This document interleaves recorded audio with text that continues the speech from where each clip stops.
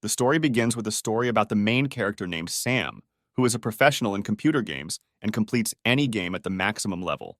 His favorite game is Love in 10,000 Worlds, where you have to charm a variety of girls in different time periods. You can gain a girl's affection in different ways, both by physical conquest and by blackmail. Sam has already got 100 of the brightest girls in the game, something no other player has managed to do before him. Our hero manages to seduce even the toughest and most militant girls, and he considers himself a professional in this matter. Victory over girls comes so easily to him that he secretly makes a wish to get into his favorite video game. And then the light began to flash in the room. The computer monitor began to make terrible sounds, and it seemed that he was about to be sucked right into the computer. The wind in the room was increasing and had already turned into a hurricane emanating from the center of the monitor. With all his might, the main character began to be pulled straight into the screen. And despite the fact that the guy was much wider than the screen, surprisingly, he did not feel any painful sensations. There was a loud bang and there was silence in the room, as if a few seconds ago the person had not been sucked into the computer screen. Sam was falling down. It seemed like he was going to throw up. All his organs were compressed, and he couldn't shake the feeling that he was going to break. The hero landed softly and immediately sat down. There was no more pain and fear. The place in which he was reminiscent of the character creation screen in his favorite game, Love in 10,000 Worlds. He saw a girl in a short white dress that barely covered her underwear. He recognized her as the fairy of 10,000 Worlds. Sam began to very emotionally ask the girl how he could get out of here and if he could withdraw his wish and go home right now. The girl answered the hero that he himself knew everything perfectly well. He just needed to do what he could do best in the online game. The girl also said that our hero's old game account no longer exists, and he will have to go through everything all over again, with a 0 skill level. The hero was very angry and promised that as soon as he got out of here, he would immediately sue the developers of this game. The girl replied that after signing the license agreement, his life was in the hands of the game developers. The hero asked if he was entitled to some kind of ability so that he could complete the game faster. Of course, the creator has prepared 5 abilities for you that correspond to the 5 attributes in the game. Talent helps you gain more abilities to become the strongest. Variability allows you to use shadow abilities and become invisible. Physical strength makes it possible to pump up the body. Intelligence contributes to the mastery of all types of spells, with the help of which you can destroy the world with one gesture. Sam asked how charisma could be useful. The fairy replied that charisma makes him more attractive. He thought that this was not a very good joke, and did not want to choose charisma when there were other choices. The hero was about to press the intellect, when suddenly something pushed him from behind, and he did not see where he pressed.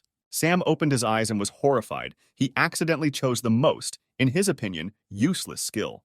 He began to swear loudly and shout that he was set up and he was not going to choose this skill.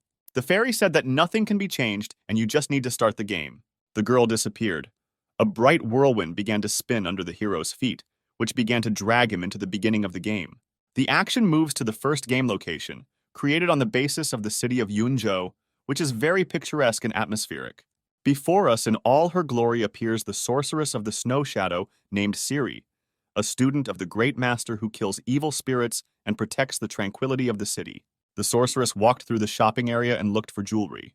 Suddenly, a bright beam appeared in the sky, which hit directly one of the towers where the baths were located.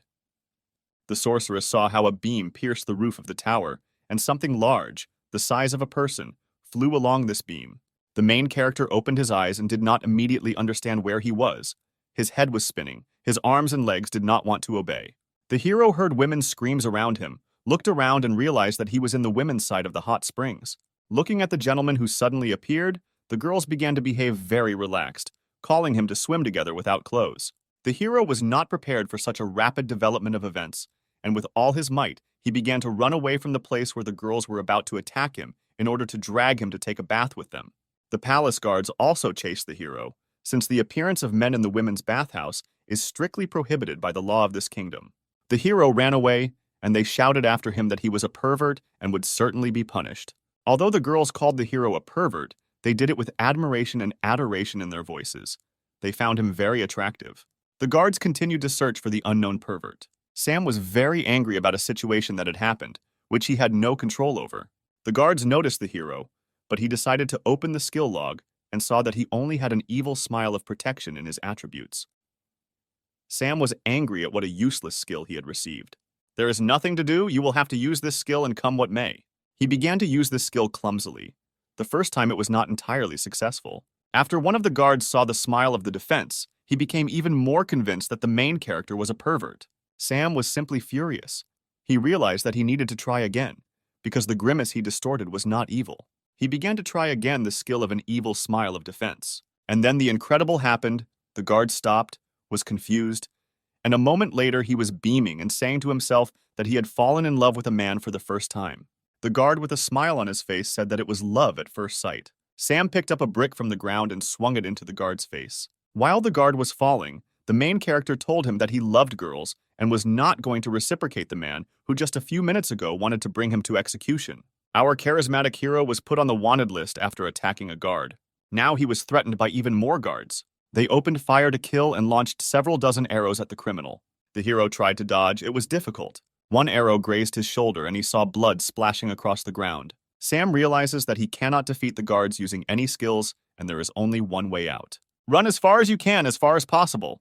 But then Sam accidentally stumbles upon a brothel. He tries to run inside as quickly as possible, and literally bumps into the girl, but there was no impact. Something softened the collision. The girl was very surprised at such a rapid and unexpected meeting. The hero, without having time to catch his breath, asked the girl if she could help him.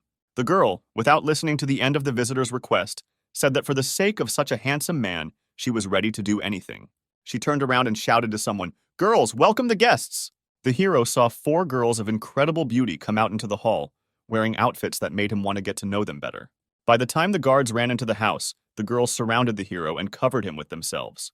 When asked where the criminal was, the main girl replied that there was no one else here. The commander of the guard detachment did not believe the girl and ordered to search the house to find the hiding criminal.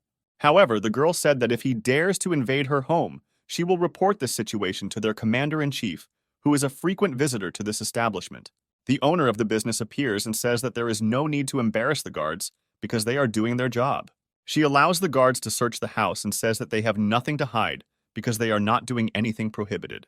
At this moment, Sam is under the hostess's long dress. 4 beauties took him away while the first eldest distracted the guards. The hero smells the hostess's body. It really turns him on. After half an hour of searching, the guards returned with a report. The hostess stood motionless in the same place. The head of the guard asked the owner for forgiveness for the inconvenience caused. The owner said that they could stay in their establishment since opening time was approaching, but the guards refused. Sam, who had been kneeling for more than half an hour, could barely hold on, and in order not to fall, he grabbed the smooth, tender leg of his mistress. This was very unexpected, and the hostess screamed. The head of the guard began to suspect something and looked closely at the robes of the owner of the salon. But fortunately, someone managed to inform the wife of the head of the guard that he had been in the brothel for more than half an hour. Her evil appearance frightened not only the squad leader. The guard's wife, with a deft, sharp movement of her hand, grabbed him by the ear and dragged him home. The hostess breathed a sigh of relief. Everything worked out as she had planned. Sam no longer had any strength left. His muscles became numb. He could not stand in such an uncomfortable position.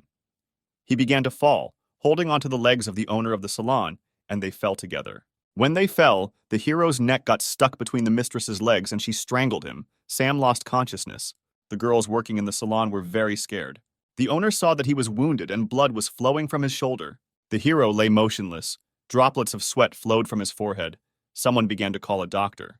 The hostess was not at a loss and tore her dress so that she could bandage the wound. After a while, we are transported to a room where the hero lies with a bandaged shoulder, and above him stand 3 charming girls in vulgar clothes, who looked after him while he was unconscious. The owner of the salon enters the room. She has medicinal herbs in her hands, and she is wearing the same dress. If she had torn the dress a little higher, you could see her underwear. The girls are discussing how to give the hero medicinal herbs. One of them suggests giving the medicine mouth to mouth. The girls argue about who is most suitable for this role. The owner of the brothel comes into play and says that she herself is able to provide assistance to the victim. The girls leave the room in disappointment and leave the hostess alone with the wounded guy. The housewife drinks medicine from a spoon. Look at the guy with loving eyes, and with the help of a kiss, he transfers the medicine to the patient. The hero immediately woke up and quickly found himself on top of the girl without opening his lips in a kiss. The hero dreams that he is in the forest and 2 slugs attack him and fall on his face. He doesn't understand why he can't tear them away from his face. It turned out that he was imagining it, and he pressed his face into the mistress's chest. In his delirium, he began to shout loudly that he would kill these slugs. The scream was so loud that all the brothel workers heard it. The hostess was dismayed by this behavior of the stranger and thought that he really was a pervert. The hero received a slap on the wrist for his behavior. Since Sam came to his senses, he was invited to a tea party. He thanked the girls for their help and apologized for his behavior. The girls offered him several options for the development of events, or he would stay in the salon and work for them.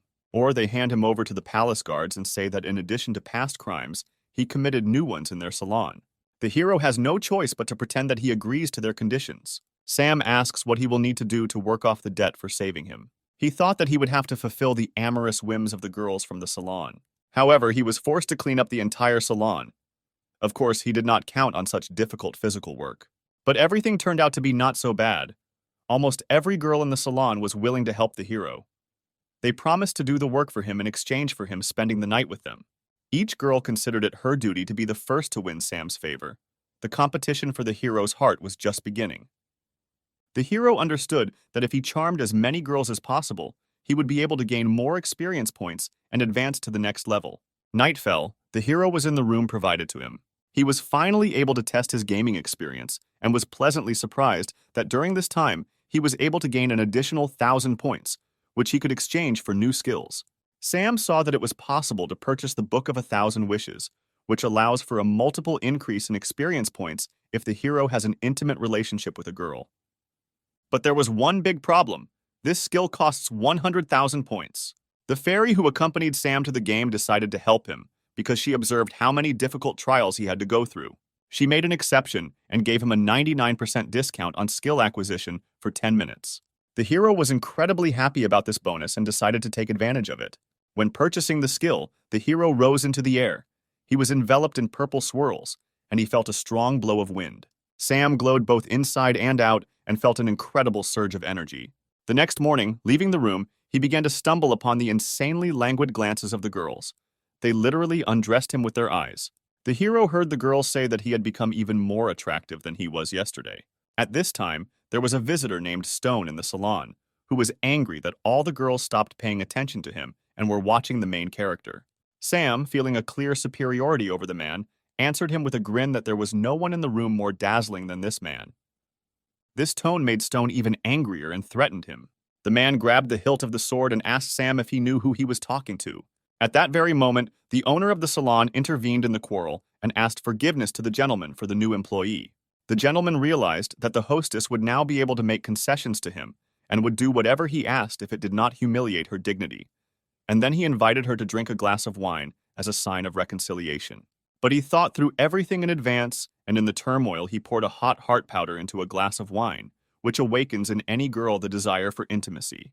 The lady, suspecting nothing, drank a glass of wine. Stone asked how much it would cost him to spend the night with the owner of the salon, because he really liked her. The hostess replied that she did not sell her body, and that he should no longer dare ask her such questions. But the man already knew that the powder would have to work very soon, and she would have no choice. After 15 minutes in her bedroom, the mistress could already feel the heat spreading throughout her body. Because of the heat, she began to take off her clothes. At that moment, Sam decided to come in and apologize to the lady for his behavior. The hero began to thank the hostess from the entrance. But then he saw her and his eyes' pupils widened. The hostess was only in her underwear, and the hero saw her elastic forms. That hour, the hero ran out of the room at the speed of light, shouting that he didn't have time to see anything. But after a few seconds, a gentle, fragile hand pulled him back into the room. The girl sat him down on a soft bed, and she leaned over him so that her hand was between his knees. She asked him for help. The hero was scared. The girl said that there was a powder in the glass of wine that increased attraction and desire, and now she can't think about anything else. She began to untie her bra, and she threw it on the hero's face. Our hero, the lady, had to be helped 3 times until she felt better and returned to normal. Meanwhile, Stone decided to go to the hostess's room, but got the wrong door. As soon as he entered, the door slammed shut and he thought his plan had worked. He saw the girl's sweet lips at the entrance, but did not expect that this was not the same room. He was greeted by a girl, but she was a little bigger than he expected. Stone did not expect to meet a girl of such size. He tried to run away from the room. However, he was unable to open the door to leave. Plaster began to fall from the ceiling. The girls working on the floor below could not understand what was happening. One of the girls began to guess what caused the slight collapse of the ceiling. Loud and rhythmic moans were heard from the hostess's room. The inhabitants of the cabin had to listen to these sounds for a long time. There was blood on the bed. Sam quickly got dressed and tried to run out of the room. He still couldn't come to his senses. He didn't believe that he had succeeded. The hostess said that he should not be nervous, because nothing terrible had happened. Sam told the owner that he didn't expect that the girl working at the brothel wasn't already with a man. The girl, out of emotion, threw a pillow at the hero and began to swear at him. The hero ran away and the girl looked after him. She didn't understand her feelings. Just a few minutes ago, she had experienced incredible emotions, and now she felt empty and used. Sam went out onto the balcony of the floor and was surprised at how real everything was, and that it no longer looked like a game. He saw Stone running away and asked what happened to him. The man looked very bad and whispered to himself that he would never forget such a shame. The salon girls shied away from him. They thought he was sick. The hero shouted to the exhausted Stone that his plan had not worked. While the gentleman was running with all his might through the salon towards the exit, Sam thought that thanks to the man he had moved as quickly as possible to the next level. This was a great opportunity to practice techniques. Now our hero was at the next level, where he had a technique. It's called Charm Living Beings, and judging by the picture, it's activated by snapping your fingers. It seems clear but needs to be checked. And here is the first test subject. Come here, cat.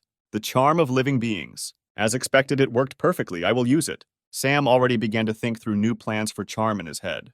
He went to the shopping area to buy a gift for the girl he would need to get. She was in the square, the same student of the great master Siri, an incredibly beautiful girl in white, whom he saw as soon as he came into this world. The girl asked the seller about the cost of various jewelry, and he promised her a discount for beauty. Siri thought the discount was a very good option. She pointed to the hairpin she wanted to buy. The hero appears and asks the seller how much such a hairpin costs. The seller said that this was a very valuable piece of jewelry because it was made of ice stone and the finest jade, so rare for this area. Very skillful and expensive work. Is she really real? Our hero asked. How dare you say that I am deceiving people? I would really like to believe you, but it seems to me that I am right. The hairpin burst in the hero's hands. The girl was interested, and the hero said that she needed to take a more responsible approach to choosing jewelry in stores. How dare you try to deceive me? I will not tolerate such treatment. The owner of the jewelry store was very angry with the guy for breaking the goods and exposing him as a deceiver in front of the great master student.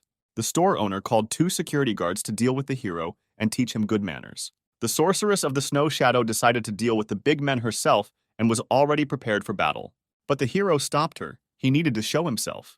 He said that he was capable of dealing with these unfriendly guys himself. A third guy approached. He introduced himself as his older brother and said that this battle would not be as easy as he thought. We are professional fighters who graduated from a martial arts academy. They began to show different fighting stances. This was supposed to scare the hero, so they thought. They looked powerful, but not very scary. The sorceress told the hero that despite the fact that they looked like 3 pumped-up clowns, they should still be feared. Don't worry about me, I can handle it. Stay away and don't interfere. How courageous and handsome he is, Siri thought. Enough bragging. It's time to move on to the fight. Catch my fist of death. The hero dodged and hit him right in the stomach with the Essence Seductive Strike skill. The older brother's breath caught, his pupils dilated, his pulse quickened. The fighter lay on the ground and said to himself how pleasant and easy it was for him, and his brothers were in misunderstanding. What kind of spell did you cast on him, evil sorcerer? The brothers asked. If you continue the battle, the same thing will happen to you, the hero answered. But they didn't believe him, and after a few seconds, they were in the same euphoria of love as their older brother. They could no longer continue the battle. The spell of love turned out to be stronger than muscle. A moment later, people in the shopping area tried not to get close to the muscular guys. Siri noted that she had never seen such a strange but effective fighting technique before. The hero said something incomprehensible and changed the topic. He asked what the name of the beautiful girl was. The sorceress identified herself as a student of the great master. Sam said that it was an honor for him to meet her. Siri said that soon students would be selected to prepare for participation in the tournament for the title of the best wizard, and he could take part in it. Suddenly, a gentleman from an intimate services salon intervened in the conversation and addressed Siri. He called her sister and said that he had been looking for her for a long time. They most likely had a strained relationship because Siri responded that she shouldn't have to report where she was. Sam decided to take advantage of the fact that the relationship between the sorceress and her brother was not the best and added fuel to the fire by asking him how long ago he had last been in a brothel. Siri, hearing that her brother was visiting brothels, was a little surprised, or rather, she was furious. Stone called the hero a vile dog and asked his sister not to believe a single word he said. Sam replied that at first they had fun together in a brothel with the girls, and now he calls him a dog. Stone realized that he could not win the verbal battle and could only make excuses to his sister. He promised to take revenge on Sam, but the hero grinned and said that he would certainly wait until the hour of reckoning came.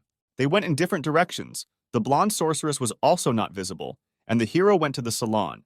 Today is his day off. Night fell. The full moon brightly illuminated the Street of Roses, where the intimate services salon was located. The owner of the salon stood at the mirror in her room. She was wearing a new bright red dress. Its slit, which reached the waist, indicated that she had no underwear. She looked at herself in the mirror and could not understand what was happening to her. For several days, her thoughts were only about the hero. Sam met the hostess and decided to make amends. As a gift, he presented her with a gold hairpin, stolen at the market from a deceiving seller. The girl couldn't believe her eyes and ears. Our hero expressed his understanding that this gift was very useless, but he wanted to please her and make amends. "I like your gift," the girl said with warmth in her voice, warmth spreading like a wave throughout her body. "To be honest, I'm very glad that I was able to please you," the hero said. While Sam was talking, the girl deliberately dropped the handkerchief. "Oh, don't worry, I will certainly help you lift your scarf."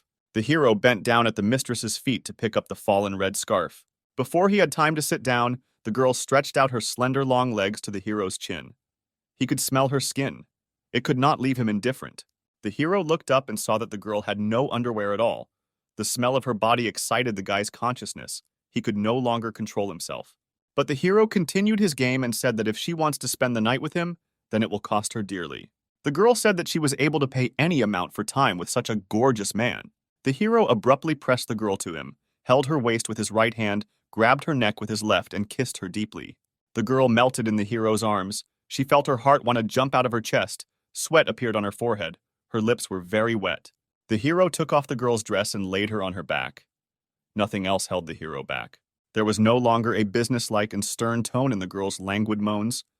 She was in the power of the guy, and she liked it. The next day came. The hero woke up and didn't see anyone nearby.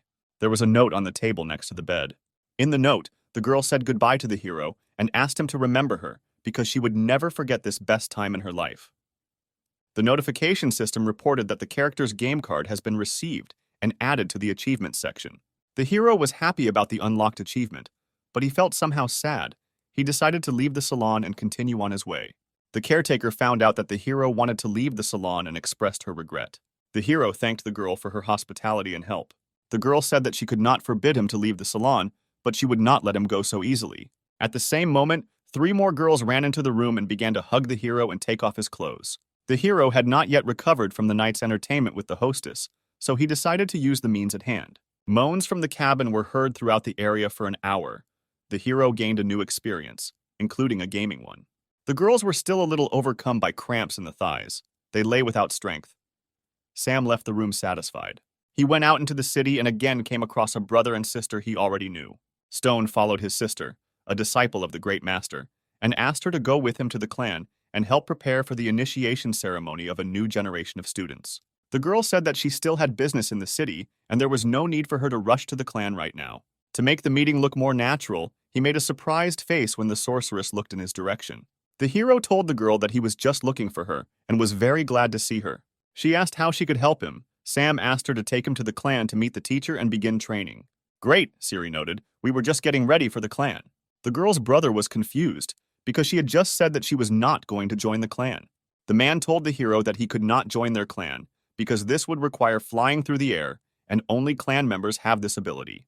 The girl noticed that it was absolutely not scary and she would help the hero get there. The man shouted something after the departing hero and his sister, but no one listened to him. The girl told the hero to hold on to her tightly when they get to the clan's location. Sam replied that if she allowed him to touch her body, he would not let him go again.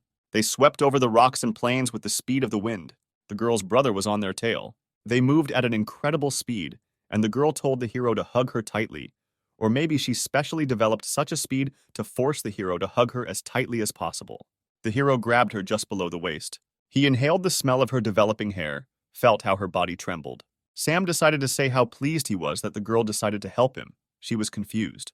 The girl's brother really didn't like watching his sister being hugged by some stranger.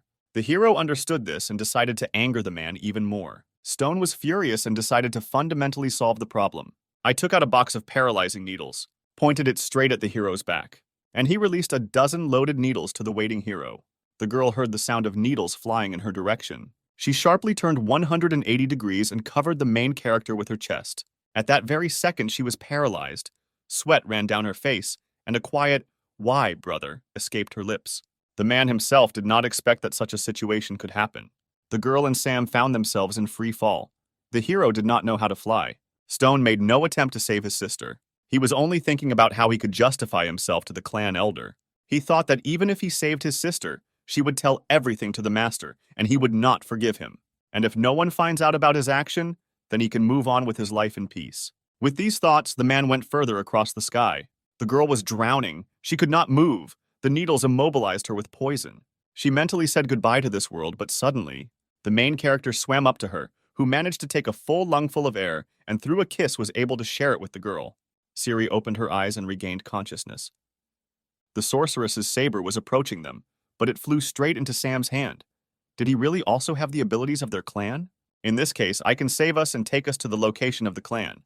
The hero raised his saber up and mentally gave the order to fly. At the same second, there was a splash on the water. The hero held the girl in one hand, and with the other he pointed the saber upward. They flew at high speed. They couldn't fly for long. The girl needed rest. She still didn't feel well. Having settled down in the shade of the trees, the guy and girl considered that the danger had passed. They did not expect that in just a moment they would have to face a new enemy. There were a little more enemies than the hero expected. The warning system sent a message about the enemy. It was a bloodthirsty wolf, a second-level enemy. There is no choice, you have to fight, because not only the guy's life is at stake, but also his companions. The enemy was not going to give time to think. He attacked at the first opportunity. Sam decided to use the points he received to acquire battle skills, a second, and only the skin remained from the bloodthirsty wolf. The hero saw how experience points were credited to his balance for destroying the wolf. With professional movements of a swordsman, the hero scattered the bloodthirsty wolves from side to side, leaving them no chance to profit from the flesh of his companion. The hero swung his blade left and right, and the enemies kept coming. He felt tired in his hands. The situation was getting more complicated. They had to come up with something. Otherwise, they wouldn't get out of the forest.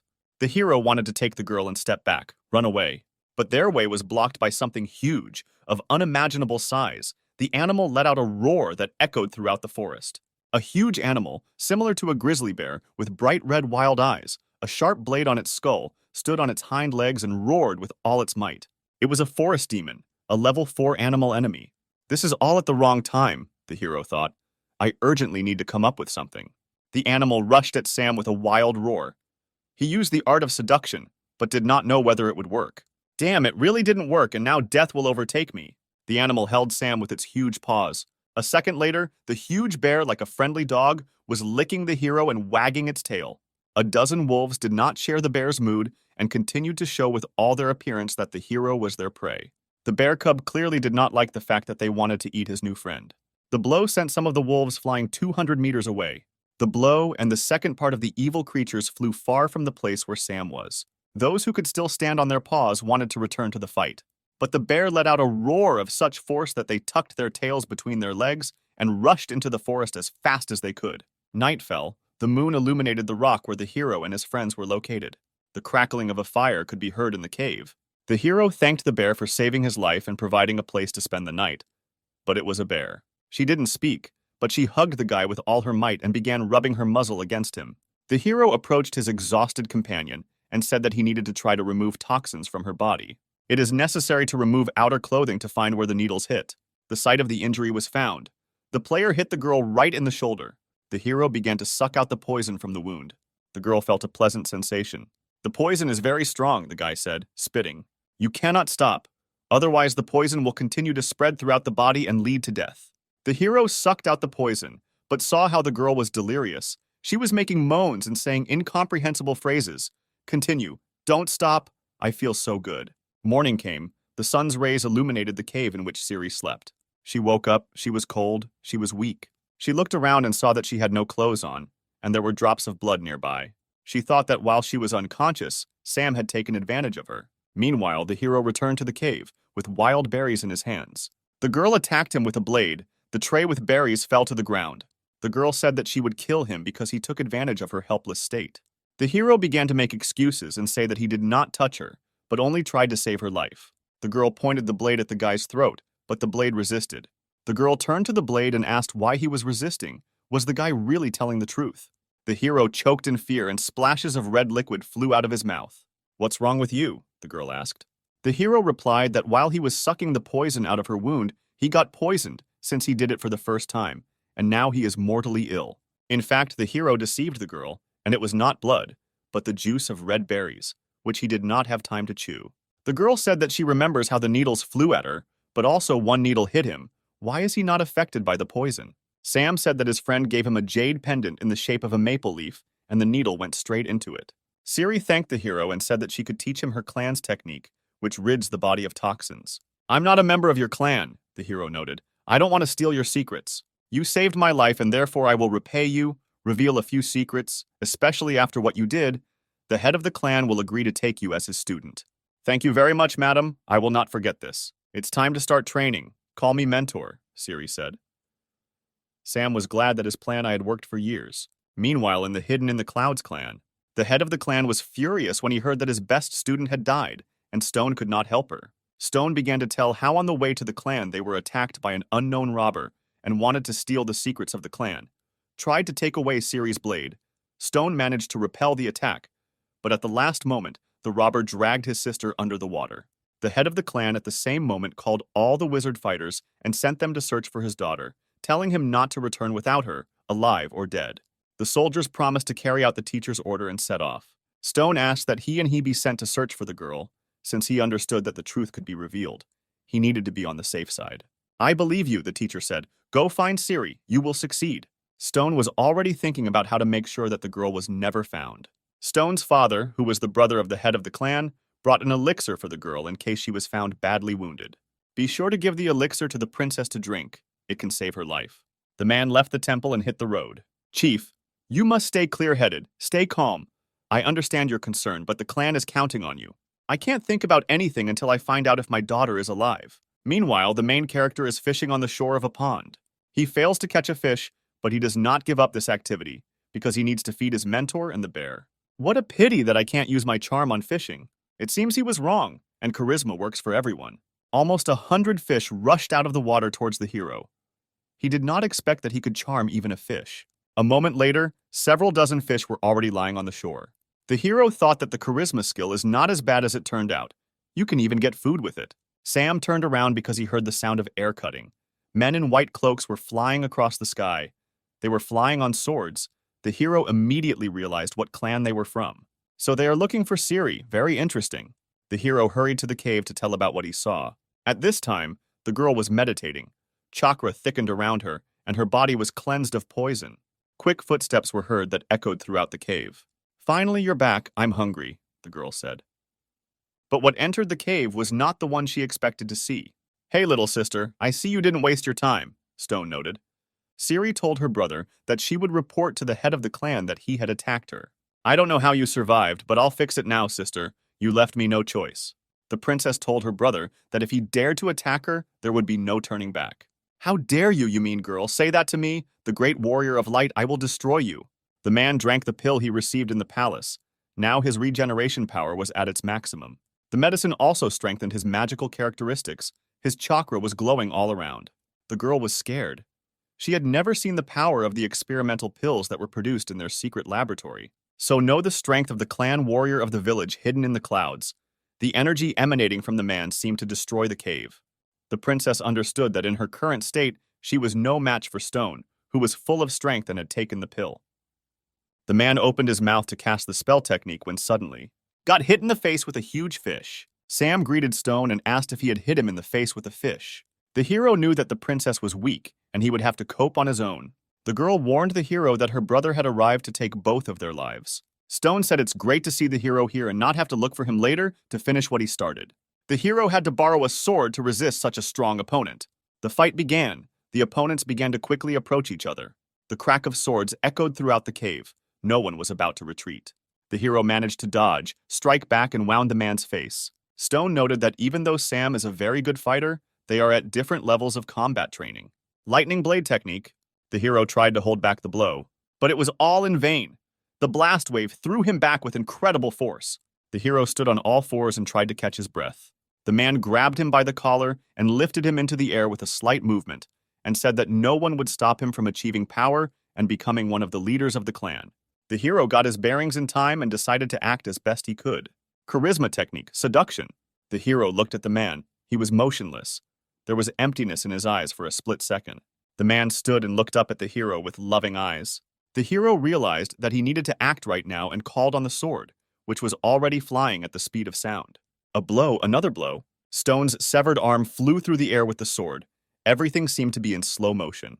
The hero held the sword tightly in his hands, and behind him, blood flew from the man's shoulder in all directions. The man shouted something loudly, but the hero no longer listened to him. Perhaps Stone would have been able to escape from the cave, if not for one thing. On the way out, they were already waiting for him. He hit his head on something soft. This was a kind, but for some not so good, new friend of our hero. He screamed as loud as he could until he lost consciousness. At the direction of the hero, the bear spared the villain. A few hours later, the heroes were able to reach the clan hidden in the clouds. The girl told her father how it all happened. How an unscrupulous brother used a hidden poison weapon against her, and how her friend had to save her and risk his life. The head of the clan said that for such an act, any member of the clan would be subject to the death penalty. But for past services and due to injury, the criminal would be under house arrest and would also be deprived of all titles and titles. The criminal, who had lost honor and respect, was taken away by his father from the room of the head of the clan. The head of the clan said that he would generously reward the hero for saving his daughter and asked what he wanted. Sam replied that he simply wanted to become a student of the head of the clan and be useful. The head replied that he would gladly accept a young man with such a kind heart as his disciple, but as a general rule, he would have to pass a test. The girl began to ask her father to allow him not to take the test and immediately enroll him in the ranks of the students. However, the hero said that he respects the principles and rules of the clan, but wants to pass the tests and officially join the clan. The head of the clan was very pleased with the young man's answer and praised his desire and warm heart. In the meantime, the girl decided to give the hero a tour of the clan's possessions. She showed him the very heart of the clan, a magical tree that gives energy to all living things. The girl said that there was no time to admire and she needed to undress as quickly as possible. The hero did not understand what she meant. He asked if it was too early for her to invite him to undress, since they had not yet gotten to know each other properly. The girl was very angry with the hero and said that she brought him here in order to practice the technique of melting the snow of 6 suns. The snow melting technique develops the maximum concentration of energy for the subsequent use of any technique, including combat. Mastering this technique is impossible without a mentor, so the princess was always nearby. The hero successfully reached the 3rd level in this technique thanks to the help of the princess. She watched how strong his strength and chakra became. The hero incredibly quickly reached almost the 4th level of technology. However, this was the first training, and the body could not take such strong loads. The girl did not understand why the sacred place did not extinguish the fire inside the hero. Is there really no choice and I have to help him release this burning energy? The girl couldn't believe that she would have to do this for the first time, and the hero was getting worse. The pain of conscience did not leave the princess. She could not make up her mind, but she also could not leave the hero to die. She gradually began to move her legs in stockings towards the hero's belt. Closer and closer, ashamed, scary, awkward. She had never done this before. She began to massage part of the hero's body with her feet, and he began to make strange moans. She was ashamed to hear the groans of a man who could not control himself. Several hours passed. The hero came to his senses and did not understand what had happened. Even though the sorceress was glad that the hero had come to his senses, she felt dirty and disgraced. She said that she had to save him, free his body from the accumulated burning energy. Thank you very much for saving me, but why are you so upset and your face is red like you just ran? Sam felt a new strong energy spreading through his body. His power and strength were on a new level. Suddenly, he felt danger behind him and turned around. I saw an unknown entity flying in their direction. The unknown first attacked the hero and sent a palm full of energy into his body. Their palms joined, and the unknown person cast some kind of spell. There was a cold blue explosion from which they scattered in different directions. For a split second, the hero was sure of the enemy's weakness, but he was wrong. The palm, which had recently repelled the enemy's blow, became covered with ice, and the ice continued to encircle the entire hand. Another moment and the hero turned into an ice statue. The princess wanted to free the hero, but a stranger stood in her way. He was already rushing towards her at speed in an attempt to strike. The girl could not withstand a blow of such force. She had not yet recovered from helping the hero. The blow was so strong that the girl was thrown 20 meters. However, the princess was able to stay on her feet because at the last moment she recognized the attack technique of the enemy, who used the technique of her clan. Despite the cold outside, a fire was raging inside the hero. He knew that the ice technique was unable to hold back a wizard who had mastered the 4th level of the solar technique. The ice quickly turned into water and evaporated, Sam gathering all his free chakra to strike back. He was absolutely not interested in the motive of the enemy, because of which he decided to kill them. Solar Gate Technique Level 4. The hero moved as fast as never before and was able to reach the opponent's chest with the first blow. The clothes tore and he saw large, firm female breasts. The hero was slightly surprised by this development of events. The girl went on the run. Her level was lower than the new level of the hero. The princess asked the hero not to pursue the enemy, but to help her patch up her wounds. She said that the enemy used her clan's equipment, and it turns out that their own people wanted to destroy them. Are there really traitors in the clan? The hero asked. Let's not talk about that. Take a better look at my wound. It hurts in my chest area, answered the princess. Then you need to take off your clothes. Otherwise we won't see your wound, princess. The hero began to help her take off her outerwear. The girl was very embarrassed. She was in pain, but she wanted to continue. The hero touched the princess's chest. She received damage from the ice technique and was very cold. It is necessary to rub the affected area using the hot palm technique. The hero said that not only the chest was damaged, but also the area below the waist, and moved the girl to a horizontal position. An hour later, the hero got off the princess and said that now her body would never freeze. The princess said that her wounds were healed after half an hour, and she does not understand why the hero did not stop there and used her for another half hour. Sam said it was to prevent possible side effects. Siri replied that she understood that the hero simply took advantage of her condition, and although he saved her, she would not thank him. The hero asked if they could continue preventative measures tomorrow. The girl wanted to use the most powerful technique on the hero, but he said in time that he was joking. How can we identify the girl who attacked us? The princess asked. Sam replied that during the battle he wounded her, and a wound should form on her chest, and Siri needed to start watching the girls from their clan more closely. Meanwhile, in the forest not far from the location of the clan hidden in the clouds, the girl who attacked the heroes arrived at the meeting place with the person who ordered the murder. Our plans were disrupted. I could not defeat the newcomer, said the killer from the clan. So, we have been fooled again. This new guy is not so simple, noted the younger brother of the head of the clan and also the chief alchemist, who developed the pills that increase regeneration. He gave the girl his medicine so that no one could identify her in the clan based on the wound she received in battle. The girl was glad that she would not have to leave the clan for fear of being caught in treason, because the scar could give her away. Several days passed. The day came to take the exam for the opportunity to study with the Great Master. Sam noticed how busy the main square was today. He liked the atmosphere. Siri wished him luck and told him that there was only one way for him to pass the test. Otherwise, she would kill him with her own hands. The princess's older sister Maggie intervened in the conversation, expressing interest in Sam, and said that her sister had been talking about him lately. The princess was embarrassed because she did not want the guy to know that she was secretly in love with him. The hero noted that the princess has a very beautiful sister, and he is very glad to meet their whole family. The princess warned the hero not to even think about pushing his balls towards her sister. Not only the sisters from the main family were crazy about the hero, but also other girls from the clan kept looking at him and sighed languidly after him. The guys from the clan did not like the close attention of all the girls in the village to the newcomer. They planned to get rid of him at the first opportunity. The time has come to begin the selection. The head of the clan greeted the candidate students and spectators of the competition. The task of the first test was announced.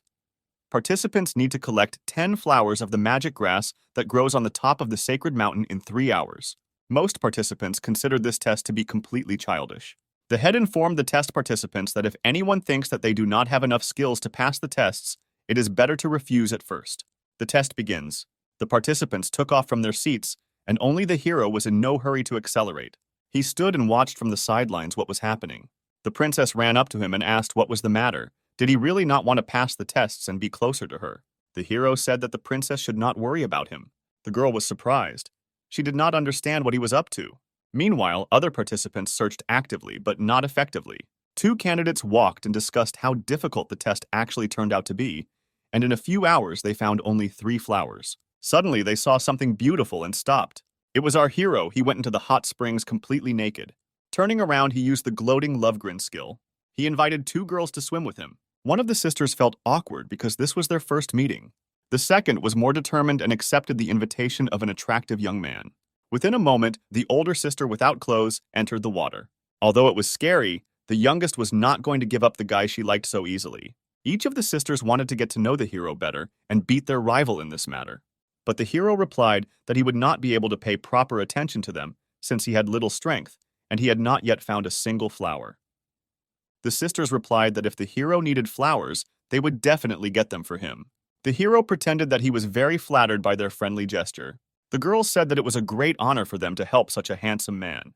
The hero stayed at the hot springs to reflect on the delights of the life of a man who sits on a girl's neck. As soon as he glanced at the departing sisters, a girl jumped into the water. She asked what she needed to do for the master so that he could spend a stormy night with her. The hero said that he was glad for such attention, but he felt her chakra. He grabbed the seaweed from the water, which had been tightening his leg for several minutes. The girl turned into a water witch. Sam said that he knew that she only wanted to suck all the vitality out of him and refused to spend a stormy night with her. The evil spirits gathered green chakra around itself and directed it towards the hero. Green algae surrounded Sam on all sides. A moment later, he was already bound by dozens of strong seaweed. The green monster said that because the gentleman is handsome, she will not kill him, but will simply take all his energy. The hero looked at her with a languid gaze and said that she didn't have a single chance against him. He used the 4th-level sunburning technique. The monster began to scream in pain. The algae was burned. The green evil spirit asked for mercy because she did not have time to harm him and paid him a compliment. The young man decided that she could avoid execution, but she must suffer the punishment without fail. The girl gave herself up to the hero and was completely in his power. The groans of evil spirits were heard throughout the area. The guy praised the skills that the evil spirits possessed and wished them correction. The green beauty thanked him and promised to improve if he carried out such educational work with her at least once more. Cries for help were heard in the forest. 2 sisters fell into the trap of a tree demon who was guarding the flowers they needed. The tree demon was a huge oak tree with slits for its eyes and mouth that oozed crazy chakra. He pointed a sharpened branch at his younger sister, which flew straight at her head. The girl has already said goodbye to life and dreams of spending the night with the handsome guy. A moment before the girl's death, using the dragon constellation technique, the hero cut a thick oak branch in one motion. The tree swung its branches from side to side in a rage, destroying everything it touched. The hero said that he would not allow anyone to harm his future sisters. There were many more girls captured by the evil spirit than the hero immediately noticed, but each of them was immensely glad to see him. All attention was focused on the handsome young man who was about to destroy the evil spirit of the forest. The battle began. A dozen branches sharp as spears flew at the hero.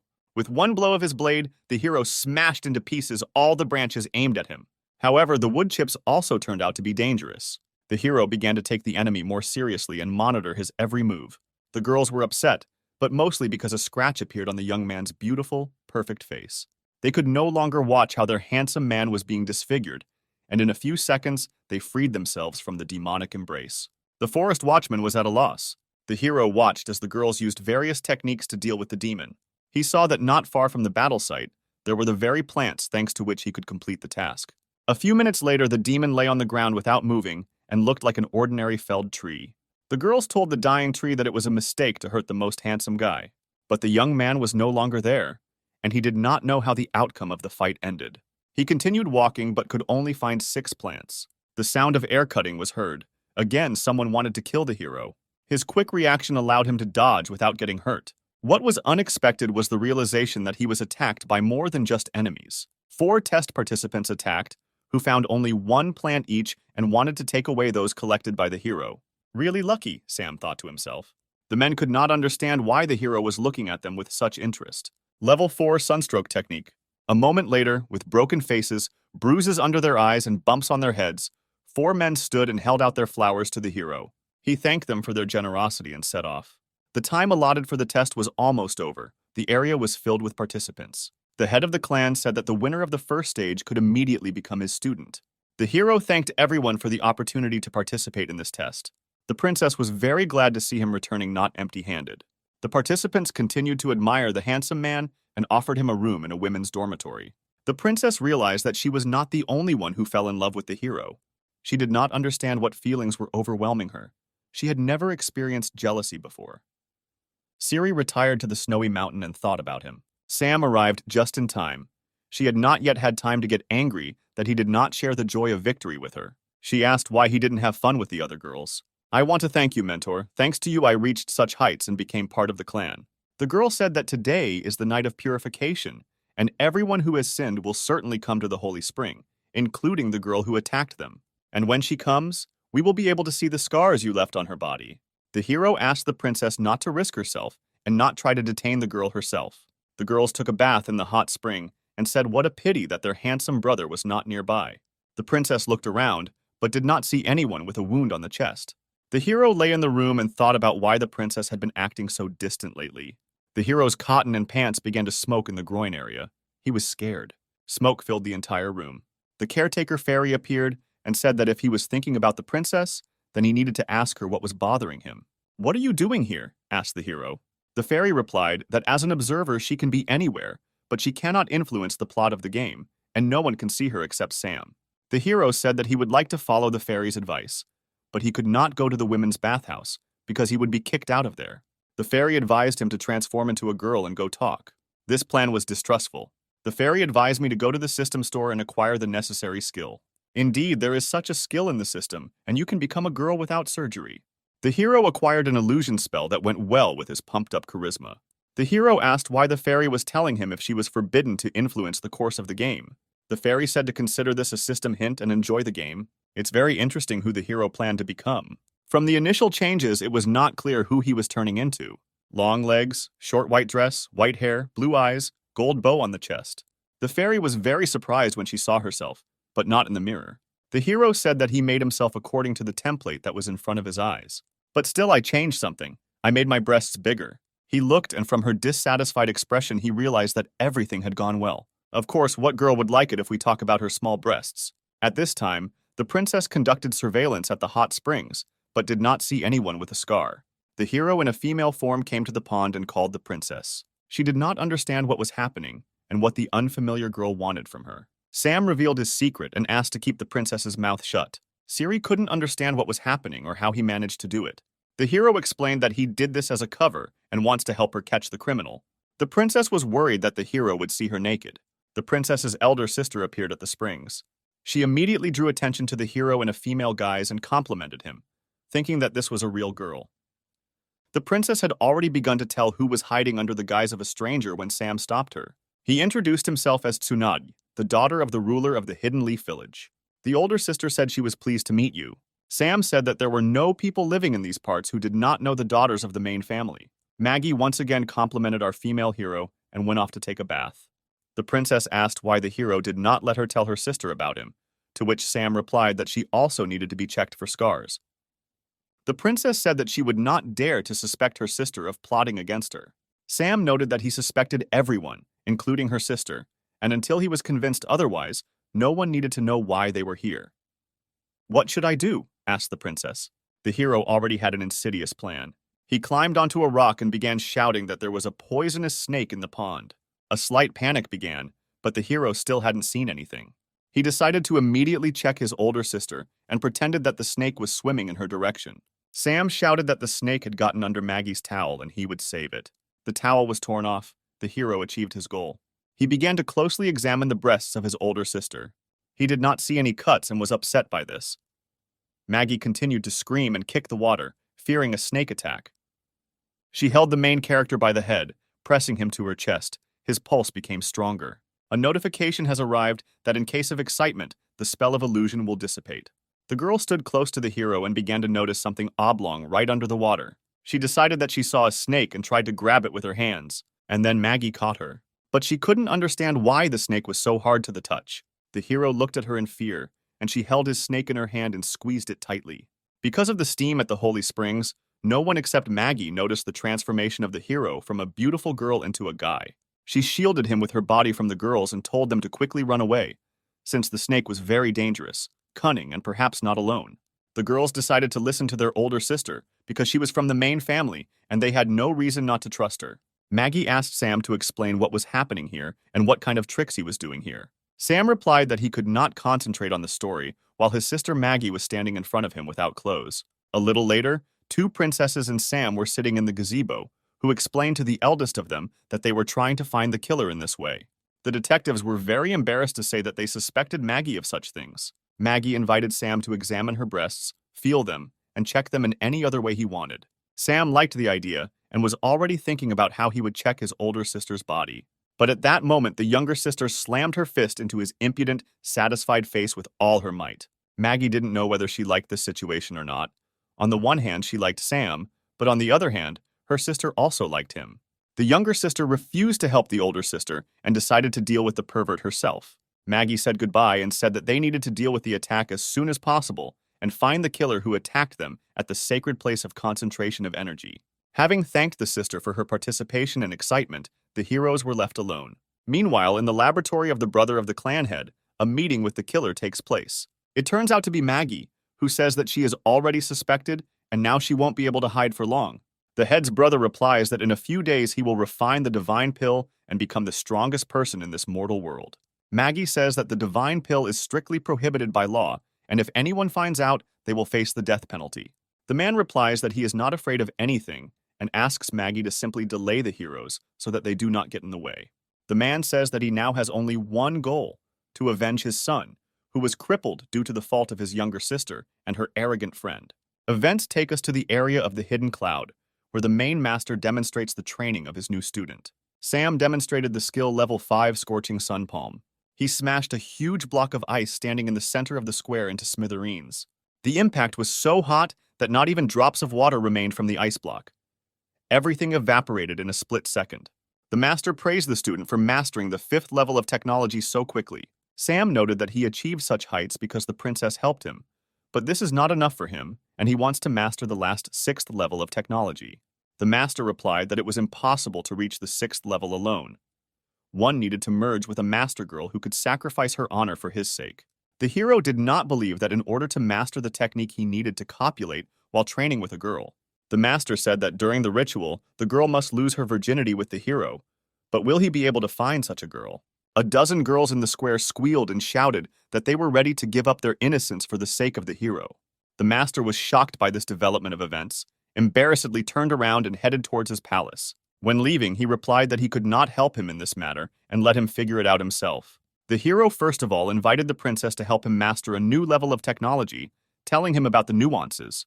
The sister was outraged by the proposal, but inside she understood that she would like to perform the ritual with Sam. Sam said that if she doesn't help him, then he has no choice and will have to find someone else. The hero did not have time to announce the casting for the role of his assistant in mastering the technique when the first girls already gathered in front of his door. He asked the girls to be quiet while he was testing them. Those waiting heard strong rhythmic slaps and moans coming from the room. They were delighted with the thought that they would soon be in the place of his girlfriend. The princess was very angry at what the hero had done and watched what was happening from afar. Sam said loudly that the first girl wasn't suitable because she couldn't handle the hard training. The girl left the room exhausted, half naked, her dress was torn and her underwear was missing. Sam said that he had very little time and asked the girls to quickly enter his room. An hour later, the princess could not stand her jealousy and burst into the main character's room. In the room, sweaty, half-naked girls were lying on the floor and breathing very heavily. Princess Siri burst into the room and started yelling at Sam for using his sister mentors. Sam knew that sooner or later the princess would visit his room. She was taken by surprise that the hero was expecting her arrival. Sam said that he considers Princess Siri to be the right mentor with whom he wants to increase his level of Scorching Sun technique. Siri did not know what to answer to the young master and asked what he was doing here with the sister mentors for more than an hour. Sam said that now he will show her if she is not afraid and will help him become the master of the 6 solar paths. A moment later, Siri was lying on the bed, sighing heavily and clutching the sheet with all her might.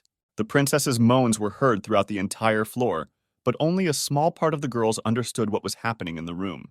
Sam gave the princess a magical foot massage, which made her experience an incredibly intense emotional upsurge. She didn't expect that a foot massage could bring so much pleasure. She couldn't breathe. She wriggled on the bed like a snake. It seemed that she was having convulsions, but she did not tell the hero to stop.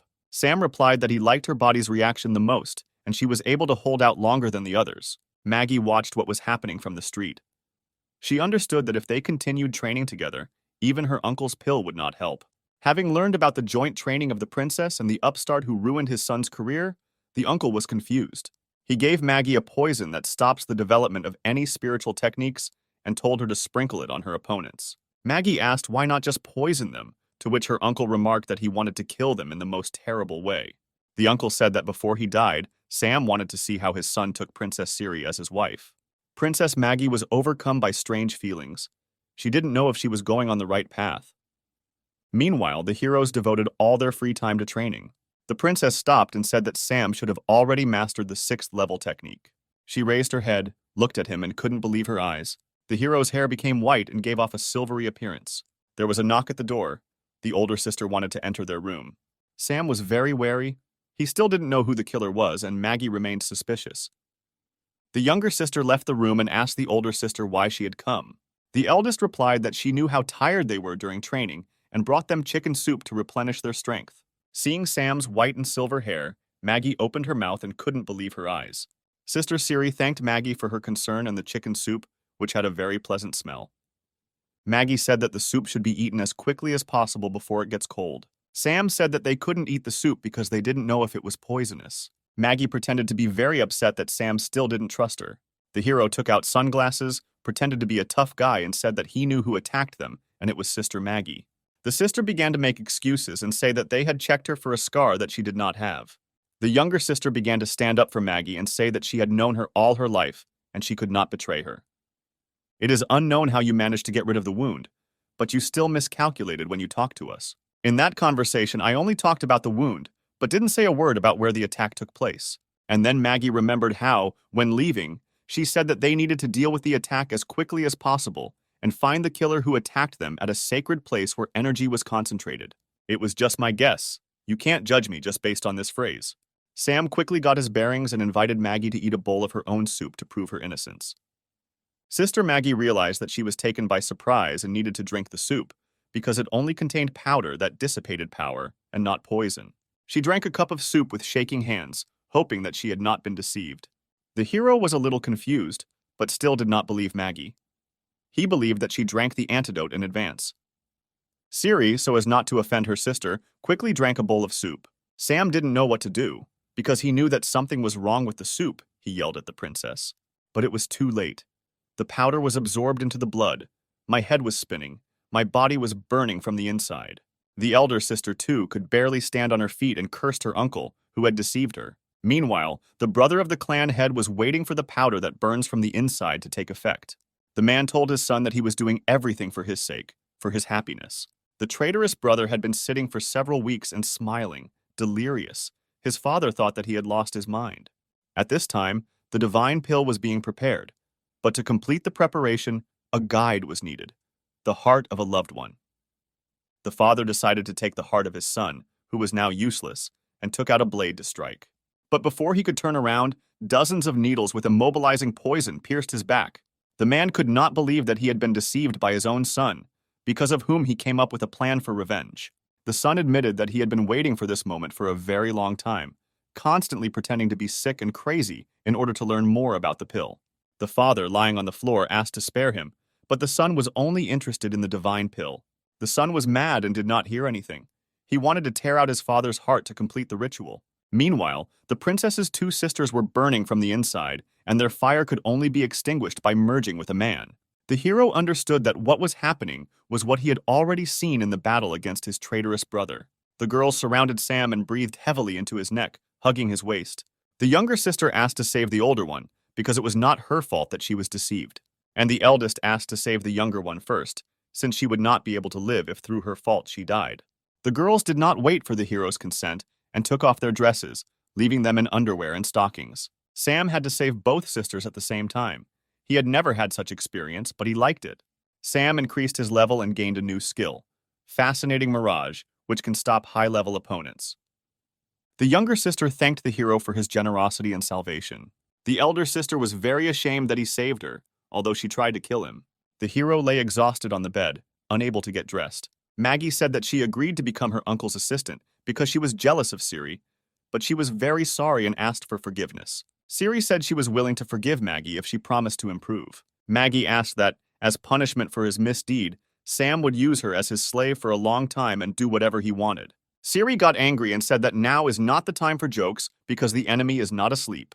Maggie said that Uncle was perfecting the divine pill, and if he wasn't stopped, disaster would happen. Sam began asking the sisters about what the divine pill was. He was told that the pill is a secret forbidden drug that instantly develops a person's abilities to the limit, but he loses control over himself.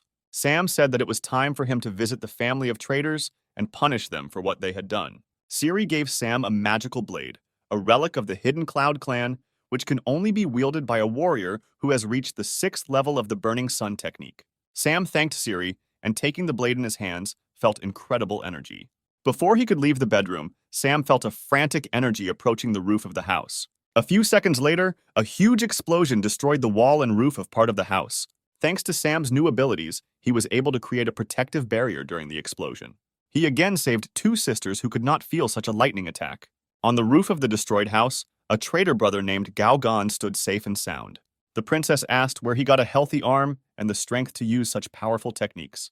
The traitor brother said that his father, whom he sacrificed, perfected the divine pill, and now Gao Gan is invincible. Sam rushed towards Gao Gan as fast as he could to deal him a crushing blow. But Gan stopped the blow of a blade, moving with incredible speed with one hand. He said that now he is at an incredible level of power and cannot be stopped by an ordinary blade. The hero asked what about the blade called Snow Killer, which has the power of divine flames. And at that moment, the blade caught fire with incredible power, and the hero dealt a devastating blow to the traitor on his sore hand. Gao Gan's hand was smoking as if it had just been taken out of an oven. Sam considered that there were a few blows left before defeating the enemy and prepared to attack. Gao, laughing an evil laugh, showed the hero his whole hand and said that he was immortal. At that moment, several magical blades flew into the self-confident villain's chest. The blades were sent by older sister Maggie, who gathered her mentor sisters around her and hurried to help Sam. It was clear that Maggie's blades had reached their destination, but there was not a single scratch on Gao Gan's body. The hero asked the sisters not to interfere in the battle against the immortal enemy.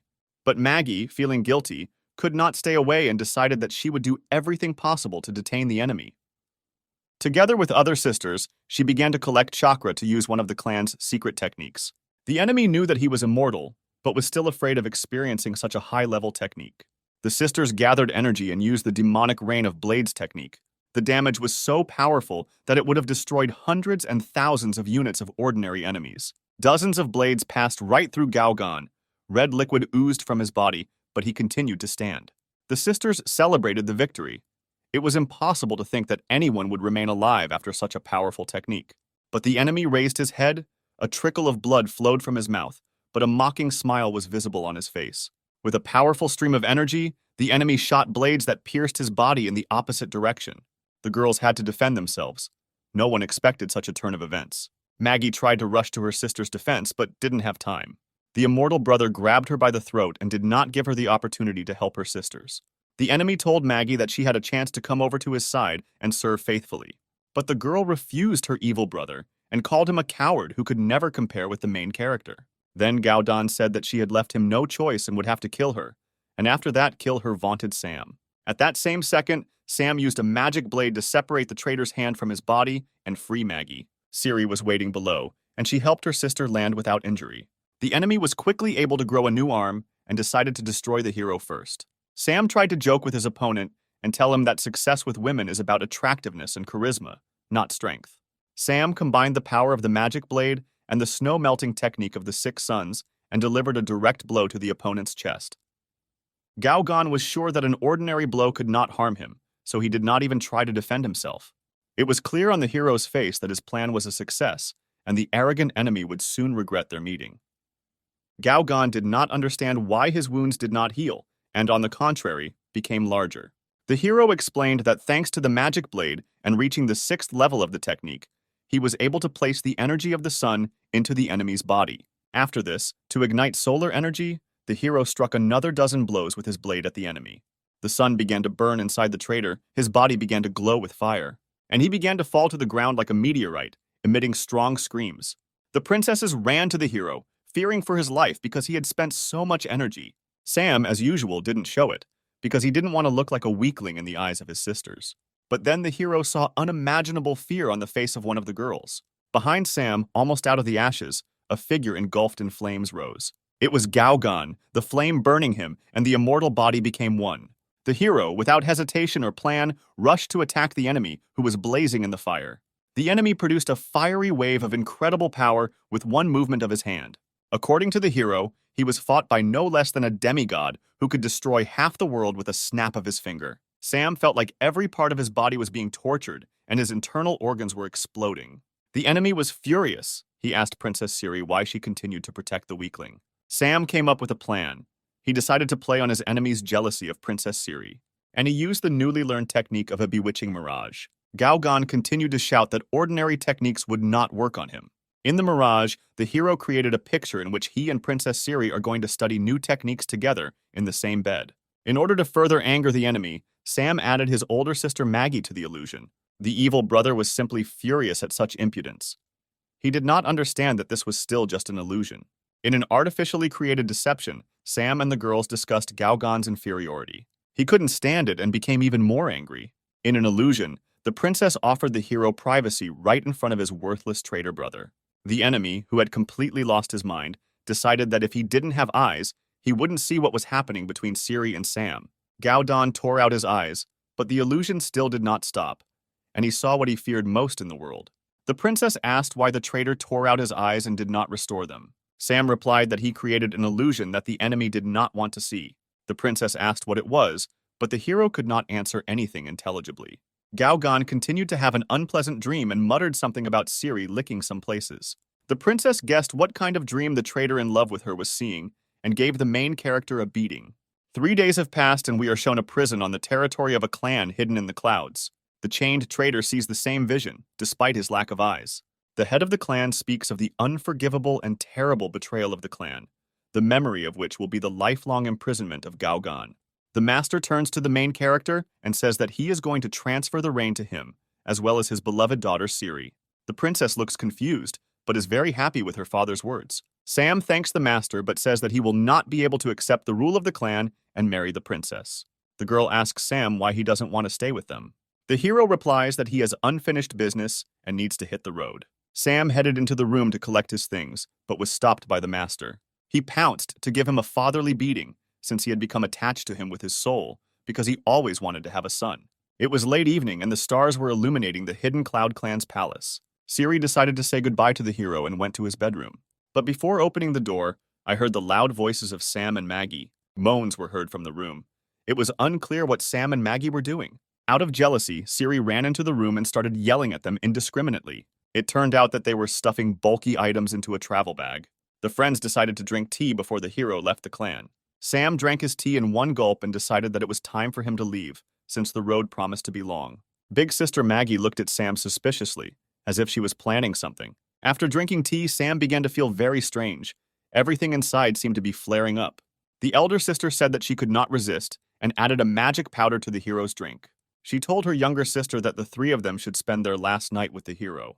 The sisters decided that they would not forgive themselves if they did not try the hero's body before he left the clan. Siri was very shy but could not refuse a magical night with the hero.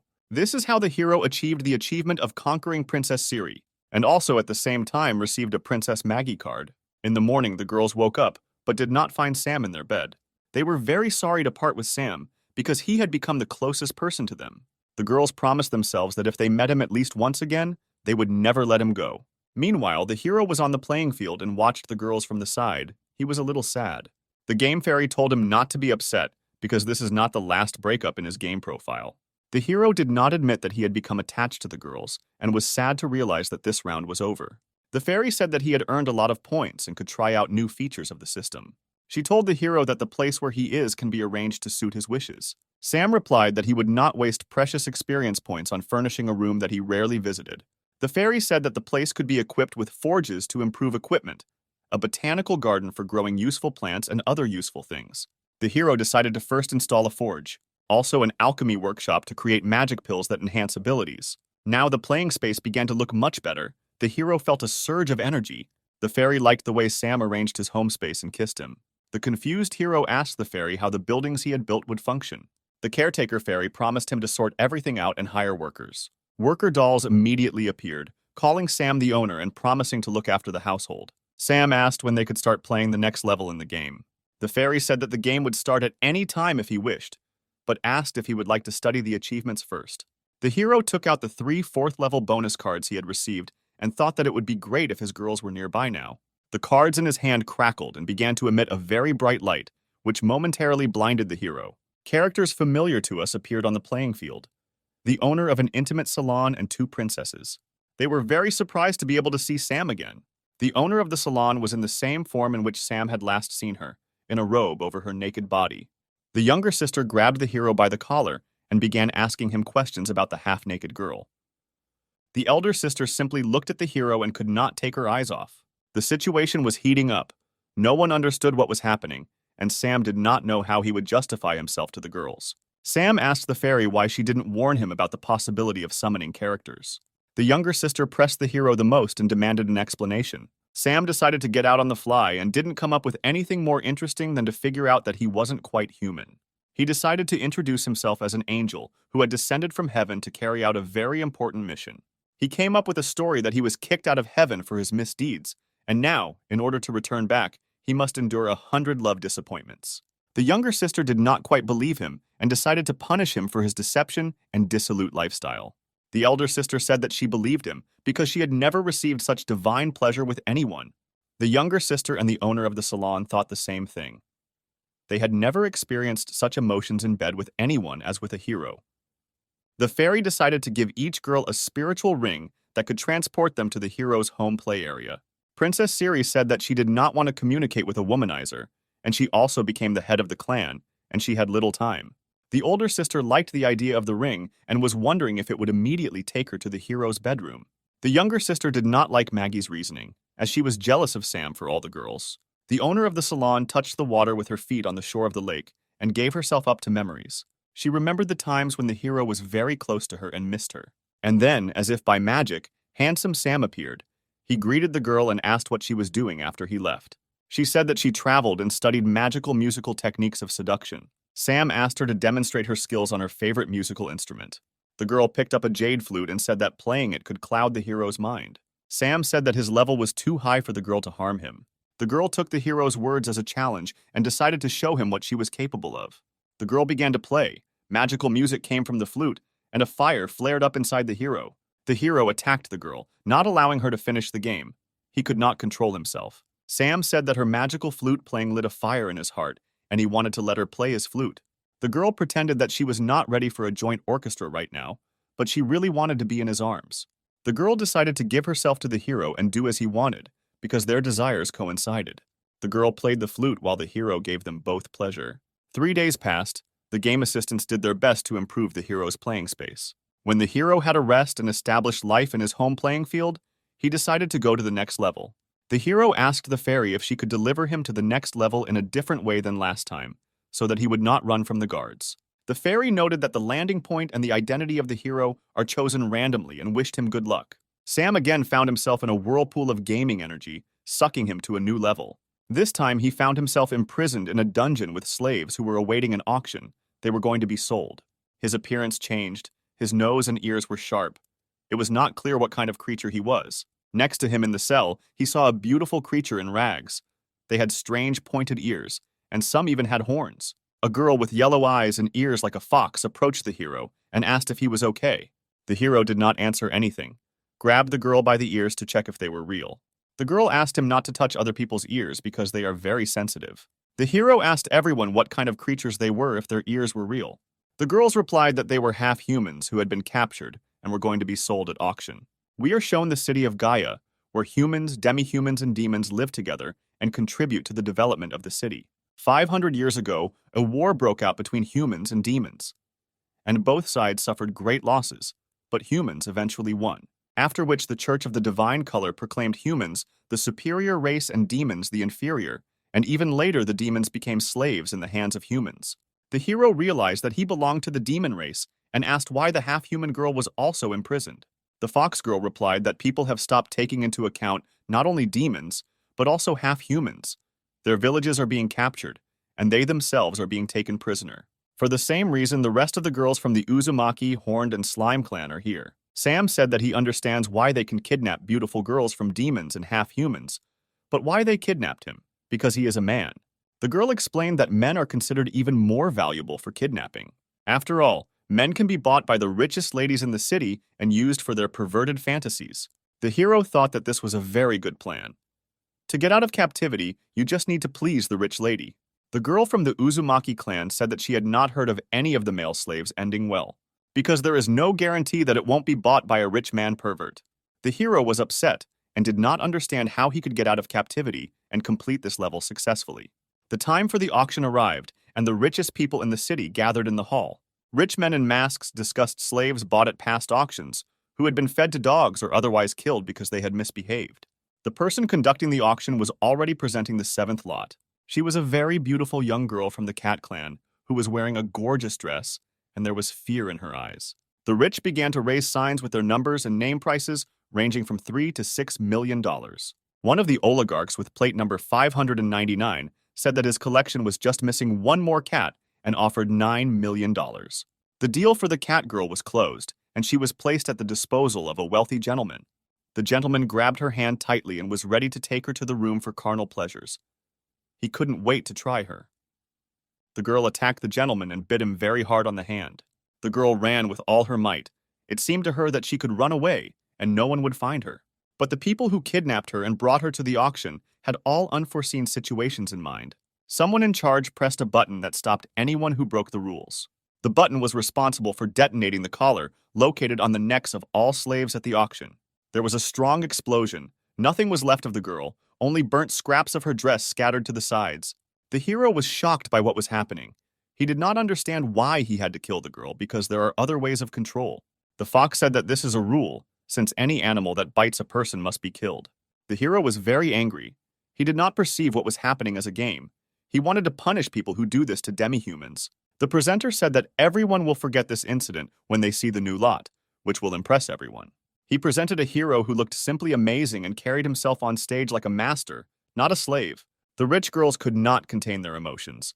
They were ready to do anything to get Sam as their slave. Sam said that if anyone wanted to buy it, they would have to buy 4 more half-human girls standing behind the scenes. The host asked how the slave dared to set his conditions, but the main character told him to shut his dirty mouth. The hero was very serious, and the presenter could not say anything to him in response. Using a charm technique, Sam said that he was going to serve well the gentleman who would buy him and his 3 girlfriends. The start of trading began at $70 million and in a few seconds reached $85 million. A mustachioed man in a mask looked indignant, seeing how everyone was fighting over the product. But then he jumped up sharply and shouted that from today on, he liked men and was ready to pay $150 million. A rich, beautiful lady in a short skirt intervened in the game and made a bet of $500 million. The girls were surprised by such generosity, but were upset that they did not have enough money to take such a beautiful slave. The presenter said that in this case, all 5 slaves become the property of Mistress Ginevra. The hero himself was shocked that they were willing to pay such a high price for a half-human of his race. The lady looked at the hero with loving eyes, and she couldn't wait to realize her fantasies with his participation. We are being moved to the domain of Mrs. Ginevra. It is late evening. The mistress's maid asked the hero to take off his old clothes, take a shower, and dress in decent clothes. The hero began to ask the maid about Madame Ginevra, about what she was like. The girl avoided answering and said that the hero would soon find out everything himself from the lips of the hostess herself. The hero decided to go change clothes to look as good as possible in front of the hostess. In the closet, he saw many costumes for role-playing games and thought that he would be interested in seeing the skills of the mistress. Ginevra walked into the room in a beautiful outfit. The smell of her perfume could be heard a mile away. The hero chose a more or less decent men's outfit that emphasized his athletic torso. She entered the room. The hero saw that her level was 5 stars and she was a very strong character. He called her to him and said that he was ready to give her satisfaction for the entire amount that she paid for him. The girl liked Sam's self-confidence and wanted to test him as quickly as possible. The girl threw the hero onto the bed, bent over like a cat, and put her knee between his legs. She sat astride him and began to take off his shirt to see his athletic body. An instant, and he was shackled with magic handcuffs. Now he could not move. His arms and legs were tied to the bed, and the girl continued to sit on top. Now the girl offered to talk about business, and it should soon become clear why she paid such a sum for him. The girl showed the hero her fangs and ears, which were exactly like his. The hero was wondering what she was up to and why she needed him. It turned out that all the girls in her castle were the same demons as himself. Ginevra revealed that she is a subordinate of the Demon King, who was sealed 500 years ago. She bought his life so that he could help destroy the hammer and resurrect the king, who was sealed by the 7 sages of divine light. The girl has been trying to find a way to destroy this hammer for many years, but nothing has worked out for her. The hero said that he knows the legend of the hammer and also knows that any demon who touches the hammer will be dead. Ginevra said that she knows a way to remove the seal, but only Sam is capable of this. She said that all 7 sages of divine light are long dead, and there is only one heiress who holds the seal. This is Irina. If you get rid of Irina, the seal will be broken, and the heart of the Demon King will be freed. Due to the fact that the members of the Hammer of Light are holy people, if they fall in love with a demon and surrender to him, the seal will be broken. The hero said that he could not destroy an innocent girl in order to free the main demon. The lady said that she had anticipated his answer and learned that she did not need the whole hero. The hero, with fear in his eyes, began to ask what these words of hers meant. The girl said that to complete the mission, all she needed was a holy source, which she could cut off for him and so on to another. The girl swung the knife very hard and wanted to cut off what was so dear to Sam. Sam managed to shout some kind of spell to try to protect himself. From the blow to the hero's groin, the blade in Ginevra's hands bent, and she received a bruise on her arm. She didn't expect that getting his magic source would not be so easy. The hero lay calmly. He managed to use the magic stone spring technique. This gave strength to his entire body, and he easily got rid of the handcuffs. The girl realized that the hero is not an ordinary demon, but a wizard who can do more than meets the eye. Sam again decided to try the seduction technique, but he had to try, since the mistress is a 5th-level character. The girl asked him to earn 500 million in kind and give her heavenly pleasure. She fell onto the bed and relaxed to get the maximum pleasure from their meeting. Sam turned her over on her stomach and told her not to strain herself if she wanted to fly to heaven. His movements were so gentle and fast that the girl at times lost consciousness in ecstasy. But the hero did not stop there and demonstrated to the hostess all the new techniques for controlling his and her body. The girl called the hero very resilient, even for a demon, and praised him for his skills. Sam's passing girlfriends, whom he had taken with him, turned around at the mistress's moans. They were sad that they were not in Mistress Ginevra's place now because she moaned so sweetly. The stormy night passed and a calm, sunny morning arrived. Sam woke up Ginevra, wished her good morning, and asked how she was feeling. The girl said that despite the fact that he is the first man in her life, she is sure that since he does not give pleasure to anyone. The hero was surprised that for a woman like her, he was only the first partner. The girl asked how the hero did not recognize an inexperienced girl in her. Sam chalked up her skills to natural talent and incredible charisma. The girl confessed to Sam about her plans, in which her first man should be the king of demons. Sam reminded her that he was not going to help her return her king and kill and seduce an innocent girl. Ginevra took advantage of the virgin blood and used the magic of the pure blood chain. She said that if the chain breaks, they will both die, and she is ready to die for the sake of her master. Sam did not expect that he would fall under a spell of such power, and his life could be in danger. Ginevra, holding the magic chain in her hands, said that for the last time she asked the hero to help her return the master. The hero felt pain in his heart and realized that the jokes were over. The girl promised to remove the spell of blood chains and also reward the hero if he helps her. Sam said that he would definitely cope with all the tasks and defeat the Church of Divine Light. The girl gave the hero a route along which the heir to the Hammer of Light, Irina, could move. Sam asked not to offend his 4 friends while he was on a mission. 3 days later, the hero was already in the distant forests, where Irina's path passes. There was a roar and blows of the hammer, with which Irina scattered creatures from the underworld in different directions. The girl looked amazing, from her locks of hair to her shiny armor. Irina heard cries for help coming from nearby in the forest. She didn't know what was happening, but she hurried to help those in need. Cries for help were made by our hero, dressed in an eccentric white and red outfit. He was attacked by underground creatures with huge fangs and a bad smell from their mouths. But Sam was not going to engage in battle. He expected salvation, hoped that Irina would come to his cry. And his plan worked. Very quickly, the same warrior, the heir of the 7 saints, was approaching the scene. She struck the ground with such force that the ground disappeared from under the feet of the underground creatures. After the blow, none of them could get up. The hero did not check whether they were alive. The hero thanked the savior and introduced himself as a priest from a nearby village. The girl introduced herself as a holy knight from the Church of Divine Light named Irina. Sam replied that goblins had entered his village and kidnapped one of the residents, and since the village could not afford to hire a knight, he went to save her. Irina said that despite his courage, he was not strong enough to deal with the goblins. The hero replied that he believed in divine light, which in any case would bring justice, even at the cost of his life. The warrior did not understand why her heart began to beat faster. She looked at the hero with admiration. Irina invited the hero to go on a journey together, destroy the horde of goblins, and save the kidnapped girl. The hero realized that ingratiating himself with the warrior would not be difficult for him. Irina cast some kind of spell using a magic hammer. To the hero's question, she replied that this is a spell of divine light that helps to detect goblins. She pointed to the black aura and explained that there were goblins there that they needed to defeat. She was excited about the upcoming journey and said it was time to hit the road. Turning around, the girl saw a dark aura on the main character and asked what it meant. Sam was sure that it was all over and his plan had failed. But the girl said that he was probably imbued with demonic energy during the battle with the goblins. Sam really liked her version and began to say that Irina is very smart. The girl said that if he were a demon, she would not have spared him and destroyed him with one blow. In fact, Irina lied, because several years ago, when people were destroying the goblin settlement in the valley, she had such an opportunity. She found two small goblin children but did not kill them, and she protected them from people with a divine light barrier. She helped them hide and thereby saved their lives. She herself did not understand why she did this. Now, together with Sam, they were in a cave in which it was very hot. The hero said that goblins choose places near volcanic mines, and also asked Irina to take off her armor so as not to get heat stroke. He didn't expect her to listen to his advice and start taking off her clothes so quickly. The girl remained in sports underwear, which emphasized her figure. The heroine noticed how Sam was looking at her and he felt ashamed. Irina said that she plays sports every day, which is why she has such a good figure. The hero decided to make a compliment using charisma and said that her beauty and strength attracted him very much. But Irina said that they needed to hurry and quickly walked deeper into the cave. Sam heard the ground crunch under Irina's feet and tried to stop her.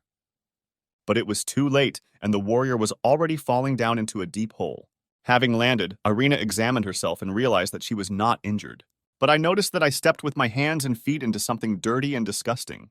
The hero shouted that this was slimy acid, and that he urgently needed to get out before the body dissolved in it. Irina was very frightened. The liquid burned her skin and dissolved her clothes. The warrior Irina's sports stockings also began to dissolve. The hero tried to give his hand to the girl in order to save her and pull her out of the pit of poison. He succeeded, but the girl still had poisonous mucus on her, corroding her delicate skin. Irina tried to cleanse her skin using the divine light technique, but it didn't work out for her, and she thought that now she wouldn't be able to wear such revealing outfits, since her skin would be ruined.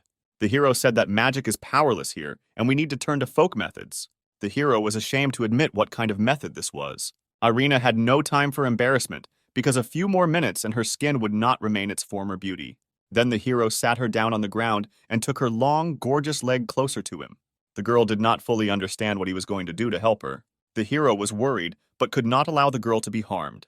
The hero began to lick her foot, each toe separately. He moved higher and higher, and the girl squirmed in his strong arms. The hero continued to use his tongue. Irina could not restrain her emotions and control her body. The girl asked him to be gentle and said that she had never been with a man before. The hero received a new achievement that made his tongue so dexterous that it could be used to knit a sweater. An hour later, the heroes completed their rescue operation, and Sam gave his outerwear to Irina. Irina was pleased to smell Sam's clothes, but she still felt weak. They moved further into the cave, Sam helping her go. Meanwhile, a fragile girl with a beautiful figure was lying tied up on the floor of the cave. The goblins looked at her, licking their lips. They dreamed of tasting fresh human meat. There was a strong blow of the mace on the ground, and the goblin was carried away by the blast wave. An angry woman appeared, screaming and asking the goblins why they had brought the girl if she ordered the abduction of strong men. One of the goblins pointed to a man in a cage, to which the woman stated that strong and fat are two different things, and with such men, she would not be able to create strong offspring. She was shown a half-human with a bull's face, and she replied that this was not the race she needed. They pointed to the man. She said he was too old and weak. The woman heard footsteps in the cave. This attracted her attention. The heroes showed up, and Irina told Sam that they were in the Goblin Queen's lair. The Goblin Queen saw Sam and was so amazed that she could not immediately formulate her thoughts. In the woman's eyes, Sam looked amazing. She had never met such guys before. Sam's charisma was already affecting the woman, and she couldn't take her eyes off him. Irina called the woman a monster and ordered the abducted people to be released. To the surprise of everyone, she quickly agreed, but decided to set conditions. She decided to exchange prisoners for the main character in order to take advantage of his ideal genetics. The heroes were a little surprised by this development of events and did not know what to do correctly. The Goblin Queen said that she wanted to taste fresh flesh, but not to kill and eat, but to create ideal offspring. Irina said that she would never give the hero into the clutches of this terrible woman. But the hero feignedly said that he was ready to sacrifice his body to save the hostages. The queen said that she had had enough of idle chatter, and it was time to talk in private. With a snap of her fingers, the ground began to tremble under Irina's feet, and then began to move away from under her feet. Irina left the meeting place and flew down, how far no one knew. She still had a magic hammer with her, and with the help of it, she was able to land on her feet. She realized that she was in a magical labyrinth, and she urgently needed to get out to save Sam. Meanwhile, the Goblin Queen sat half-naked on her luxurious bed. The bound hero stood on his knees in front of the queen and waited to see what would happen next. The girl said that Sam has nothing to be afraid of, because she does not feed on people. She said that the goblins brought the kidnapped people by mistake. She just asked them to find her a man with good genes to give birth to an outstanding goblin. The hero was flattered by her choice of man, and the queen said that after he helped her, she would let him and the local residents go home. The hero replied that he agreed to her conditions if she promised to fulfill what she said. The girl said that she would untie Sam and warned that her character and habits in bed might seem wild to him. Sam in an instant broke the ropes that bound him, thereby making it clear that he was not afraid of her wild behavior. He said that she would still beg him for mercy because he was confident in his abilities. With one touch he tore the queen's clothes, now nothing separated them. Sam asked if he could use her toy to increase pleasure. The girl replied that this toy could not harm her, and he could try it. She turned her back to him and leaned her elbows on the headboard. Sam took the spiked bat in his right hand and began rhythmically touching its queen. The queen moaned, not from pain but from pleasure. Very soon he took out his spikeless bat and was already wielding it inside. Despite the fact that the queen was very strong and resilient, she no longer even had the strength to say enough was enough. Meanwhile, Irina wandered through the labyrinth and tried to find a way out. The girl decided that if she couldn't find a way out, she would definitely do it herself. The girl began to pass through walls thanks to a magic hammer. She swung it left and right, and now she had confidence that very soon she would get out. In the queen's bedroom, it was all over. The woman could not speak. She only nodded. Sam asked the queen not to tell Irina or other people anything. The wall in the room began to crack, and the blows were heard more and more loudly. The wall of the room was blown to smithereens. It looked like an explosion. Irina ran in, shouting that she was going to save the hero from the dirty goblin queen. Irina noticed that the queen was lying half naked on the bed. Sweat was flowing from her, and she was unable to talk. The hero pretended to be conducting a sacred ritual to cleanse the queen's soul from demons. The queen began to play along with him and say that she had thought everything over and was ready to take the path of correction. The girl asked how Sam managed to correct the real evil living in this woman. The hero said that he gave her a lecture about the path of divine light and she rethought her life. Irina asked how anyone could trust her after she kidnapped people from the village. The queen said that she had not harmed them, had already sent them home and asked for forgiveness. The warrior said that she would forgive her the first time, but if this happens again, there will be no more chance. Sam thanked Irina for her trust and said that they were both tired and needed to return to the village to rest. Before letting Sam go, the queen asked him when he had free time to teach her to be true a few more times. We moved to the village of Sima, located a few hours from the goblin caves. The hero shows the village where he supposedly serves as a priest and gives Irina a tour of it. People gathered around Sam and his companion. Everyone thanked him for saving their relatives. But Sam began to tell everyone that he could never have saved them alone, and therefore he needed to thank Irina from the Church of Divine Light. The girl said that it was her duty, as the heir of the 7 great saints, to help people. The children came running and began praising Irina for her beauty and saying how lucky Sam was to have such a girlfriend. The girl was confused and did not know how to respond to such a statement. But Sam came to her aid and explained to the children that he and Irene were just friends. The girl did not understand why she was overcome by such emotions and why she wanted to agree with the children. The hero asked Irene for forgiveness, since there was no hotel in the village and he had to offer her a bed in his room. Night fell. The village was illuminated by the full moon. There was something romantic about it. The hero did not sleep. He was thinking about how to move on to a closer relationship with Irene. He knew that he had almost won her favor. Ginevra appeared on the hero's bed. She said that they need to meet periodically so that the chain does not lose elasticity, otherwise it will break. The hero was afraid that Irene could see them, but Ginevra said that she had cast an invisibility spell. Therefore, it does not matter at all how strong the moans will be heard in the room. Irene was sleeping, and behind her there was a merging of 2 bodies, beating in ecstasy of pleasure. Irene felt the room shake, but could not see what was happening. It seemed to her that an earthquake had begun. Irene thought that it was her imagination. She really wanted to turn around and see the hero sleeping, but she was not shy. 2 bodies intertwined a few centimeters from the warrior. Ginevra was very excited by this. A drop of sweat from Ginevra's face rolled right onto Irene's cheek, who felt it at that very second. She immediately realized that it was the sweat of a demon, as she felt a strong burning sensation on her skin. Irene jumped up and shouted that there were demons nearby and we needed to be ready to fight. Sam, hiding the girl under the blanket, said that there was nothing to worry about because no one could be here. Irene said that she could not be mistaken because her body had undergone divine baptism and was very sensitive to demons. The hero began to laugh it off and say that a demon could not fit in such a small room. Irene noticed that the hero's face was red and asked if he was okay. The girl under the blanket continued to test the hero's strength and did not let his body out of hers. The hero tried with all his appearance to prove that everything was in order, but there was a fire burning inside. The girl said that she felt the heavy breathing of the demon and would definitely find him. She noticed the hero's blanket, which was rising and falling unnaturally. I rushed to the bed to tear the blanket off the hero and see what I was looking for. But there was no one under the blanket. The hero was as embarrassed as possible, but this was not noticeable from his body. Irene looked at the hero with big eyes and began to stammer and stutter when she saw him without a blanket. Ginevra watched from the side. Under the influence of the spell, she managed to escape, and now she thought that she did not want to part with Sam, even after the mission.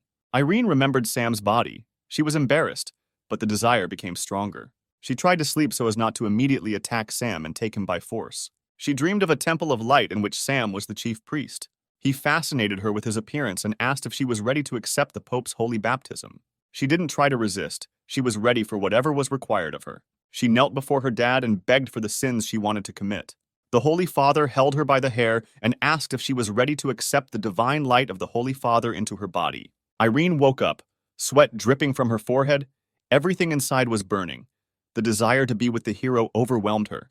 The hero was not in the room, and Irene thought it was for the best. Sam entered the room, wished her good morning, and invited her to breakfast. Meanwhile, Sam played with the children and gave them sweets. Irene considered Sam to be a good man, with a sense of justice and respect for adults and children, and she wanted to invite him to join her church.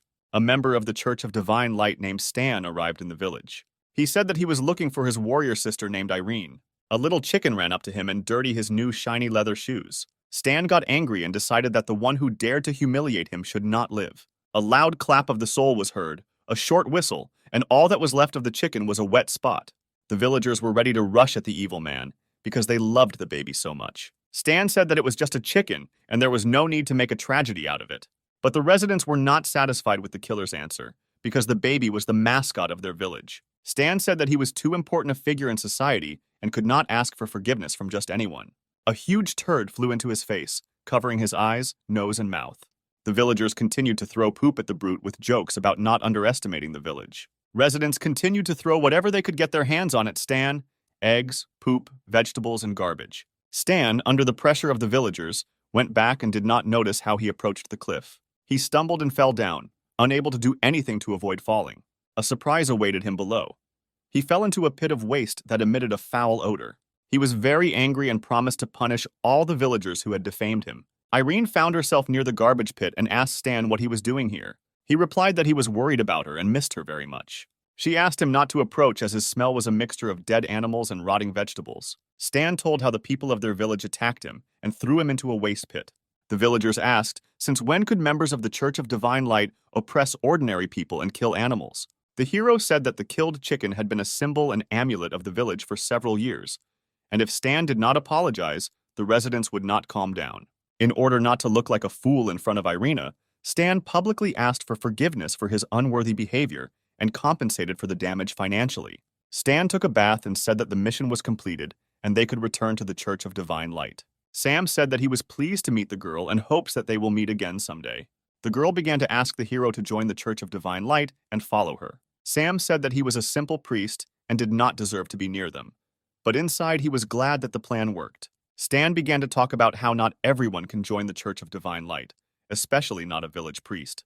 Residents intervened in the conversation and began to say that Sam was not just a priest, but the pride of the entire village. Irene said that everyone is equal before the Divine Light, regardless of background and circumstances, and therefore she vouches for it. The hero promised to do everything in his power to meet her hopes. Stan agreed, but said that he would still have to pass the test along with everyone else. Stan invited Irene to ride a horse with him and offered the hero a separate horse. But Irene refused the offer and said that she would go with Sam. Stan was worried that he had ruined his impression of himself in front of Irene, and now it would be difficult to restore it. Stan's horse fell and lost consciousness. He did not understand what happened to it. The hero said that it was because of the stench from the garbage pit, which would not be washed off for several days. Irina suggested that Stan meet at their destination, near the Church of Divine Light. The hero was very happy to travel alone with Irene, because this way they could become closer to each other much earlier. Stan was very angry with the hero and promised that he would not leave it just like that. Irene would still be his girlfriend. The heroes rode on a white horse. It was just the two of them, and nature was all around. Irene asked if it was necessary to ride more slowly, since this was the hero's first ride on horseback. The hero thought that he had already seen this scene before and decided to check it out. He hugged the girl tightly around the waist and used the burning feelings technique. A fire flared up inside the girl. She felt the blood rush to different parts of her body. Suddenly, she screamed and realized that it was just a dream, so terrible and sweet at the same time.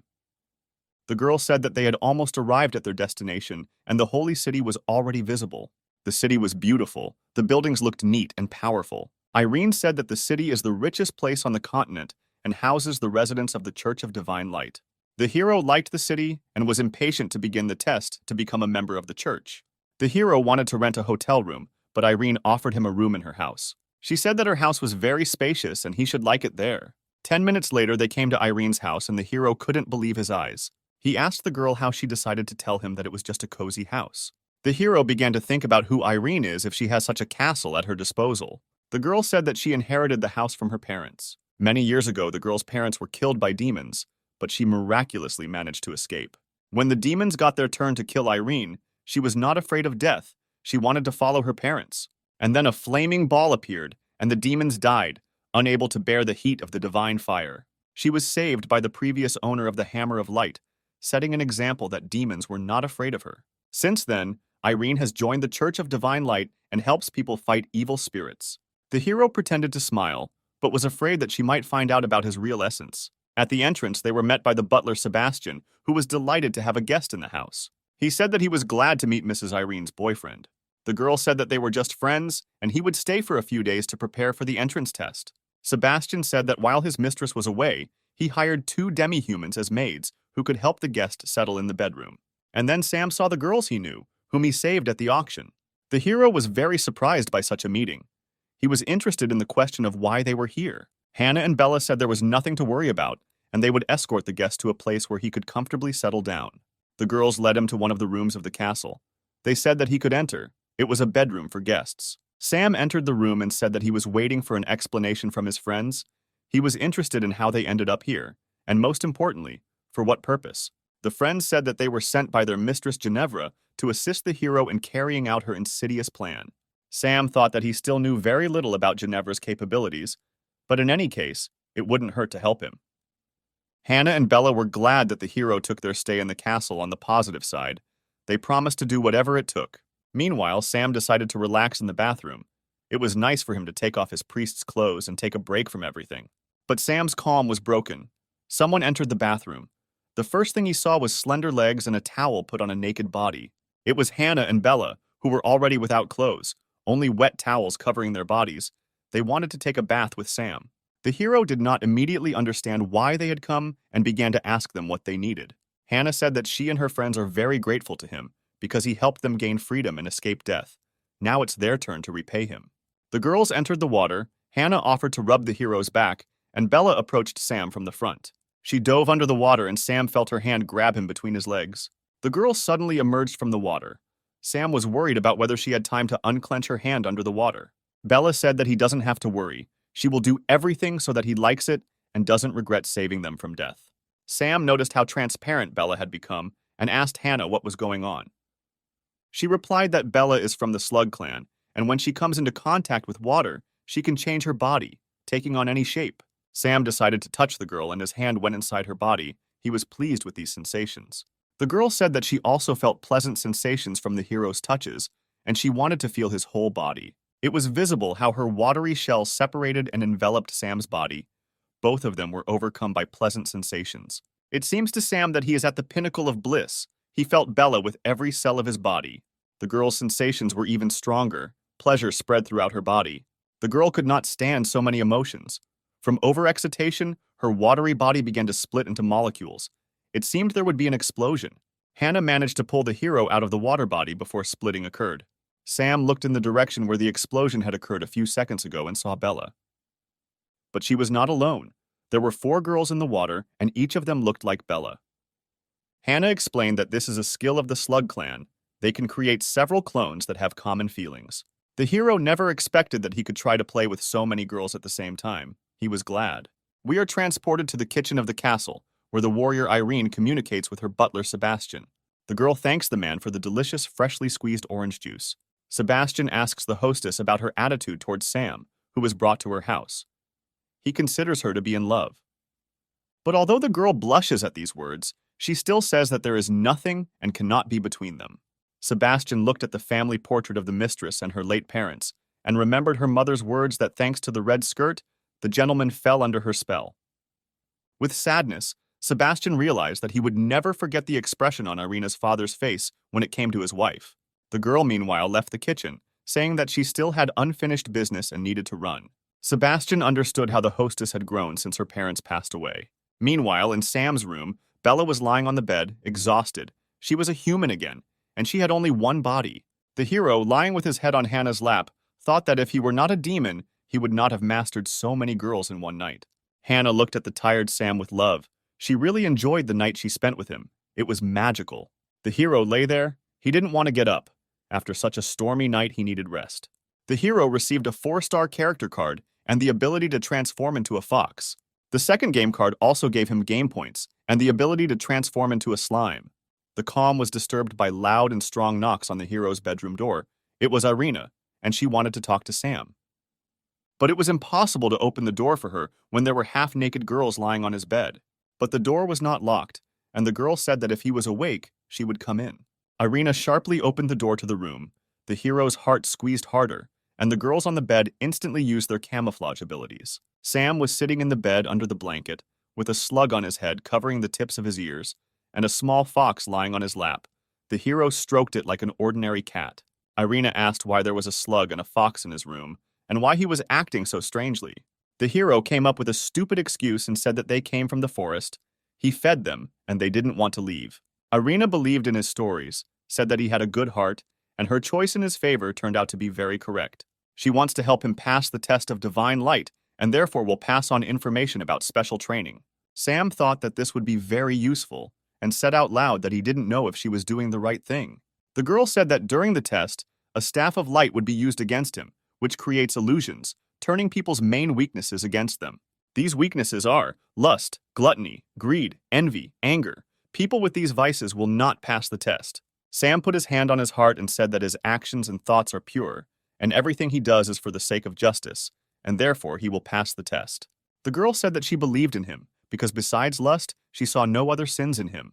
Sam acknowledged Irina's position and asked how she could help him in this situation. The girl took off her dress. She was not wearing underwear. Her skin was very soft and her figure was slender. The hero was amazed by her action and did not understand why she did it. But the girl explained that he needed to pacify his lust, train with her. Then he would be able to resist illusions during the test. Sam approached the girl, put his arm around her waist and pulled her close, asking what would happen if he couldn't control himself. Irina replied that then her body would be desecrated, but she believed him, and he would not let her down. Sam asked what they would do next to increase his resilience level. The girl took out a magic emerald and squeezed it in her fist. A tight suit began to appear on her body. Her hair fluttered in the wind and gave off an exciting scent. The hero looked at her body. He thought about whether he needed this test. Sam thought that if you just looked from the outside, it might not be so difficult to restrain yourself. He also mentally thanked the fox and slug that Hannah and Bella had turned into, because the stormy night had relieved him of the stress. But Irina began to come closer. The situation became more complicated. She began hugging him from behind, breathing heavily in his ear, which set Sam on fire in his head. The hero held on as best he could, although it was very difficult. Irina tried her best to seduce Sam, but she really hoped that she would not succeed. After an hour of bullying the hero, the girl got dressed, said that now he would definitely succeed, and said goodbye to him. The door slammed shut, leaving Sam, Hannah, and Bella outside the room. The girls were surprised by the guy's resilience, because they saw how passionately Irina tried to seduce him. He turned around, beads of sweat running down his face. His eye was twitching. He said that if they didn't help him, he would burn from the inside. He was overexcited. Although the girls were wary of this attitude, they were not against repeating the night games and having fun once again. The next morning came, the day of testing the Church of Divine Light came. Irina asked Sam why his face looked tired. Sam replied that he was nervous before the test and was fine. The girl led the hero to the church, where the test was to take place. Already in the church, Sam saw a man in the robes of a nun. In his hands there was a staff. This person was a delightful girl named Franca. She introduced herself as one of the 7 sages of divine light and the staff of light. Sam introduced himself as the priest of a small village. Stan appeared in the church, who began to call the hero a redneck and also say that he did not have enough strength to pass the test. Franca said that a person whose thoughts are impure will fail the test and will suffer fatal injuries. Sam spoke about his confidence and that he would not let Irina down, who believed in him so much. The girl beamed after hearing Sam's words. She began to see the hero more attractive. In that case, go to the testing room. We can begin, said the serious Franca. According to the hero, Franca looked very cute, and he thought that passing the test would not be difficult. Irina told him not to be deceived by Franca's appearance, because each of the 7 sages of divine light has very strong abilities. Franca is a staff of light and is known for her love of torture. No one can withstand her torment. Sam walked up to the door leading to the testing room and said he was ready to begin. Franca said that he could come in and the test would begin, which would put everything in its place. The girl took off the blindfold and told me to look into her eyes. They were very unusual. Sam tried to compliment her eyes, but she cut him off. The girl talked about how she was wounded in a battle with demons and lost her sight. But divine light gave her the power to see through people. She found herself in Sam's inner world and decided to take a look around to see what he was like. Franca was very surprised when she was greeted. She was greeted by 5 model-looking guys, all of whom looked like Sam, but dressed in business suits rather than priestly robes. Inside Sam's world, the girl had different eyes and saw everything. She was interested in studying the strange inner world of the hero. Sam, in a business suit, invited Frank to sit down and talk to get to know him better. The girl accepted the hero's proposal. She liked such communication. Sam poured alcohol and invited her to drink a glass of red wine. The girl did not know how it would end, and persuaded herself to stick to what the divine light had bequeathed.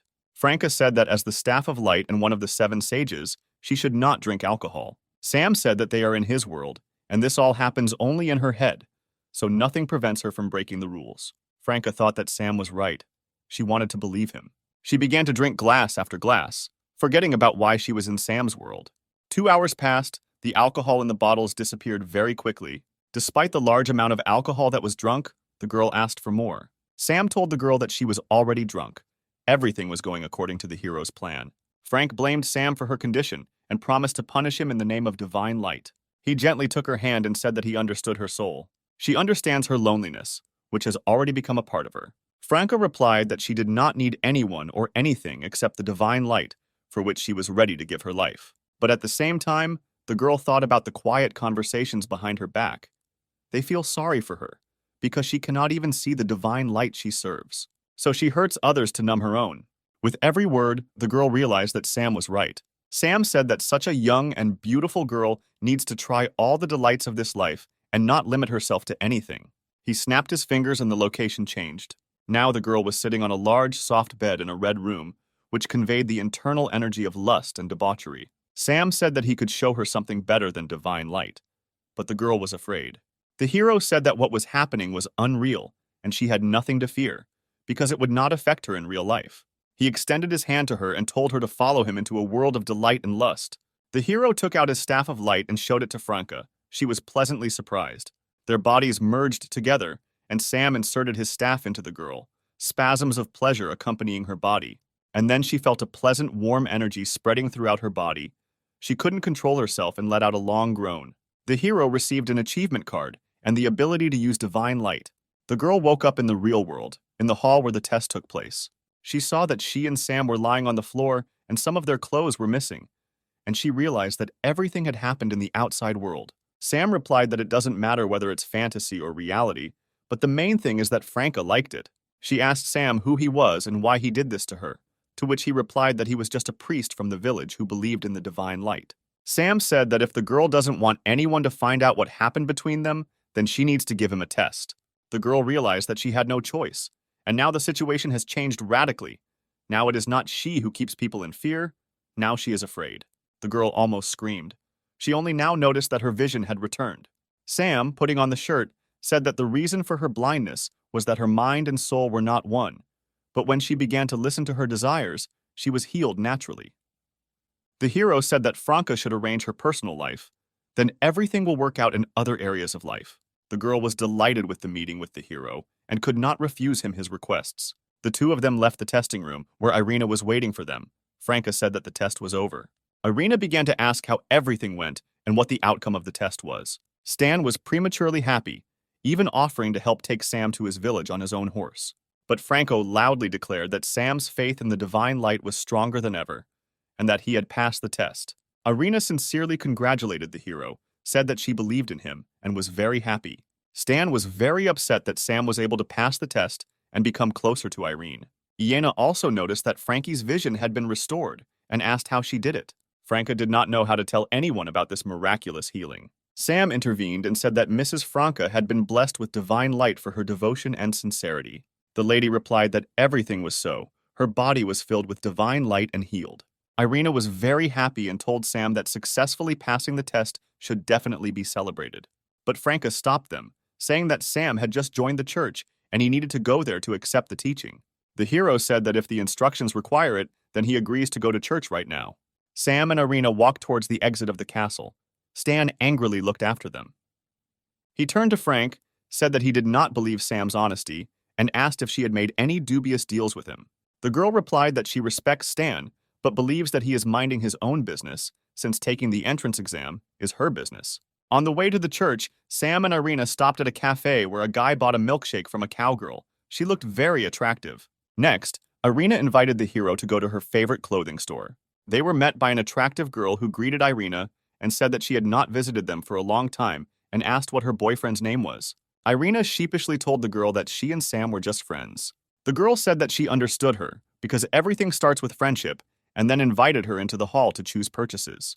When Irina headed into the hall, the girl quietly turned to Sam and said that he had made the right choice because Irina was a very good girl. Irina asked Sam to come to the changing room so that he could help her.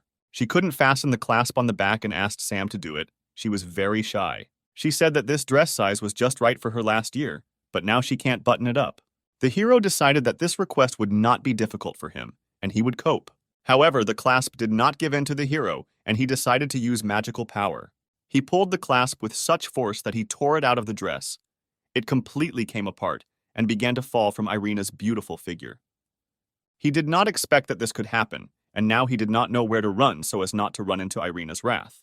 The girl burst into a loud scream. She called Sam a pervert. It could be heard far outside the store, and Sam also received a punch in the face for his tricks. But it was a rush of emotion, and the girl quickly regretted what she had done. She told the hero that she would meet him later and left. She was embarrassed.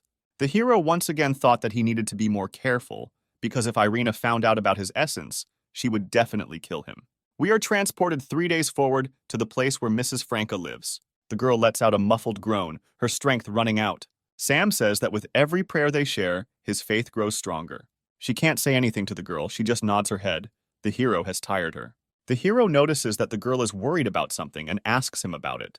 The girl says that Stan is planning something bad, and the hero needs to beware of him, because he is a very powerful sage of the Divine Church of Light. Sam said that he had nothing to fear, because Mistress Irina was next to him, and Stan would not dare to harm him.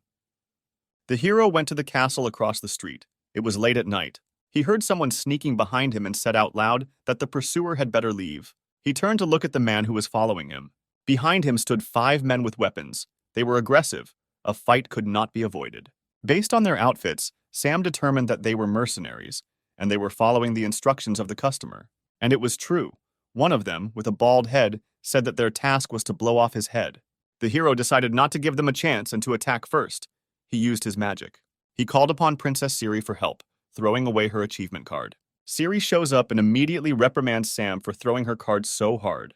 But after a few seconds, her mood returns to normal, and she asks how she can help him. Sam says that mercenaries who received a task from an unknown person want to kill him. The thugs do not take the princess seriously and invite each other to have fun with her before killing her because she looks very attractive. The girl asked the hero if he wanted these stupid, impolite pigs to die. The hero said that she had the opportunity to have fun and train on weaklings. The bald gang leader told them to shut up and surrender or face a harsh death. The battle began. The long-haired bandit sent a fireball at the heroes. Princess Siri easily deflected his blow, cutting the ball in half. She was attacked by 2 other mercenaries, but she easily fended off each of them. Sam admired Sister Siri's fighting technique. She had noticeably become a better fighter. When suddenly another gang member crept up from behind and stabbed Sam in the chest with a long blade. He figured that if Sam died, the summoning technique would dissipate and Siri would disappear. However, after the blow, Sam's shadow clone dissolved, leaving the enemy stunned. The hero said that he knew about attacks from behind more than anyone else, and therefore thought out escape routes in advance. But the blonde did not give up. He said that the village priest could not defeat him and his gang, and was already flying at him with a knife in his hand. Sam weighed the pros and cons and realized that the enemy was counting on his magical power, and he decided to act hand to hand. With his right hand, he drove into the enemy's jaw. The blow was so strong that the asphalt under the body of the fallen man broke in 5 places. Many bones were probably broken as the enemy could not move. Sam was clearly pleased with his knockout blow and felt that he was in good physical shape. Princess Siri also had everything ready. No one except the 2 heroes nearby could stand on their feet.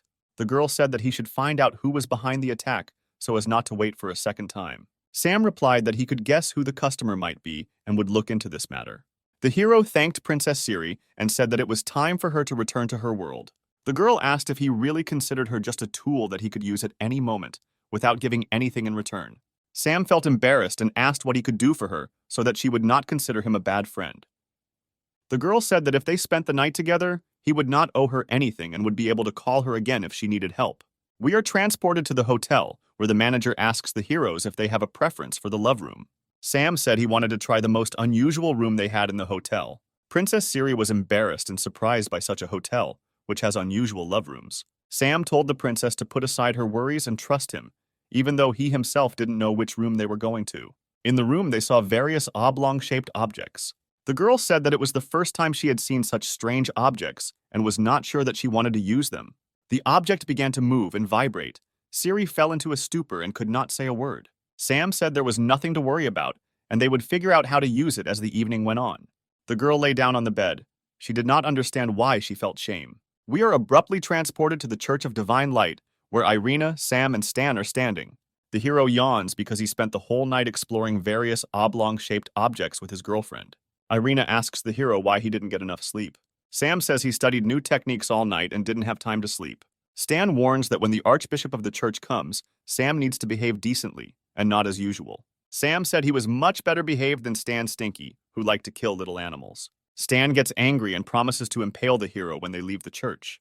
The Archbishop appears on the stage, greets the arrivals, and addresses the newcomer. Sam greets the boss and feels the fashionable aura emanating from him. The Archbishop immediately gets down to business and says that the activity of demons has increased recently, and he has 3 tasks for them. Stan needs to destroy the demons who are killing merchants outside the city. He accepts the task. Irina's task is to track down the demons that live in the city and destroy them. The girl accepts the task. The hero is sent to the Red Moon nightclub. Without finishing the task, he immediately accepts it. Then he realizes that he has already heard about this club and asks again about the task. The Archbishop says that he has information about the sale of demon slaves in this club, and his task is to prevent transactions from happening and demons from entering their city. Irina asked why Sam had such a difficult task. The main one replied that the Church of Divine Light does not need useless people, and if she believes in him, then he will cope.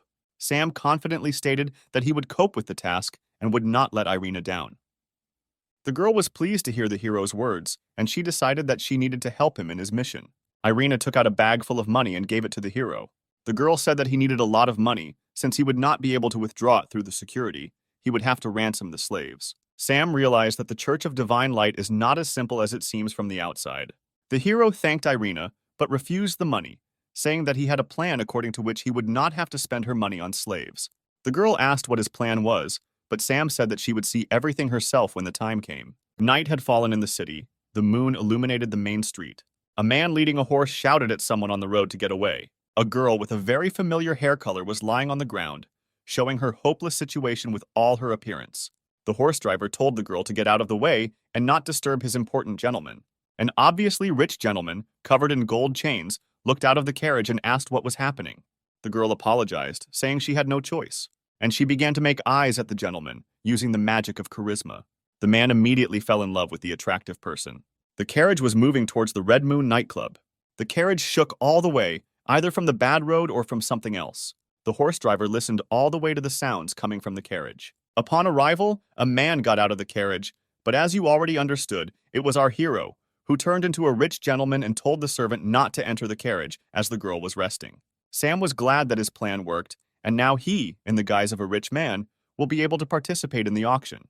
Meanwhile, the gentleman himself was resting in the carriage. At the reception, the girl recognized Mr. Stone, because he was a regular customer of their establishment and loved to spend time with their slaves. Sam, in the guise of Stone, said that he needed what he always needed, and now he was already lying in the room and waiting for the girls who were about to arrive.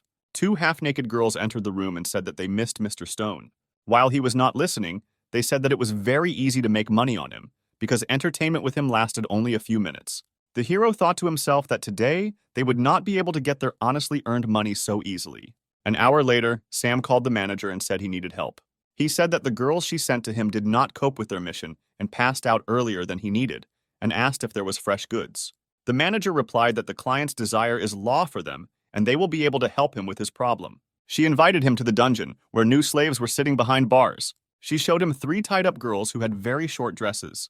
She said that these demons are a very rare race and asked which one he wanted to choose. Sam said that it was not serious to offer such a rich gentleman only 1 girl, and he would take 3. The girl asked how he was going to pay, in cash or by check. Sam said that he would pay with a check for any amount because money is not a problem for their family. The girl asked Sam, in the guise of Mr. Stone, if he could buy her if he had so much money. The hero said that he could buy it next time, but now he asked to pack these 3 girls. The girl said that she would go get their clothes, and in the meantime, he could get to know them. Sam walked up to the cage and told the girls he wouldn't hurt them. The girls were afraid of the hero because everyone who wanted to buy a slave said that they would not cause harm. Then Sam took off his mask for a while and told them that he was a demon like them and had come to save them. The girls were very happy about the amazing rescue and thanked the hero. Sam said there was nothing to worry about and they would be free soon. The manager returned with the clothes, but Sam completely forgot to return to the guise of stone. There was silence. Sam used charisma magic and ordered the woman to submit. The manager obeyed and sat down on her knees in front of the new owner. Sam turned into stone, told the girls to change clothes and follow him, and act natural. When Sam was leading the girls, other club guests were jealous of the amount of money he could afford to buy 3 slaves at once. Sam pretended to be a tough gentleman and rudely answered and asked why they were looking at him like that. They left the club. The hero's plan was a success, and now they needed to go to a safe place. But then the real Mr. Stone appeared and began shouting that the imposter needed to be stopped, and the slaves returned. Sam realized that he had been discovered and there was no need to hide anymore. The hero and the girls began to run away, with the nightclub security chasing after them. Irina walked by and asked what Sam was doing here. The hero shouted that he needed help and would explain everything later. The girl reacted very quickly and rushed to the hero's defense. She used magic and created a barrier of divine light through which the pursuers could not pass. 30 minutes later, Sam and the demon girls were already at Irina's castle. The girls were exhausted and scared. They were afraid that they would be killed because they knew what the castle was. Irina asked Sam why he brought demons to her house, because the archbishop told him to destroy them. Sam said that he was not going to kill them and wanted to give them freedom. Sam said that it is wrong to kill creatures just because they are not of the same race as you, because among people there are also evil people who kill others. Irina said that they could no longer be in the castle, to which Sam replied that he would teleport them to a place where they would not have contact with people. And indeed, Sam used the device to transport the girls to another area. The girls were moved to a safe place, to the hot springs, to a place where our old friends, Princess Maggie and the former owner of the Intimate Services Salon, will take care of them. The princess looked at the girls. They were confused. The girls did not know what awaited them, but the situation was favorable. Sister Maggie said that she would teach them how to survive and that they should not be afraid of her. She began training the girls one at a time, with the goal of increasing their stamina to further satisfy Brother Sam. We are transported to the house of Franco's sister, where the hero arrived. The girl says that he is in danger because he failed the first task and did not destroy the demons, as the archbishop bequeathed. The hero says that that's why he came to her, to ask for help, and also to connect him with the archbishop for a conversation. The girl says that he is lucky and he can atone for his guilt, since today the only daughter of a rich businessman was kidnapped, and if he saves her, he will be forgiven. Sam was very happy about this situation and asked Franca to tell him more about what happened. The girl put her stockinged foot on the hero's shoulder and told him not to worry, because she could help him. Franco said she was trading information about the businessman's daughter for a sensual and gentle foot massage. Sam said that the mistress will be pleased, because giving girls pleasure is the meaning of his spiritual path. Loud female moans began to be heard from the room. The parishioners heard that they were coming from Mrs. Franco's bedroom.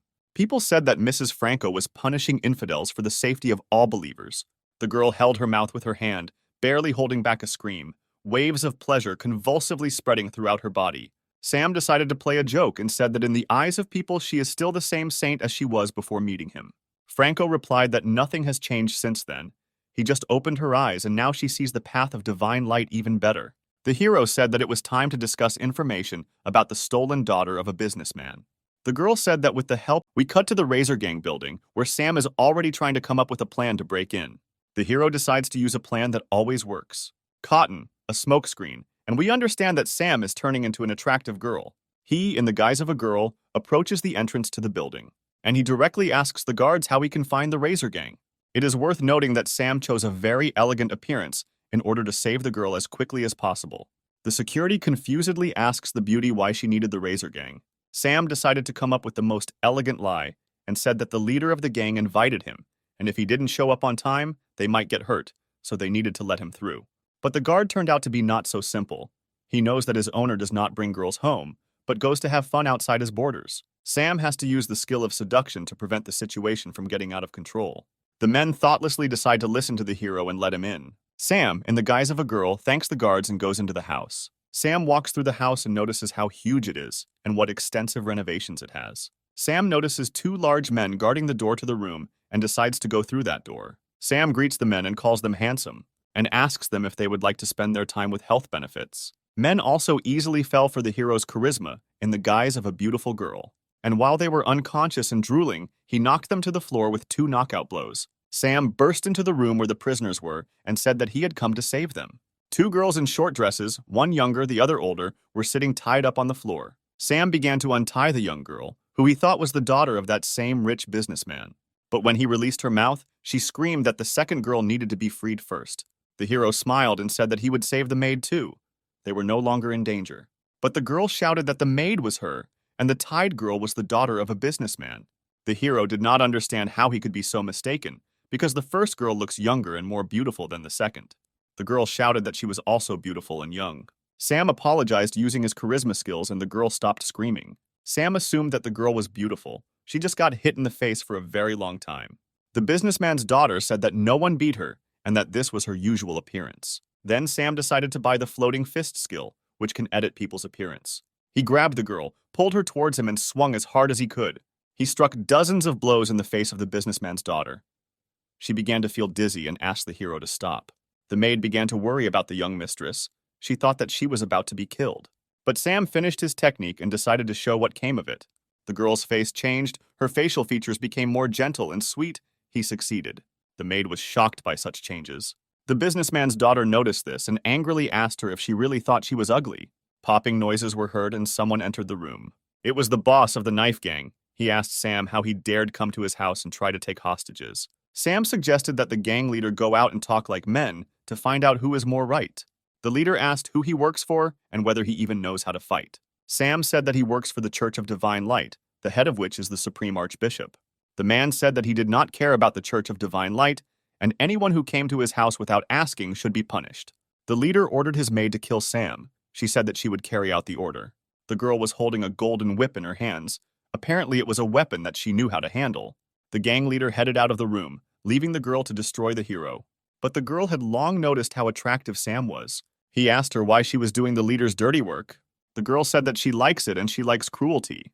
Sam met her gaze and cast a spell the same as he had used on Mrs. Franco. He transferred it into an illusion.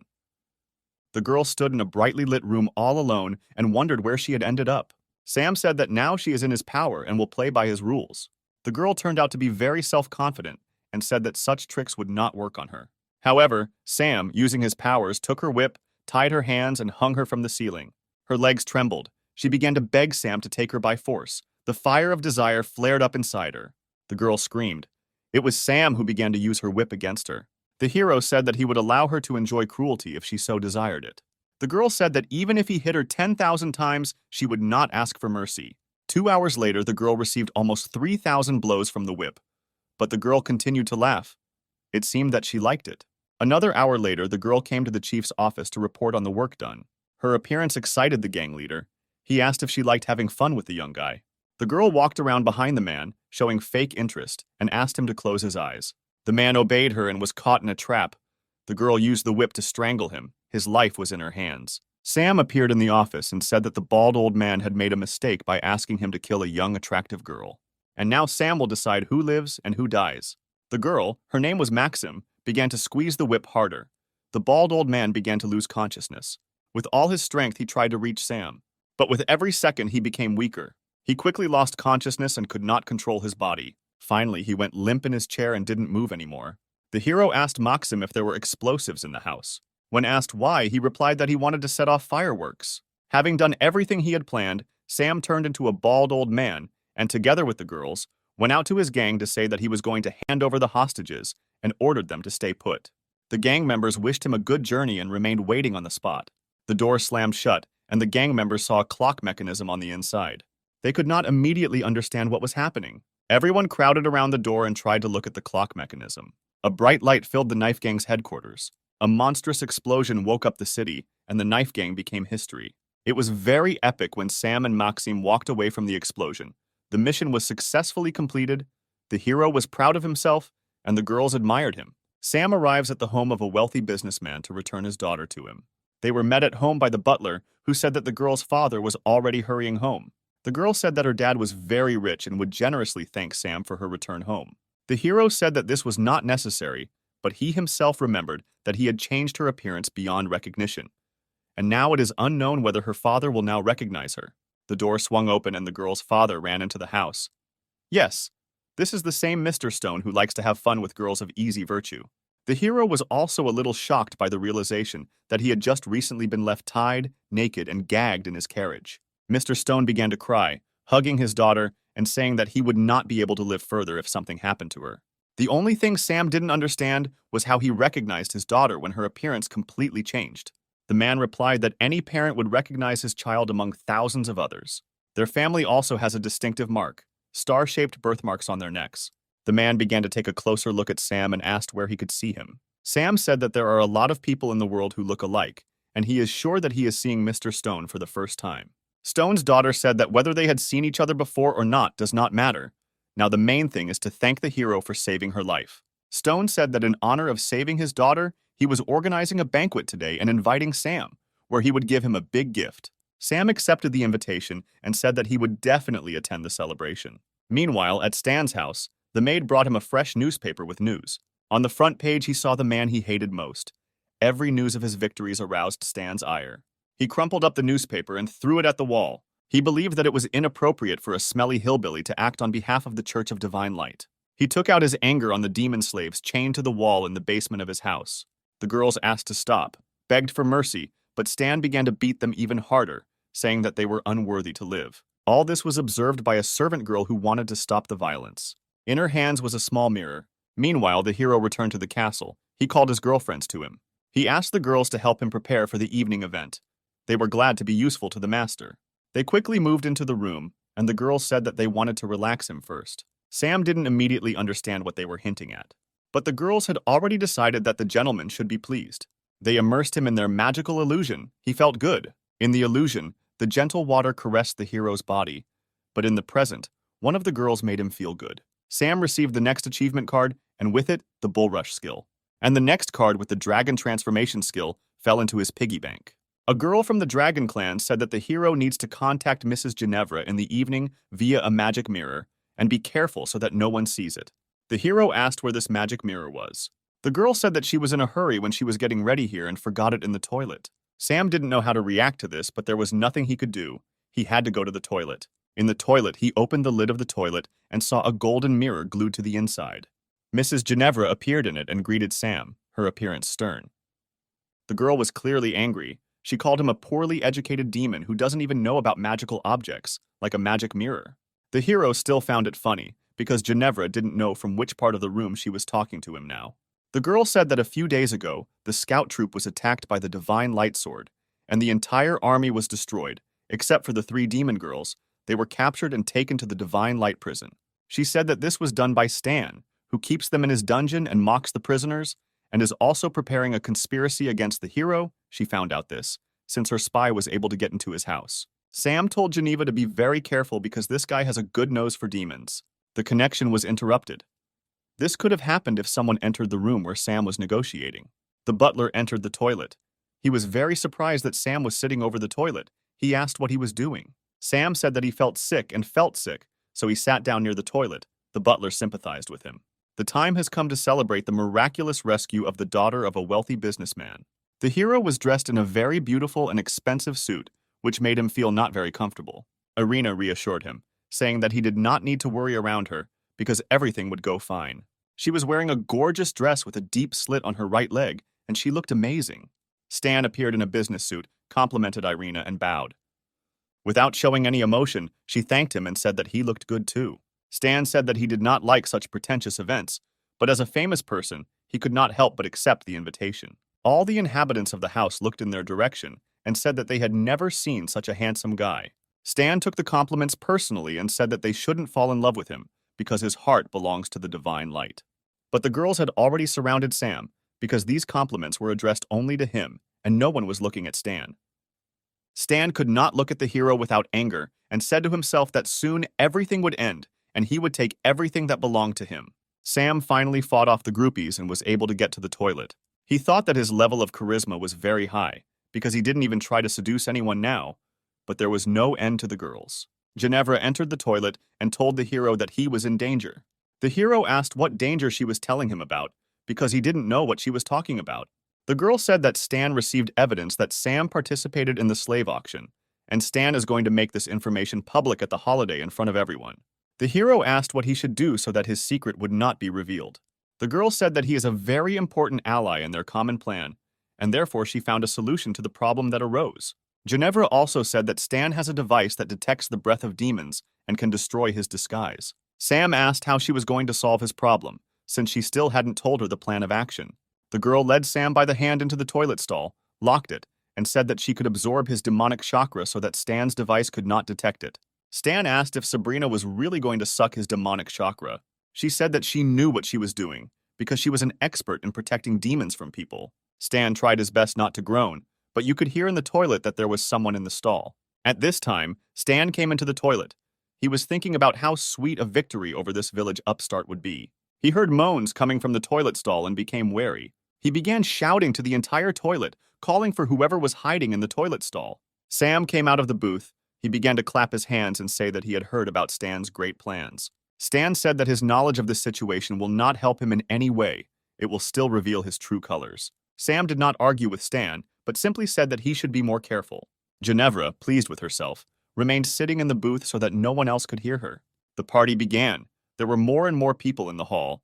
The buzz of conversation spread throughout the entire mansion. Mr. Stone appeared. Next to him was the Archbishop. The gentleman publicly thanked Sam for saving his beloved daughter, and also expressed gratitude to those who took part in the celebration. Mr. Stone's speech was interrupted by Stan, who asked and began to say that everyone present had been brazenly deceived. He started pointing his finger at the main character and said that he was hiding his demonic origins and had hidden goals, which is why he joined the Church of Divine Light. Irina began to stand up for Sam, saying that he had passed the test with the Staff of Light and Mrs. Franca confirmed this. Sam was as calm as possible. He said that he did not need to be protected and asked Mr. Stan to continue his speech. Stan said that he had convincing evidence that the crystal captured how Sam was being sold at an underground auction. Stan threw the crystal up so everyone could see what he wanted to show. The crystal turned into a transmitter and began to tune in to show the recording. He was sure that now everyone would see Sam's real face. Gloating overwhelmed him. The guests looked up at the screen with shame on their faces. They could not look at it for long. Sam asked Stan to stop this disgrace because he is in decent society. Irina lowered her eyes to the floor. She could not look at this shame. On the screen, there was a recording of Stan in women's stockings and underwear being beaten with a whip by a demon girl. Stan was furious. He yelled at Sam and said that he was the one who switched the crystal to make him look like a fool. Sam interrupted him, saying that Stan himself suggested showing everyone this recording, and also stated that the sacred sword of light was not worthy to be in the hands of someone who was being whipped by demons, and asked to hand the sword into his hands. Stan's rage knew no bounds. He was ready to pounce on the hero and kill him right on the spot. The Supreme Archbishop told everyone to shut up, because they were on the same side, the side of the divine light. He also said that despite the fact that they cannot verify the authenticity of the recording, so as not to discredit the Church of Light, Sam and Stan must pass the test and prove who is more worthy to wield the sword. Sam said that he is ready to fight, but will Stan accept his challenge? Irina stood up for Sam and said that he did not yet have the necessary fighting skills to resist the Sword of Light, that is, Stan. Sam said that he believed in the true power of light, and the fight would put everything in its place, and if his thoughts were pure, he would not lose, although in fact Sam knew that he had every chance of winning. The hero took off his jacket and prepared for the fight. Stan told him to take a weapon because he couldn't afford to beat up the weak and unarmed. The hero said that in order to defeat such a villain as Stan, he would have enough power of divine light. Crying that the holy light does not illuminate demons like Sam, Stan attacked the hero, swinging his sword. He used the holy light strike technique against Sam. A fiery aura rushed behind the sword, cutting everything in its path. Sam managed to break the distance between them and step back. Stan didn't plan to kill Sam with this blow. He wanted to drive him into a trap and was sure that he succeeded. But Sam took a jade stone from his pocket and pointed it at the enemy. He used the holy light jade technique and blinded his opponent. The girl was also blinded and thought to herself how Sam was able to master the secret techniques of their church so quickly. The girls were ready to go blind, just so as not to take their eyes off the hero. Sam decided to use the power that he got from one of the 3 rescued girlfriends. He rushed at Stan with great speed, breaking the air that separated them from each other. It was the bull rush technique that was so effective in this situation. The enemy flew to the other side of the room and with a roar crashed through the wall he hit. Sam thought the reception was too strong and he might have overdone it. The smoke from the exploded wall was clearing. Everyone was waiting to see if Stan would be able to get up after such a blow. Yes, he was able to get up, and not only was he not injured, but he was no longer wearing that business suit. Stan wore the armor of the Holy Church of Light, which greatly increased his strength. Sam also felt the incredible power emanating from the holy armor. Stan said that each divine light artifact has unique abilities, and in this armor it is invulnerable. Stan used God Realm mode and charged at his opponent with the speed of holy light.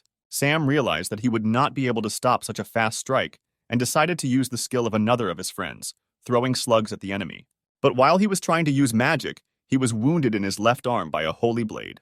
He began to retreat, not understanding why his magic did not work, because he could not throw the mucus at Stan. Stan said that demonic magic does not work against magical artifacts. He once again attacked Sam using his sword of divine light. Arena screamed at Sam to try to defend himself, otherwise he would die. Sam summoned his sword and used the 6 Gates Ice Slash attack, which he learned from Princess Siri. Stan was surprised because no one had yet been able to repel this blow from his sacred sword. They entered into a sword fight. Stan believed that he had no equal in fencing among those living today. Sam knew this himself, and he needed to come up with a different battle plan, otherwise he would die. He decided to try to piss Stan off and say that he is so brave only because he has the most powerful weapon in his hands. But without a sword, he is just a vile coward. Stan asked the hero if he really believed that he couldn't handle it without a weapon and threw the sword aside. Sam took advantage of the opportunity and stabbed Stan in the body with his sword, but he easily stopped the blow. The hero certainly could not have expected this.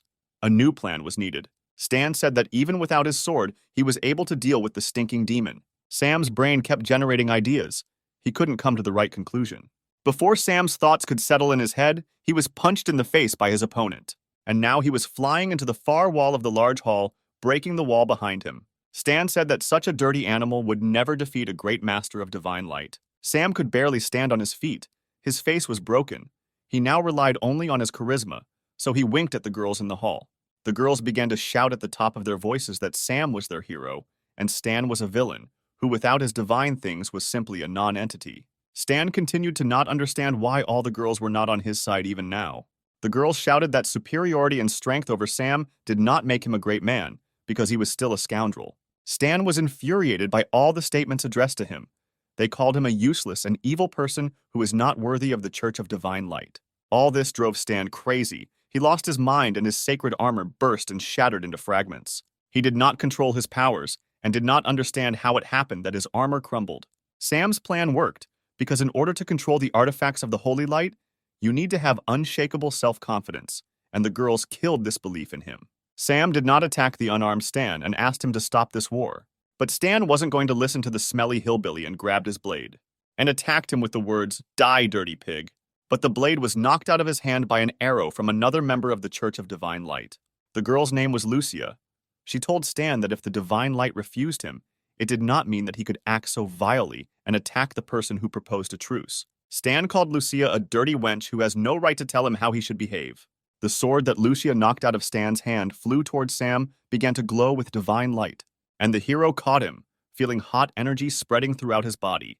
The sword glowed as brightly as it had not shone for decades. Sam asked if it had a switch. Stan couldn't believe that his sword was now giving its power to the stinking demon.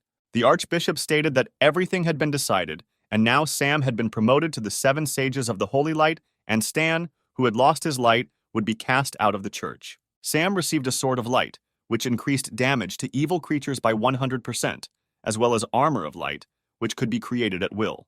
When it was all over, Sam walked up to Lucia, the bow of the Holy Light, and thanked her for her help. The girl grabbed the hero's hand and pressed it to her chest.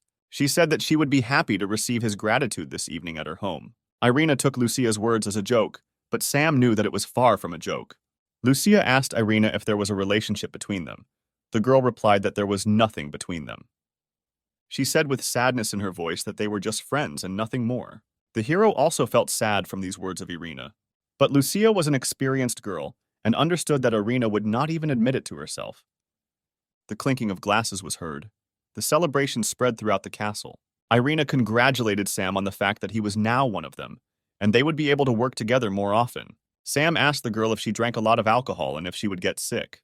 The girl admitted that she really doesn't know how to drink, and therefore all the drinks are prepared for her by Sebastian, who will never allow her to get drunk. Sebastian, meanwhile, was thinking that especially for such a holiday, he had made the wine much stronger than usual, so that all the guests would like it.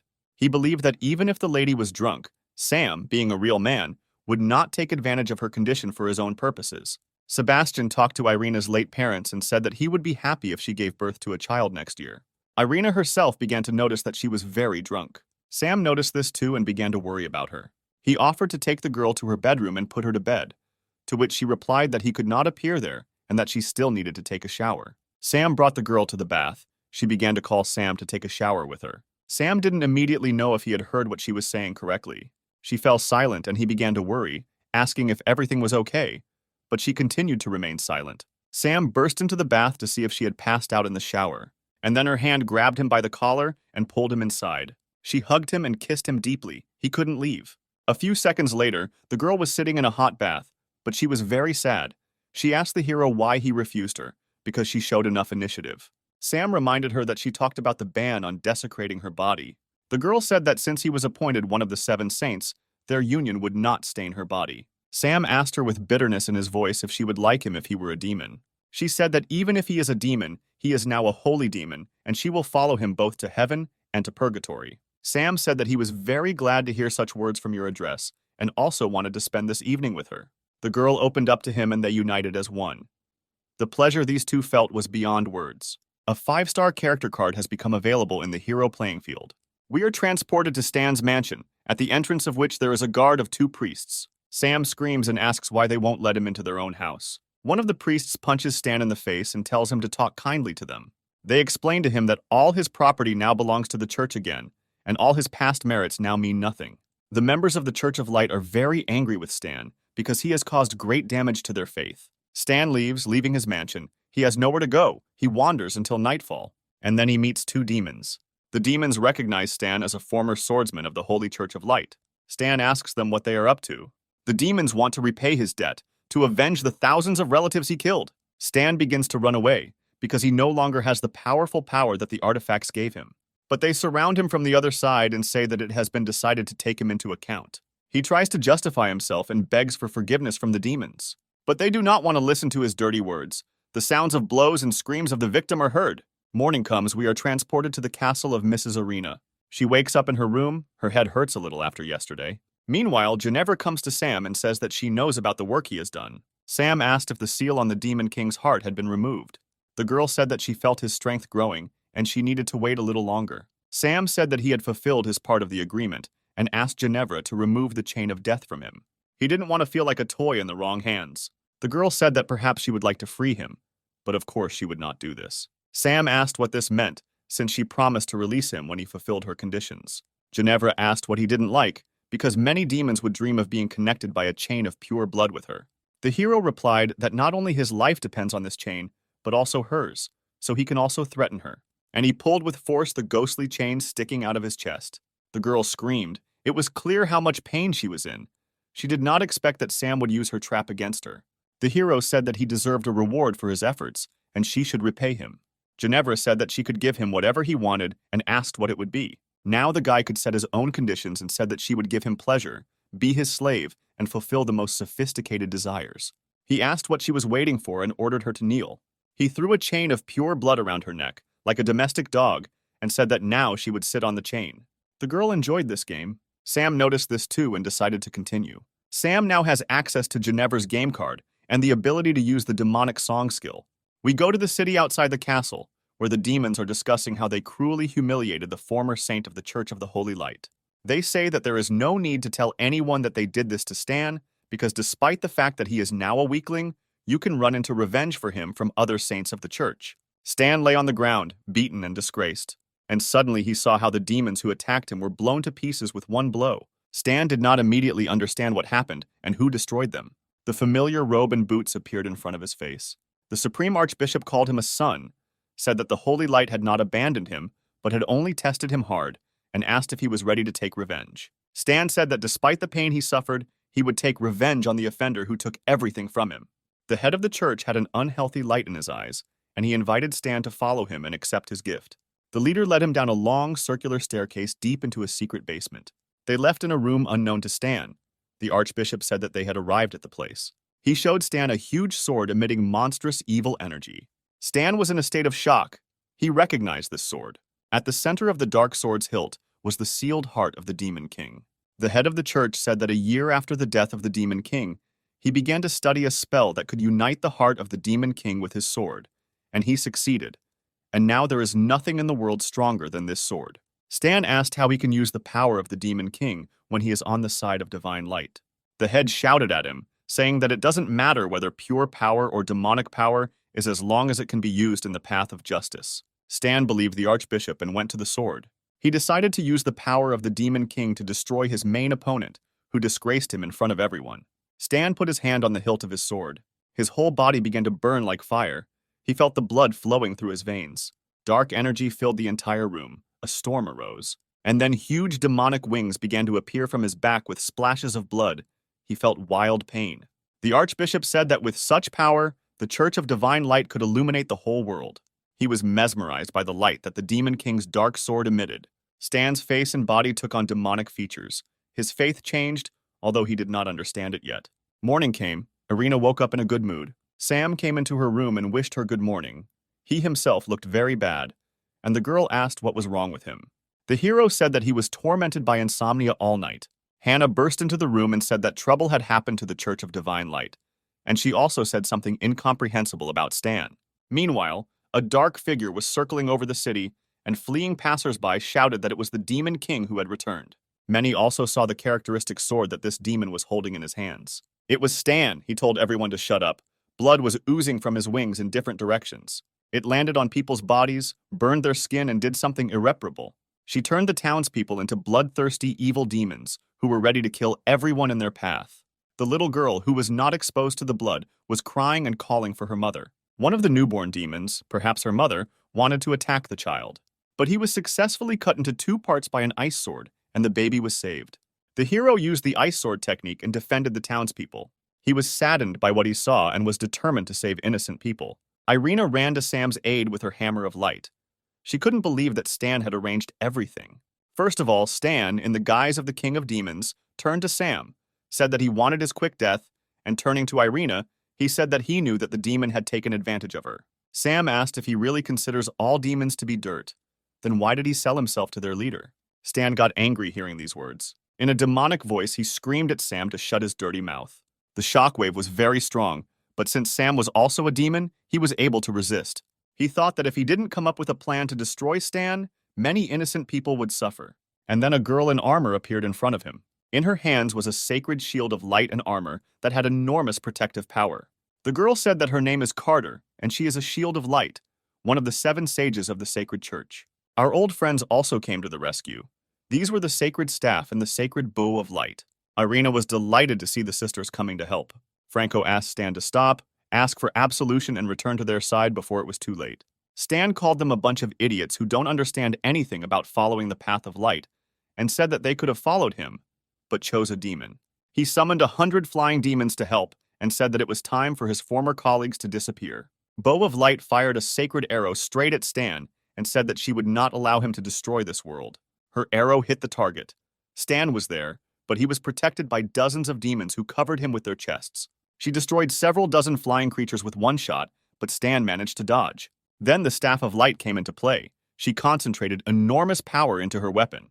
and with a beam of incredible power, she shot straight at the new Demon King. And again, dozens of demons died defending their king. The powerful blow struck nearly 100 demons. It was Vanessa, the Fist of Light of the Sacred Church, who also decided to join the fight against a dangerous opponent. A new batch of demons protecting their king was sent to another world. The girl's name was Trosi. She was the Spear of Light of the Sacred Church.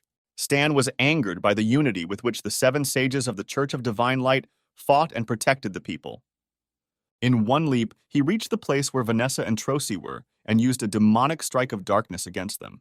The girls had no chance to stay on their feet, so great was its power. The girls flew, hitting the ground. Having landed and risen to their feet, they began to plan how they could defeat him. While Stan was distracted by Vanessa and Trosi, the Bow of Light went around him from behind and delivered a powerful blow. However, the enemy was able to easily dodge the flying cleansing arrow and caught it at incredible speed. The girl did not understand why her arrow had no effect on Stan, because no one had yet been able to dodge it. Stan broke the cleansing arrow with one hand and said that he was tired of playing children's games and it was time to fight. He used a black magic spell and created a world of demons around himself, the energy of which was destructive to everyone except demons. The black aura of the demon world spread further and further into space. The members of the 7 saints began to feel how demonic energy was taking away their vitality. Stan said that demonic aura will take away all the energy of the Holy Seven, and then this energy will be transferred to the demon race. This energy had a different effect on Sam. He felt an incredible surge of strength. After all, Sam was a demon and had an advantage over the 7 of the Sacred Church. He tried to attack Stan using the Sword of Divine Light, releasing a scorching flame with a blow. The flame was of enormous power and rushed towards the enemy at speed. Stan cut the flames with one swing of the Demon King's sword, and it disappeared. He said that despite the fact that Sam is also a demon, he does not have the strength to resist the Demon King. The battle took place in the sky. Irina saw that Sam was not affected by the demonic aura. She realized that he was really a demon. Stan said that Sam was still alive only because he wanted everyone to see how he would suffer, and began to generate demonic energy in his hand. Energy comparable to a tsunami erupted from his hand and was directed at Sam. Shield of Light rushed to Sam's defense. She was in time, but from the impact her shield began to crumble into fragments. She lost consciousness and began to fall from a height to the ground. The fall was very fast, no one had time to catch her, and the fall broke the ground under her feet. Irina asked why the Shield of Light helped Sam, because he is a real demon who deceived everyone. Carter called Irina a fool, and said that the race of a creature does not matter if he stands guard over the divine light and fights for the lives of other beings. Irina was surprised to hear Carter say this, but was very pleased, because she still loved Sam no matter what. Stan told Sam that the Holy Seven could not save him or themselves from death, and there was no point in trying. Stan said it was time to end these games and move on to a more serious fight.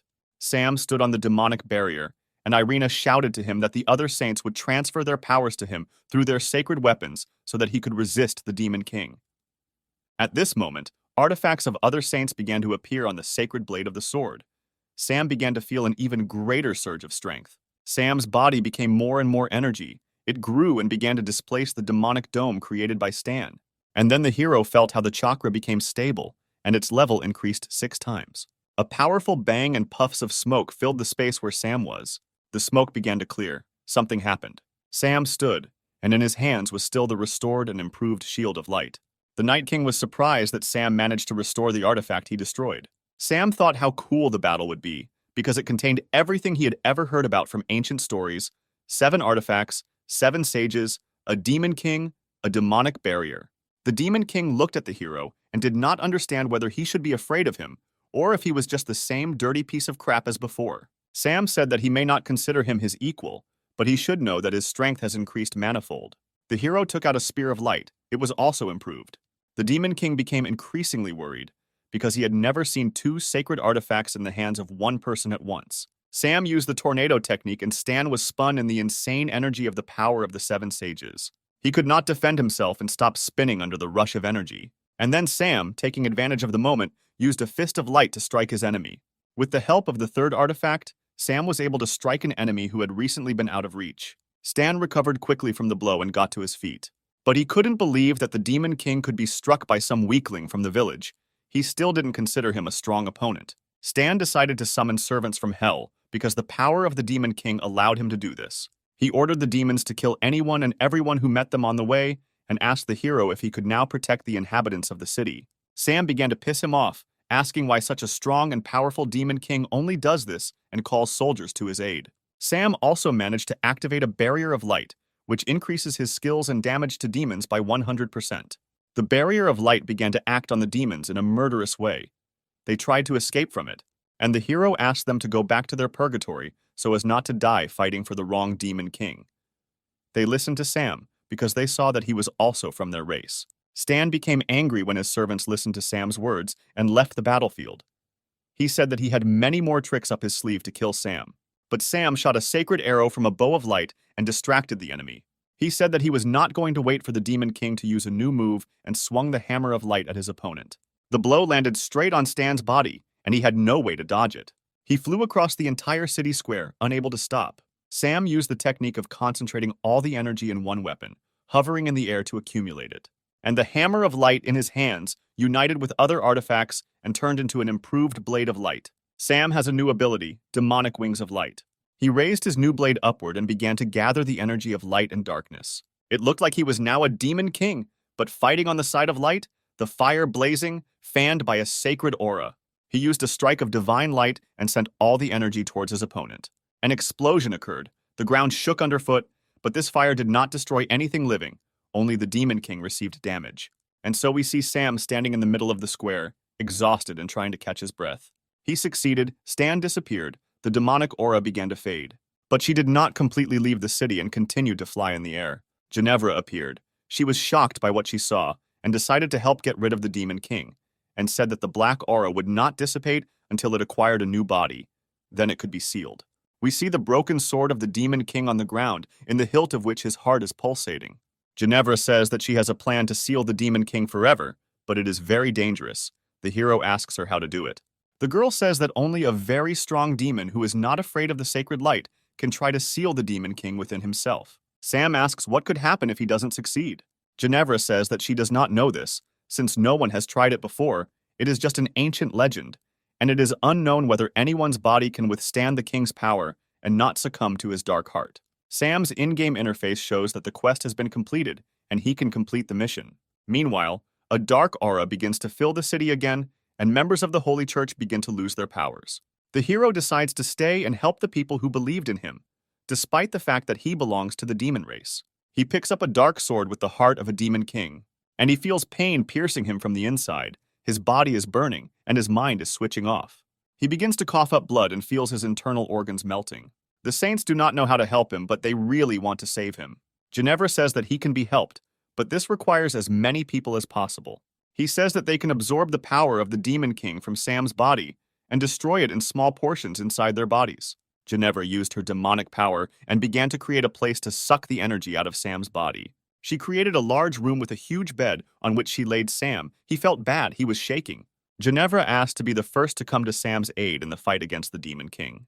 Irina wished her good luck and said that she would restore her strength and wait in line.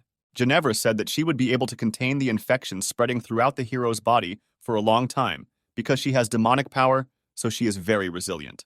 Irina and Franco waited for Ginevra for a whole hour until she began to come out. The girl could barely drag her feet, said that she did not think that everything was so serious, and she could no longer stand on her feet and experience these constant cramps. Franco volunteered to help the hero next. Irina looked at her angrily and said that she would go with her. 2 hours later, the girls crawled out of the room where Sam was and began asking who else could go into the room and replace them. This is where our old friends come into play. 4 half-humans saved from death by Sam. They looked happy. It was finally their turn. 3 hours later, even these assistants gave up. Sweat was dripping from them, their legs were trembling, and their voices were hoarse from screaming. Ginevra and Irina did not know what to do, because the demonic energy had not yet been sucked out of the hero's body, and their powers had not yet been restored. The girls were ready to die for Sam. But suddenly the sound of heels and the voices of girls was heard. These were the beautiful demons whom Sam had released during the fight with Stan. Now they did not look like the inhabitants of hell, because the hero illuminated them with divine light, saved them, and thereby freed them. Ginevra asked the girls if they knew that helping the hero is very dangerous. The girl replied that the hero gave them a new life, and they were ready to sacrifice it for him, especially since quite a lot of them came. Ginevra thanked the girls and said they were just in time. The demon girls tried their best. They were young and full of strength and energy, and a large number of them could decide the outcome of the battle. Suddenly, the members of the Holy Seven felt an earthquake. Irina was the first to notice the Church of the Holy Light. A huge figure was moving towards them from the direction of the church. She looked like a 100-meter stone sculpture made according to sacred motives. This monster was controlled by the Archbishop. He admitted that his goal was to combine the holy light with the magical energy of the great demon realm to create the ultimate power. The stone sculpture moved towards the place where Sam was, destroying everything in its path. She pulled out a huge sword to destroy Sam and allow the Archbishop to absorb the power of the Demon King from his body. A huge, devastating blow was sent to the house where the hero was helped to free himself from the evil chakra. Debris of earth and buildings flew in different directions. Irina began to scream in panic, but Ginevra told her not to worry because she could feel the next level of energy coming from the house and knew it was going to be fun. We see a hand stopping a huge sword of a stone statue. Who would have thought? This is Sam in a new guise and a new demonic suit with horns. He holds the enemy's sword with one hand. A split second and he still breaks this sword with one hand, and it crumbles into small fragments. The Archbishop is furious. He does not understand how Sam managed to cope with such strong energy. He generates light chakra in the hands of the statue and is about to send it towards the enemy. Sam says that it is difficult for him to control this energy in his body for a long time, so he will finish everything very quickly. He creates a spinning sphere of celestial energy in his hands, and he shoots it straight into the giant's chest where the Archbishop is. The result is a fireball of such power that even Itachi would envy it. The fire, created by combining the energy of light and darkness, leaves no chance for the Archbishop to win. The mission is completed, the enemy is defeated. Sam fell to his knees, his demonic god suit began to fade. He still found it difficult to control such power. A few seconds later, he was lying on the ground unconscious. Irina quickly ran up to him and tried to help him, but he did not come to his senses. And then she heard someone tell her not to worry and leave the matter of saving Sam to them. Sam's most important friends, two princesses, Siri and Maggie, and the former owner of the salon, Alice, appeared and asked how this guy got into trouble again. Irina clearly didn't trust them and asked how they got here and what they had to do with Sam. Maggie said that the three of them were able to help him, and Alice said that Irina did not know them at all and could not talk about whether they could really save the hero or not. Siri said that she would tell Irina some secrets about Sam, and she would understand everything herself. We are transported to the system space of the game. Sam wakes up and doesn't immediately realize where he is now. He got dressed and left the room in the hope that someone would explain to him what was happening.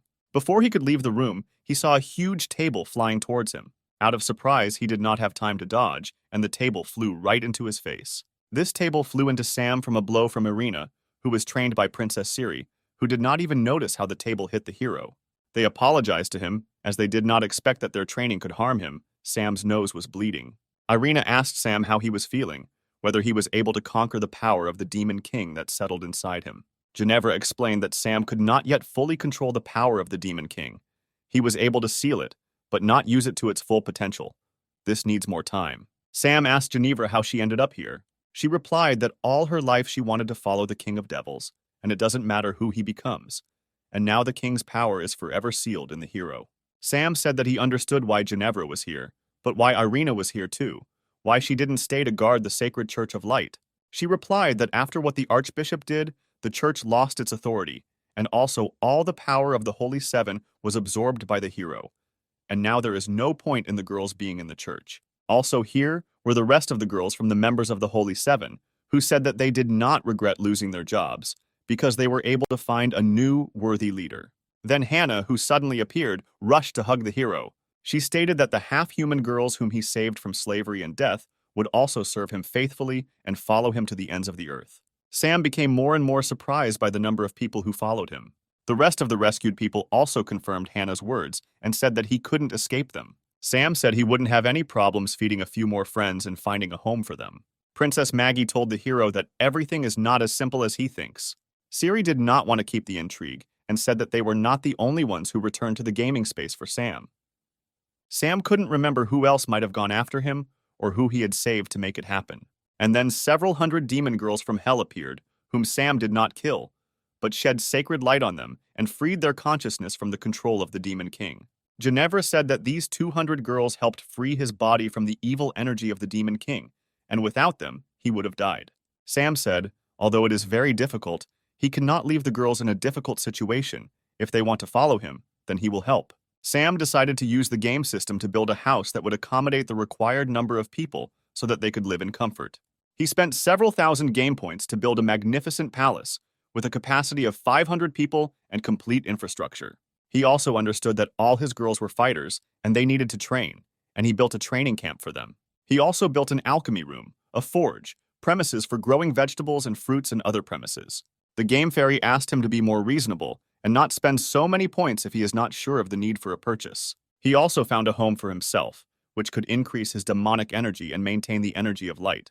It was a large mansion with everything necessary for life. Sam's main girlfriends decided to visit Sam's new house. Irina was the first to enter the house, and she was shocked by the sensations that this house gave, because it allowed ordinary people to feel the power of demons. Ginevra said that Princess Maggie has already mastered this energy and enjoys it. Maggie and Ginevra decided to check how much the hero had regained his strength. He had no options to refuse the test. The two new girlfriends felt very confident together, as if they had been friends for many years. Maggie even allowed herself to make fun of Ginevra and her weak points. Time passed, and Sam was being used to the fullest by his girlfriend. Princess Maggie said that she felt that in this magical house, her energy continued to grow and her stamina increased. Ginevra also liked the feeling the house gave. Due to the fact that the girl's stamina had increased, it was difficult for the hero to cope with them, since his body had not yet fully recovered. Irina and Siri looked at all this and realized that this place had more demonic power than the power of light. This frightened them. They wanted to join but were wary of dark energy. Maggie asked Siri why she had not yet used the power of this house to experience unprecedented pleasure. The fairy was not happy that the place of increasing energy was being used for carnal pleasures. Sam said he can't control his charisma, and that's why he's always the center of attention. The fairy said that if he dares to argue with her, it means his strength has been restored and he is ready to hit the road. The hero did not expect that everything would happen so quickly. The fairy added that this time he won't be able to deal with people, and perhaps his charisma won't distract him from the main plot. The floor under his feet began to glow, and a transfer portal opened to complete a new mission. The hero thought about the fairy's words while the space around him took on a new look. He was in a big city with high-rise buildings. This city was similar to the city from his world, perhaps it was a copy of it. On the screen at home, the girl was telling the news, saying that attacks related to infectious diseases had recently become more frequent, and residents were being asked to take protective measures. Sam was familiar with everything in the city. He decided to take a walk and enjoy the atmosphere. He saw a girl run out of the store and turn in his direction. She tried to grab him, but he dodged away just in case, because he didn't know what to expect from her. He immediately thought that she had fallen for his charisma and wanted to meet him, but he felt something was wrong. She caught up with Sam, and he saw her red eyes, dead skin, sharp fangs, and smelled the stinking odor from her mouth. He didn't know what she was. He had never seen such creatures before. And then this creature, at full speed, was kicked in the head by an unknown girl in a bright outfit. She braked effectively, leaving marks on the asphalt. Sam asked the girl what happened. She asked how he could afford to walk around the city when such things were happening around him. And why didn't he even try to escape from this creature? Or he doesn't know what zombies are. Sam was a little unprepared for this development of events. She said that her name was Samantha. She was a member of a special rescue squad, and she would take him to the shelter so that other zombies would not kill him. The girl said that she would not deal with why he did not know about the infection of the population, but he must be careful if he did not want to die. Men quickly die after contracting the infection, and women become the walking dead, who keenly smell the scent of men and come after them to kill and make offspring. Sam began to think about how he could use his previously mastered skills in this world in order to survive and pass the level. First, he decided to meet a girl to learn more about the situation and introduced himself as Sam. But as soon as he said this, sharp tentacles flew at them from above. The girl with a quick kick brought him out from under the attack of the tentacles. An agile zombie with tentacles stood on a lamppost and was ready to attack again. The zombie was not going to let Sam and his new girlfriend Samantha think. She screamed for Sam to run away, and she would delay the enemy. She pointed the gun at the zombie and started shooting.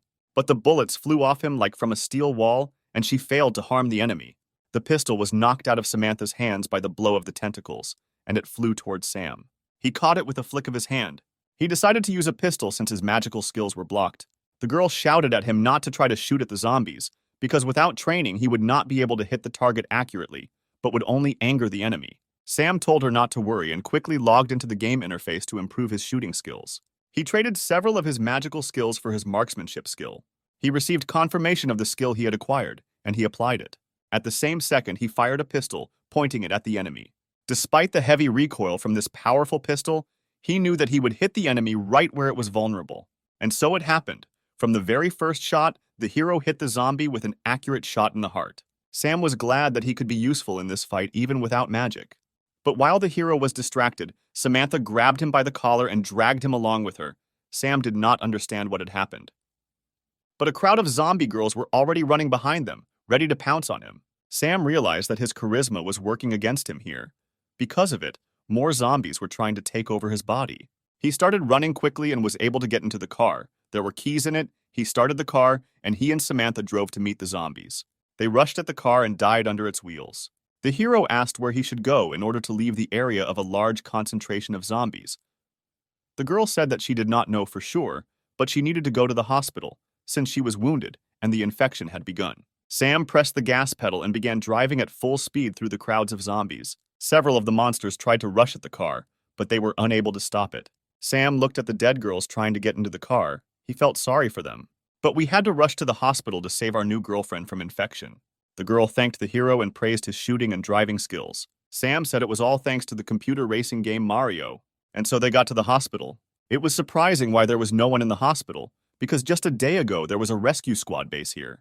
And then it became clear why there were no people here. A zombie was running towards them at full speed, and again Sam was the target. Before reaching a few meters, the monster was destroyed. The girl asked how early she came to them. Sam thanked the unknown girl and asked who she was. The girl said that her name was Lena, and she was the head of the surgical department. She said that her job requires her to know how to use a scalpel, and she also learned how to kill zombies with it. Samantha asked if they could meet later, because she needed help from a doctor. And then Sam remembered why he was driving so quickly across town to the hospital. Lena said that she doesn't know if she can help Samantha, since a lot of time has passed since the infection, but she will try to see how bad it is. As they walked into the operating room, Sam asked where all the people who were supposed to be in the hospital were. Lena said that everyone was evacuated when zombies attacked the hospital, but they couldn't get through to her because she was sleeping in the morgue, and there was no mobile phone service there. She was forgotten. Lena told Sam to remove Samantha's clothes so the examination could begin as soon as possible. Sam said that he didn't want to offend her, but she needed emergency medical attention. Otherwise, she wouldn't be saved. The girl had no choice. She did not have the strength to undress herself, but had to hurry. The hero undressed the girl and laid her on the operating table. She was very beautiful. Sam could see the infection spreading through his arm. It would be a shame if this girl turned into a zombie. Lena warned that the infection could also be transmitted sexually, and that he didn't even think about it. The examination of Samantha began. Lena tried to identify significant changes in her body. Sam asked what was wrong with Samantha. Lena replied that she should have taken an antiviral drug earlier, but now it is unknown whether something will help her or not. She said that we need to go to the place where antiviral drugs are stored and bring it here. On the way to get the medicine, Sam asked Lena why, after infection, girls turn into zombies and men die. Lena replied that no one knows the exact answer, but probably the virus selects women as reproducers, and men are just a tool that can be thrown away in the process. They walked along a long corridor, and the hero heard someone screaming for help on the street. He looked out the window and saw a guy running along the avenue, followed by a dozen zombie girls. Lena said that you shouldn't pay attention to this guy, because he doesn't have a single chance of survival. Female zombies surrounded the guy. Sam could not quickly move to him to help. He felt very sorry for the guy, but this is natural selection. Lena said that he needs to distance himself from what is happening around him. He will see many more deaths, and therefore there is no need to be nervous and blame himself, because it is impossible to save everyone. The girls, having killed the guy and taken advantage of him, dispersed in different directions with a calm look. For a while, they no longer needed to hunt. There was a smile on the dead guy's face. He did not die a terrible death. Lena said that the virus puts a man's body into a state of continuous arousal, after which it is used until there is not a drop of the required liquid left in it. They say that some guys themselves are looking for thrills and go to certain death. They came to the medical department and began to look for an antiviral drug. It was difficult, since the group of evacuees took almost everything with them. Lena said that if they want to save Samantha, they need to hurry, because the minutes are already counting. The girl will be attacked by a zombie in the form of a nurse. Sam manages to get between Lena and the zombie, but while protecting her, he is bitten by the creature. The zombie bites into the hero's hand and chews it with sharp teeth, bleeding. Lena uses her scalpel and kills the zombie with a blow to the head.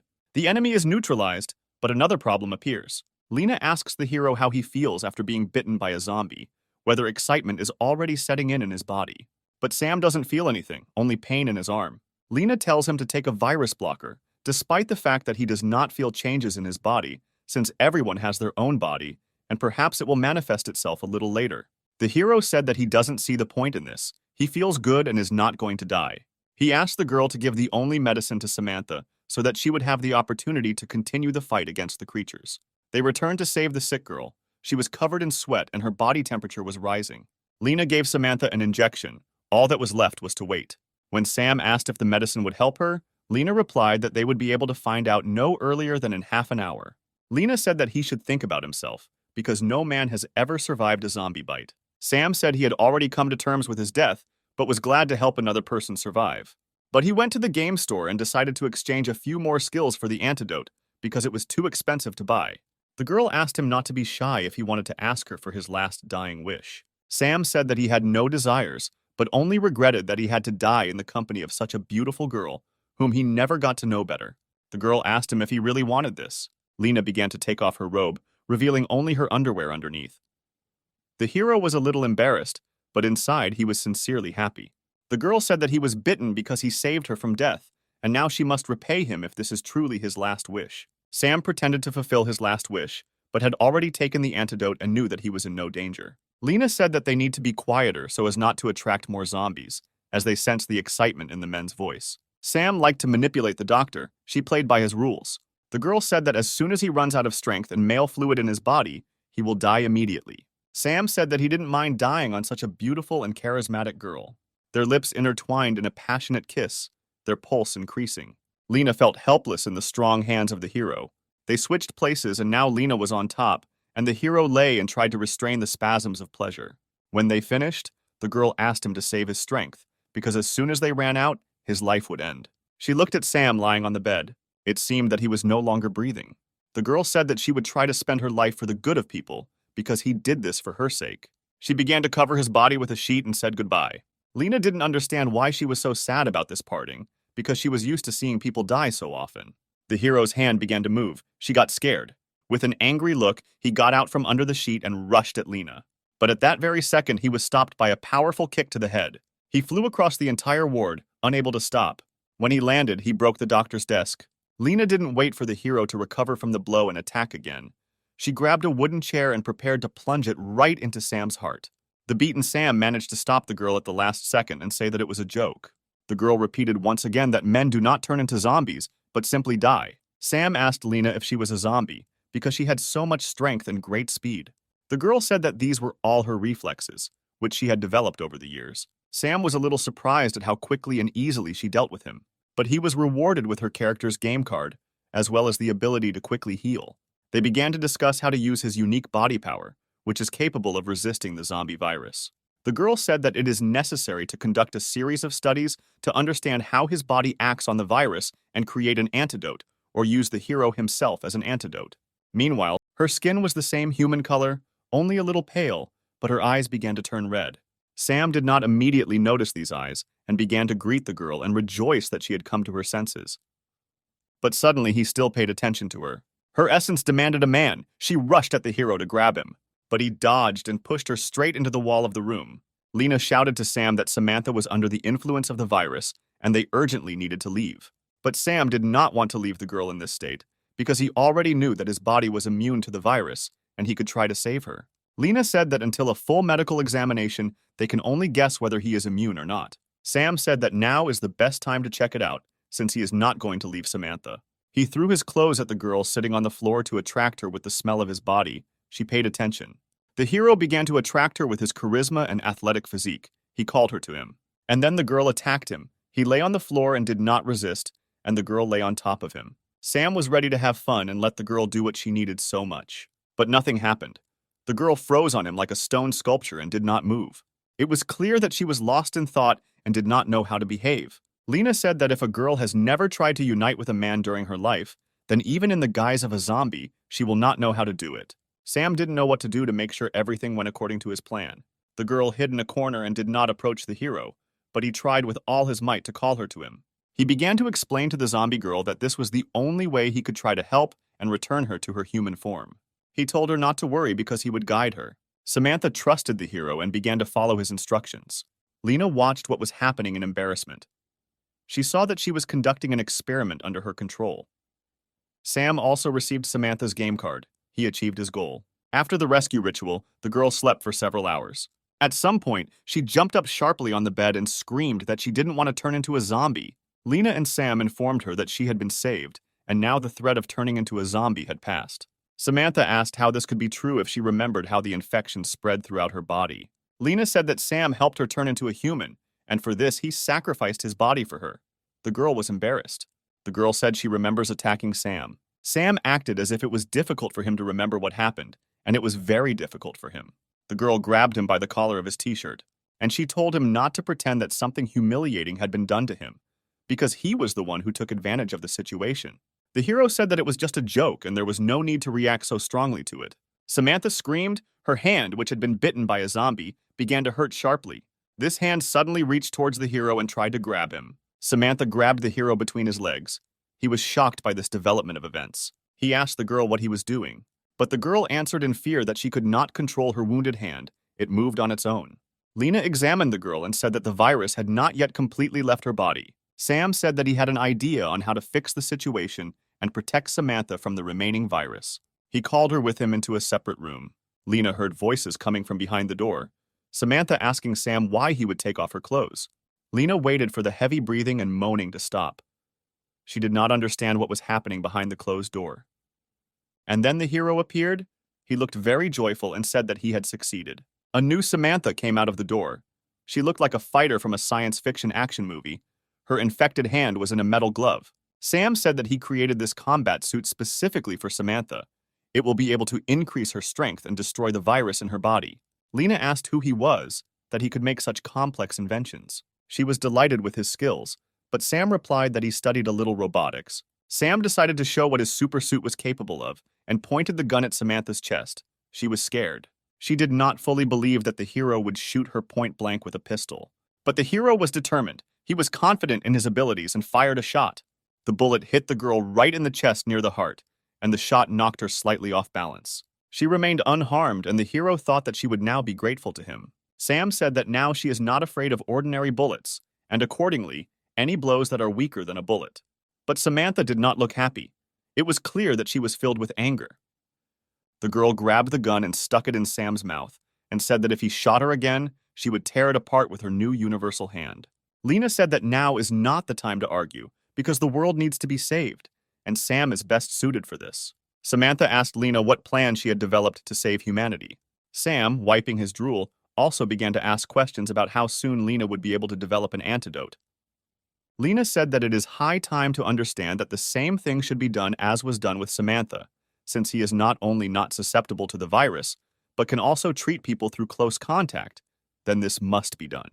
Samantha said that first he needs to save 100 people who were part of the resistance unit and were infected. Now they are in quarantine. Sam's sweat dropped when he learned that spending time with 100 zombies was just the beginning of a mission to save the world. Lena said that he would not be able to save so many people with his body, so she needed to develop an antidote so that this virus could be destroyed en masse. Samantha asked Lena if she knew how to create an antidote, to which she replied that she was the best student at her university and also wrote a dissertation on the topic of viruses. But in addition to Sam's blood, she needed the source code of the virus. Samantha said that the source code couldn't be bought now, even on the black market, and asked where they could look for it. The source code was located in the Central City Laboratory, on the 3rd floor in room 308, Lena said.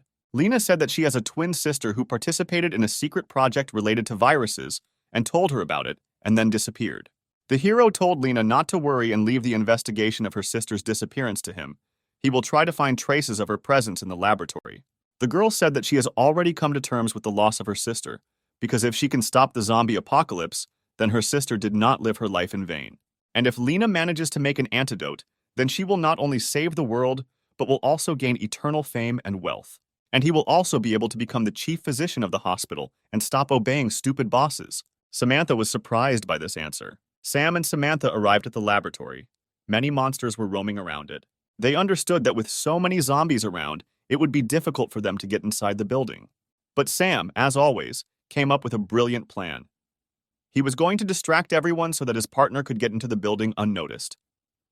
He took off his t-shirt and invited all the zombies to try a small piece of fresh young meat.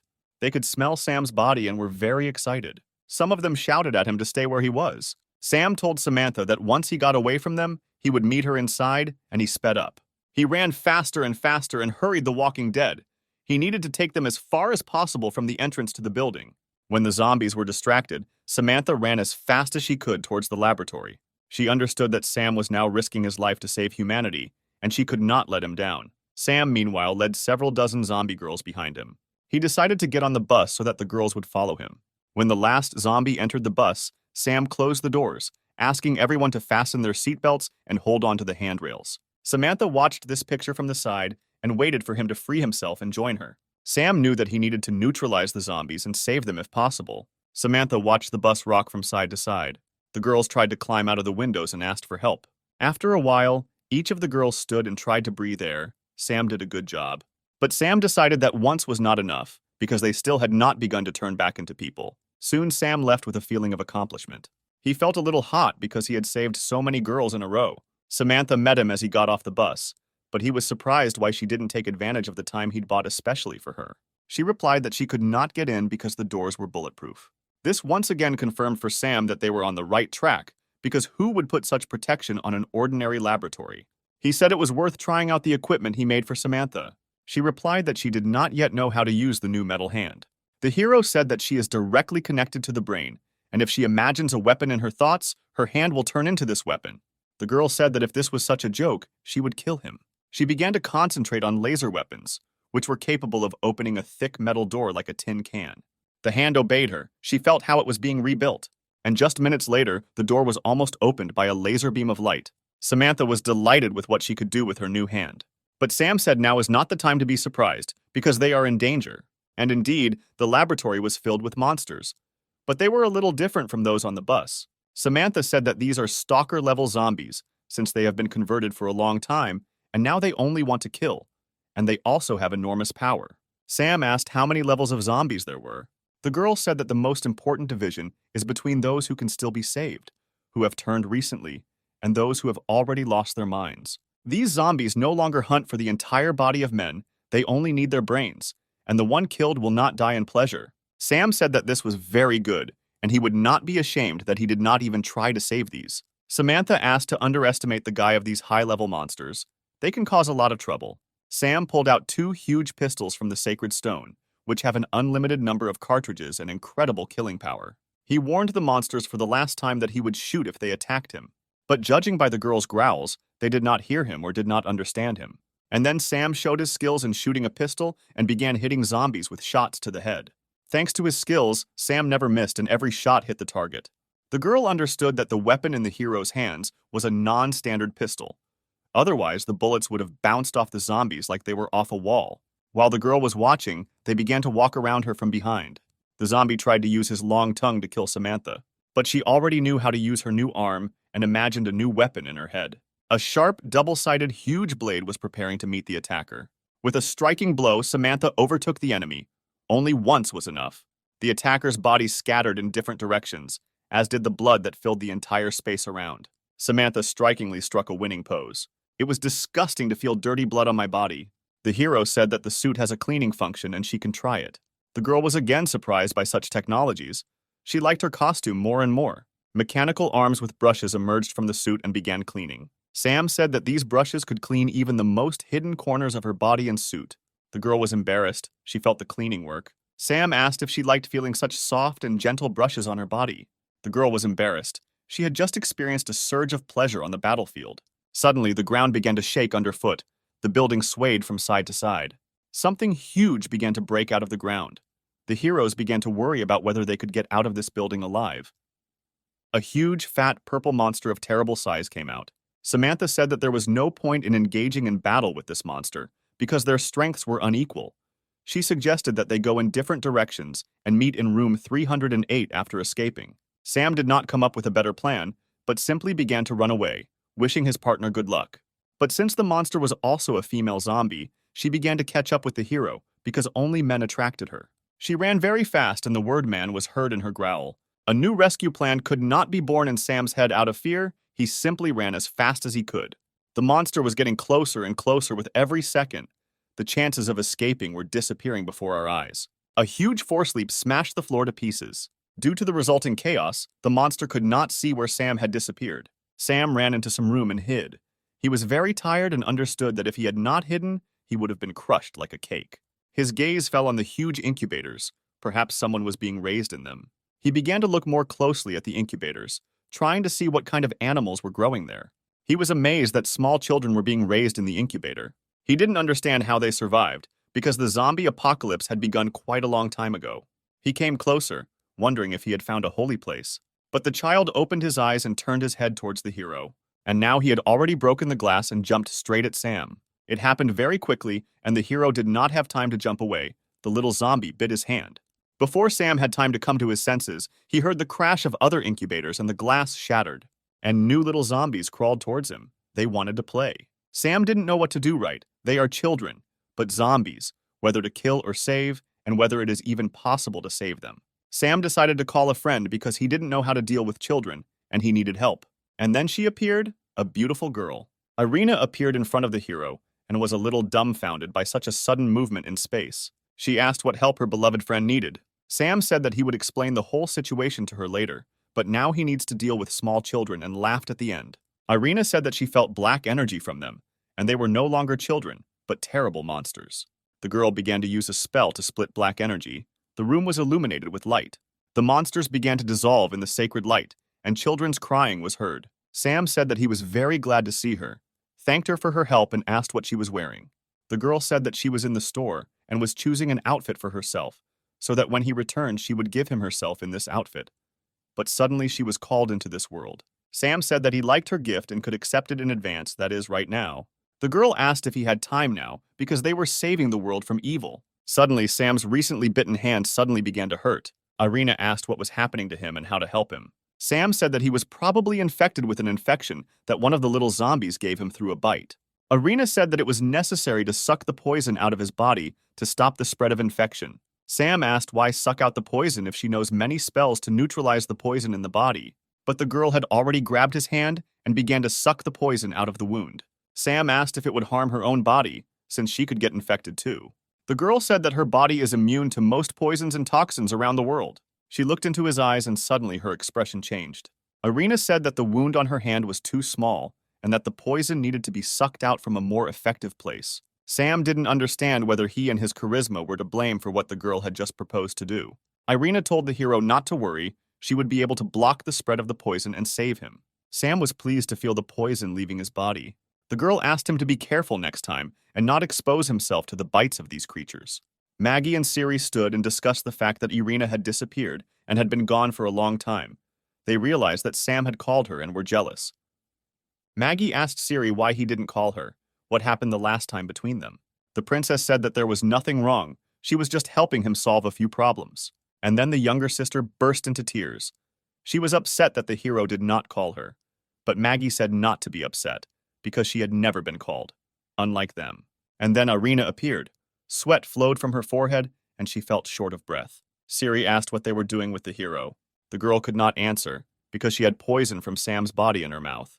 The girls continued to ask questions, but Irina still could not answer. And so the girl swallowed the contents of her mouth, winced, and was able to answer. The poison stuck a little in my throat, and I had to swallow a lot of liquid. Maggie approached Irina and smelled her breath. She licked her lips and remembered how she had already tasted this poison stored in the hero's body. The zombies continued to wander around the laboratory in search of the hero. He felt much better, his arm no longer bothered him, and the release of the poison really helped. The zombies ran towards the hero to grab him. They surrounded and prepared to eat the brain. But suddenly they were torn apart by an incredible force. Sam felt a surge of strength throughout his body, and most of all in his recently wounded arm. Sam thought that he shouldn't have thought about how to get rid of the poison earlier, especially since it was connected with his main game skill of charisma. Next, Sam saw a gaming artifact in the form of a stone on the floor. Apparently it was very expensive and emitted a lot of magical energy, which is of little use to him in this game world. He decided to exchange the artifact for something more useful for this mission. Meanwhile, Samantha continued to run away from the hordes of zombies chasing her. She tried to fight, but they did not end. Every minute there were more and more of them, and she had to run. While running away, she tripped and fell. She no longer had time to recover and start running. The zombies were advancing. Like a friend, a grenade flew over the crowd of zombies. A monstrous explosion lit up the room, red liquid from the zombie bodies flying in all directions. As the smoke cleared, Samantha wondered who had saved her. She peered into the smoke, and a new batch of zombies was already approaching. A hero appeared. In his hands, he held a huge machine gun, and over his shoulder hung a belt of large-caliber cartridges. He told the girls to bend down, and he began, without releasing the trigger, to release the entire clip towards the walking dead. Several hundred bullets were fired towards the zombies. The machine gun cooled down and the haze dissipated. The zombies had no chance to withstand so many shots.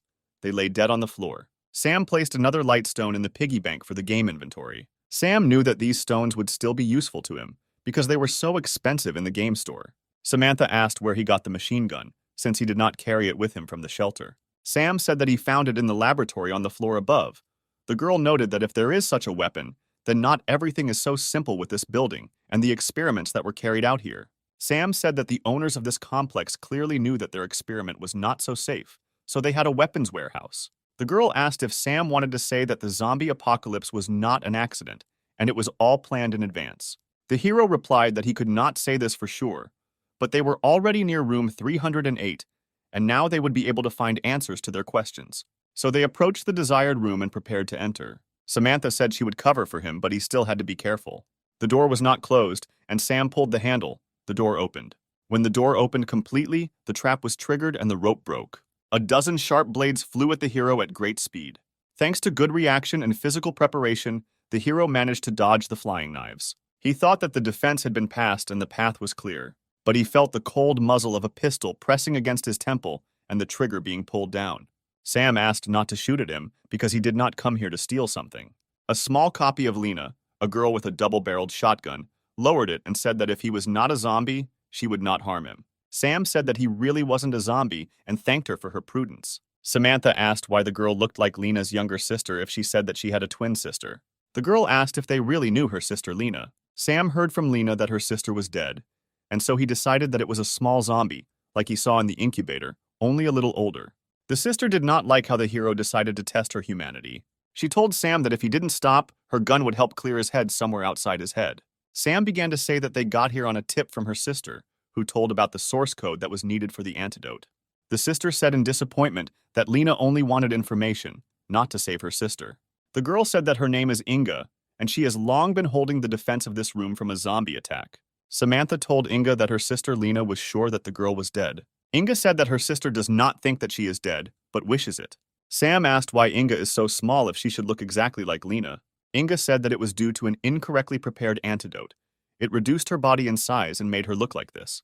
Sam drew attention to Inga's chest and asked if she thought that some parts of her body still remained as adults.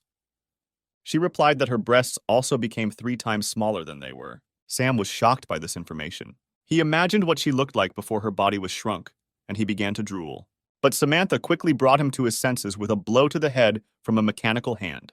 Inga said that from childhood she surpassed her sister in everything: studies, relationships, career. She said that if Sam helped her, then she would allow him to enjoy her body not only in his dreams. Sam said she didn't think well of him and he was going to help her not because she offered him her body in return. Samantha didn't know what to say to this because she had already studied the hero and knew that Inga's proposal was a hit on target. Sam said that he could not refuse the girl and asked how he could help her. She replied that her goal should be his goal too, because the antidote would restore her to her former appearance, and he would be pleased. Samantha asked how Inga plans to make the antidote and what it will take.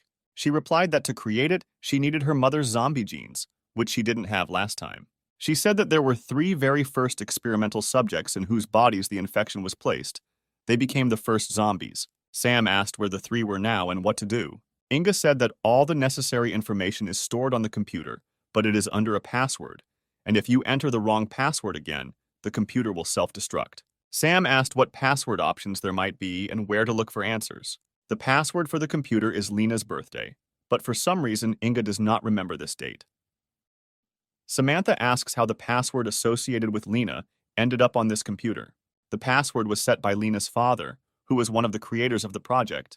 He said about the password a moment before he died from an infection that he himself created. Sam asked how she could not know this date because it was impossible.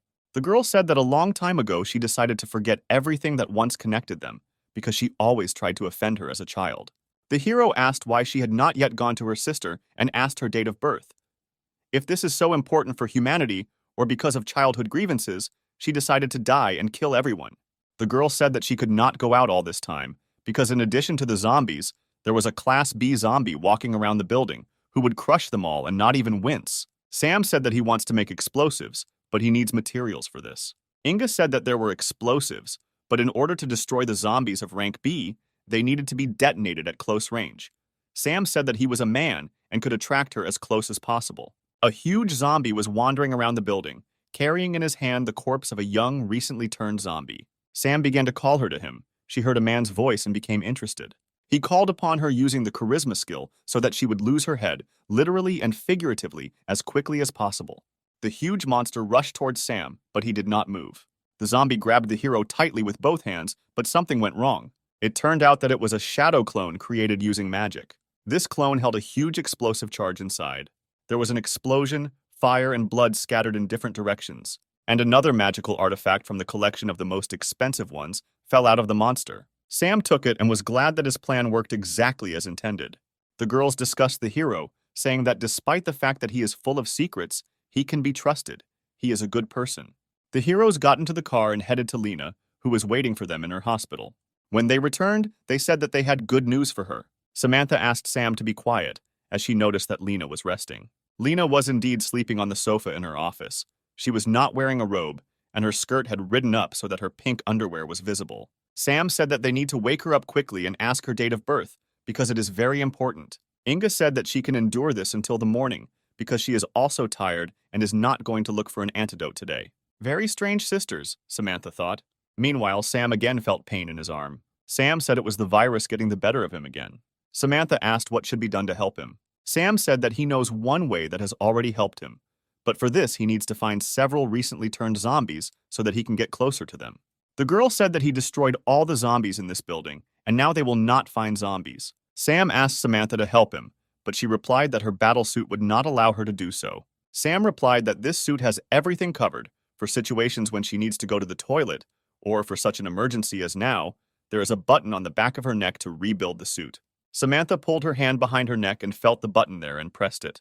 And indeed, all her private parts were freed from the costume. She was embarrassed, because in her memory, this was the first time Sam saw her without clothes. Sam placed Samantha near the bed where Lena was sleeping, placed her upper body on the bed, and began to work on releasing the virus from her body. Lena was fast asleep and did not hear the heavy breathing of Samantha, who was covering her mouth with a blanket. Sam asked her to be patient so that loud noises would not wake Lena. Sam enjoyed the process. Samantha sighed heavily. She felt good and at the same time ashamed that she had become just a toy. He released the poison from his body directly into Samantha. She felt the zombie poison fill her body, and for a split second, she began to act like a monster. And she even bit Sam on the shoulder through his clothes. He said that he is not against such games and it even turns him on. The girl apologized. She did not understand how a strange force took over her consciousness. Sam said it was okay, but if she wanted to make amends, she could do it. Samantha said that she thought Dr. Lena was awake and could hear everything. Sam said that everything was fine, and she was sleeping like a baby because she was tired after all this time. He noticed her gorgeous form and thought that he wouldn't mind trying to leave his poison on two girls at the same time. In fact, Lena was not sleeping, but she was embarrassed to admit it and disturb these two. It was still dark early in the morning. Sam meditated, tuning his internal energy so that in an emergency, he could quickly use one or another technique. He didn't know what he had to do next, because the salvation of the world was at stake and his mind had to be sober. To begin with, he decided to go for a walk, to be alone with his thoughts. Suddenly, he saw a girl, thought it was Dr. Lena, and decided to go to her and ask what to do next. He came up from behind and hugged her. He decided to tease her. But I realized that something was wrong. The girl was bigger than Sam. He asked her when she got so big. She said that this is also the effect of the wrong antidote for the virus. Sam realized that it was not Lena, but Inga, whose body took on a small and then a large form. The girl said that this is normal. Her body is constantly changing in size, and nothing can be done about it until she creates an antidote to the virus. The girl said that if he told her the secret of his resistance to the virus, she would reward him. Sam said he doesn't know why, but his body is rejecting the virus. That is, after infection, it is enough for him to release the infection through another male opening in order to return to normal, Inga asked. The girl said that she was not against providing him with such help, so that he would stay alive as long as possible. While they were talking, Lena came up from behind. She asked Inga how it happened that she was still alive. Inga asked whether her sister was more disappointed that the guy she liked was trying to establish contact with her sister or that her sister was still alive. Sam asked the girls to be more friendly because they are relatives. Two girls attacked him. It seemed like he could die at any second due to his unsolicited comments. Inga said that there was no point in sorting things out and asked Lena to tell her date of birth in order to unlock her father's computer. There was a photo of one of the sisters on the computer. Lena asked if her father said that this was the date of her birth. Inga said that he simply said about the date, and she concluded that this was the date of birth of his beloved daughter. Sam listened to the sisters' conversation and understood that it would be incredibly difficult to reconcile them. Lena said that what surprises her more than her father's death is that Inga doesn't remember her date of birth. Lena said that, unlike her sister, she remembers her birthday and reached for the computer. Inga tried to stop her, saying that she needed to enter Lena's date of birth and that there was only one chance left to enter the password. Lena said that she herself knows what she is doing and there is no need to interfere. She entered the expected password. It was Inga's date of birth. A photograph appeared on the computer screen of two sisters standing next to their father. Inga was shocked that the password was her date of birth and not her sister's. Lena said that as a child, she had the wrong impression about their father's attitude towards his daughters because he treated her so warmly so that Lena would not feel inferior compared to Inga. One day, Lena heard her father say that he considered Inga a genius who would change the world. Inga had tears in her eyes. She didn't know that all this time she had been thinking badly about her loved ones in vain. When she calmed down, she said that even if this was all true, it did not cancel the difficulties she faced in childhood. Lena said that she was not interested in her speculations, and now it was only important to find the first experimental subjects and create an antidote. All data on the 3-0 patients was blocked. Everyone was surprised by this. Inga did not expect anything else from her father. After all, this information cost him a lot. They would have to wait at least 48 hours to unlock it. Sam was only happy about this. They could rest, and in the future a serious battle would await them. To his words, the eldest added that there was a good healing bath here. She was definitely hinting at something. Our hero immediately realized what Mrs. Inga was hinting at. He would be happy to receive help from such a beauty. Lena clenched her fists because Sam was planning something bad with his sister, perhaps some kind of obscenity. Not even a second had passed, Sam began to deny his words, calling the previous dialogue a joke. He was very scared and decided to run away before he was cut to pieces, adding that the sisters should talk to each other. The eldest could not believe that her Lena could be as greedy for handsome men as a vulgar woman. A smoldering cigarette scattered clouds of smoke, and the beauty tried with all her might to convince her that she didn't say that she liked Sam, and that she could do whatever she wanted. But Lena herself was going to bed. The girl was very glad that her sister took away all the most valuable things throughout her childhood, but here everything will be the other way around.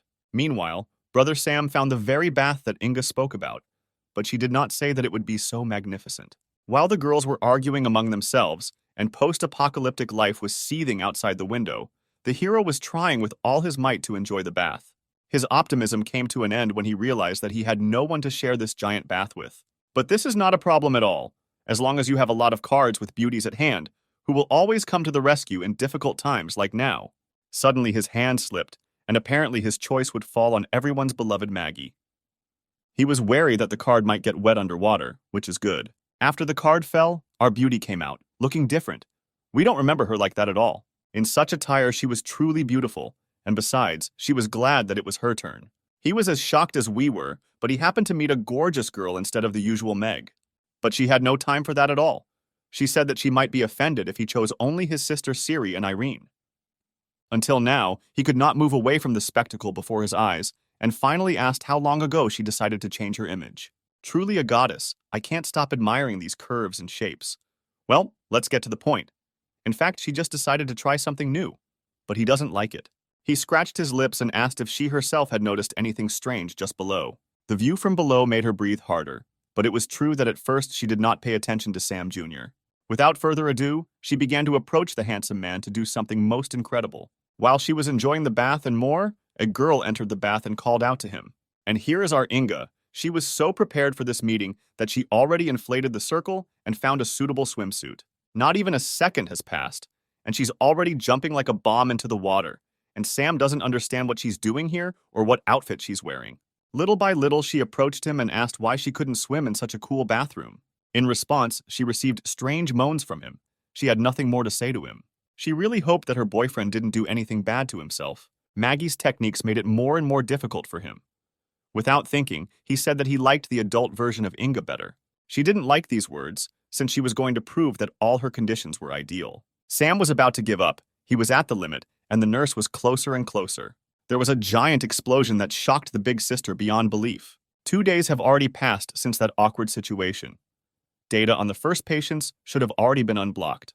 Their first target will be a beautiful professor with blood type 0, height 167 centimeters, with a compatibility with the virus of more than 90%, weighing 48 kilograms, and her name is Lisa. Sam was surprised that their first patient 0 was a teacher and such a beautiful one. Inga previously knew Lisa, since she herself became a volunteer in order to receive sponsorship for the treatment of students, but she did not even dare to expect that she would be chosen. It was then that the hero asked where they would look for her, where she thought she might be. She immediately said that the new experimental subjects could have had many side effects, in which they continued their activities. All this leads to the fact that she probably remained at her home job, and that's where they will look for her. Samantha was charged with unshakable energy, since they knew where to go, so there was no time to run. Sam noticed her energy. Something about her breathing was too heavy. Her eyes were red, which was definitely wrong with her. Suddenly, she attacked the hero. He realized that she was having another attack, but how could that be? He healed her himself. The brother was not happy that the sisters were standing aside and not paying attention to what was happening here. Lena responded by saying that the ferocious Samantha still had the virus in her body, but it was dead, which means nothing bad would happen to her, only one thing. There is only one thing he should do, and that is to help her every time when she needs it. Well, if so, he cannot refuse either her or them after all. Everything is for the sake of saving humanity. There was only one thing that worried him, and that was that the extra spectators were too extra after all. It was very awkward. Inga instantly came up with excuses. She seemed to need to consider the whole process in order to go deeper into it. For Lena, everything is simple. This is her office, and everyone should leave here except her. Samantha couldn't argue with anyone. Her animal instinct wanted only one thing. Even if he agreed, the brother could not calm himself down and remove his excitement. The girl didn't like the way her partner was moving at all, and besides, he was blocking the whole view. He was furious. What is this? Inga has become an operator. Could someone help with this? Still, Samantha is in such a state that she cannot be restrained so easily. Lena noticed this as just a reason to join in. Even her cheeks shone. What a girl's. Inga also did not tolerate such bad work and immediately sent her sister to be devoured by a monster, a bed monster. But she didn't expect at all to be waiting on this couch, and yet he only asked her to help him. Initially, everything was going well. As soon as he finished with Samantha, he moved on to the second one, and she was just happy. The brother will always find a reason to cleanse the body of his partners. What could happen to them if not him? Inga was amazed by this experiment.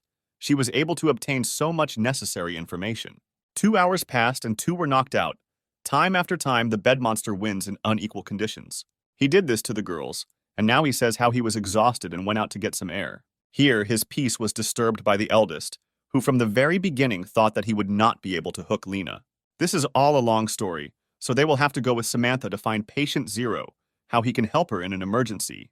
She said that if he begged her on his knees, she would volunteer and go with him. But how so, he asked. Why did he need such a little thing? It's better not to joke with her like that, but it's better to keep your mouth shut. This little thing can shoot off eggs. There will be nothing to fight with. By her actions, she showed that even in such a body, she was capable of strangling a healthy man.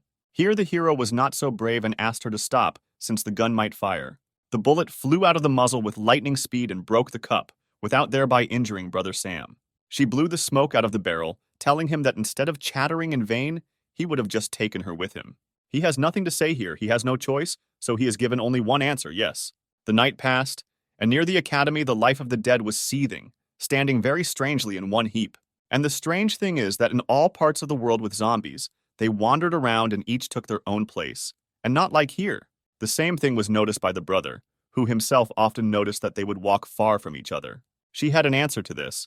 The fact is that the mind of the experimental sample, so to speak, the mother, wants to return to the past, and the zombies themselves fall under its control and obey her. Sam thought they would need to sneak into the locker room and steal patient 0. Everything is not so simple. Inga said that if they disturb the peace of the main mind, this entire hive will cause destruction, as it senses a threat. Just in time, an unfamiliar zombie almost snuck into the territory, whom they would not let in to take his mother's place. As soon as a zombie entered the territory, everyone headed towards him, and this was only because their chips were half the price of other academies. This shocked the handsome man, since if they twitched, they would create a fuss that would ruin the whole plan. That's when she suggested approaching the matter wisely, coming up with a more reasonable plan. Meanwhile, a certain female voice said anxiously whether the two of them would be caught doing this. These were two zombie girls who decided, out of necessity, to create one during their studies. Suddenly, Sam intervened in their affairs, who noticed that these two were engaged in such horror, and if anyone noticed, he asked. One of the dead noticed a handsome face in him, which immediately made her flare up. She jumped on him and offered to meet him. She won't always meet the most handsome guy in the world. He was surprised that this generation does this when they are not in a relationship, but when they see handsome men, they jump on them. Just a few moments and the girls rest on the ground. Apparently, they had a hard time. For that, he was able to find clothes for himself and Inge, which would become camouflage for them for the first time. But as soon as he looked down at the little one, he was shocked by her strange appearance, which clearly gave her away. For her, this was not a problem. For mindless zombies, it would do just fine and wouldn't hurt in any way. And besides, they had completed the first and easiest part of the plan. Then they headed to the classroom where our target, Lisa, was teaching, who was drawing something on the board. The zombie professor warned her students that they should listen to her, as the topic would not be easy. In response, she received an unfortunate moo, which endlessly swept throughout the office. Sam asked his partner if she knew why their target was teaching zombies, a teacher of the dead. Scary. According to the beauty, Lisa is a mother's mind and sees all the girls in the audience completely differently. This is roughly how she sees all the students, whose smiles shine and their skin shimmers in the light. She was not at all happy with those two scoundrels, since they disrupted her lesson, and this is disrespect for the teacher. Her words were followed by a surprise chalk attack. They had better dodge, otherwise it wouldn't bode well for them. He suspected this was a great danger. What could happen to him if he collided with the chalk at point-blank range? Fortunately, he managed to avoid the blow, but it only hit a neighbor behind her, who almost flew off her chair. He was horrified. Somehow he immediately turned pale, because he realized that this teacher could easily kill. Meanwhile, the lesson was over, and she was about to go to her office, saying that she would be waiting for the talkers. Lisa left the office, and Sam realized that this would be the perfect opportunity for him to get all the bodily fluids from patient zero. Only Inga warned him that he could not use force against her, as this would put the entire academy on notice. Everything led to the fact that he would have to make Mrs. Elizabeth fall in love with him in order to achieve his goal. According to the little one's first plan, everything should have gone so that she would warm the heart of the cold queen with her cute little face. In his vision, he saw all the delights of this plan, how Professor Lisa would personally teach him additional classes. He hit the table with his hand and screamed that he couldn't play with the feelings of his dear teacher. But still, he apologized to Mrs. Elizabeth in advance that he was doing this only for the sake of saving humanity. Only Inga knows how, at the moment when he gathered his courage and imagined all the delights, to say that she also has a second plan. He won't need this plan. After some time, she herself will see his triumphant return. Silence and disorder reigned in the teachers' rooms. Clearly, there had been no one here for a long time, or no one intelligent. During her work, Lisa constantly thought about how nervous she was becoming. She probably didn't have enough of a man at hand, she said. Before entering, student Sam introduced himself to her and said that he had come for a conversation. Meanwhile, she reminded him of the rules, which state that students can start relationships, but they do not dare disrupt classes. He, of course, understood everything and said that this was not his girlfriend, and he loved someone completely different. For the godlike beauty of the professor, it doesn't matter that he likes someone there. She only cares about his knowledge. But he didn't want to retreat. He suddenly grabbed her tender hand like a silk veil. And finally he said these words, "I like you, Professor." His aggressive flirting technique should work. But it didn't bother her at all. She pulled her hand away from him and said, "Firstly, I'm your teacher.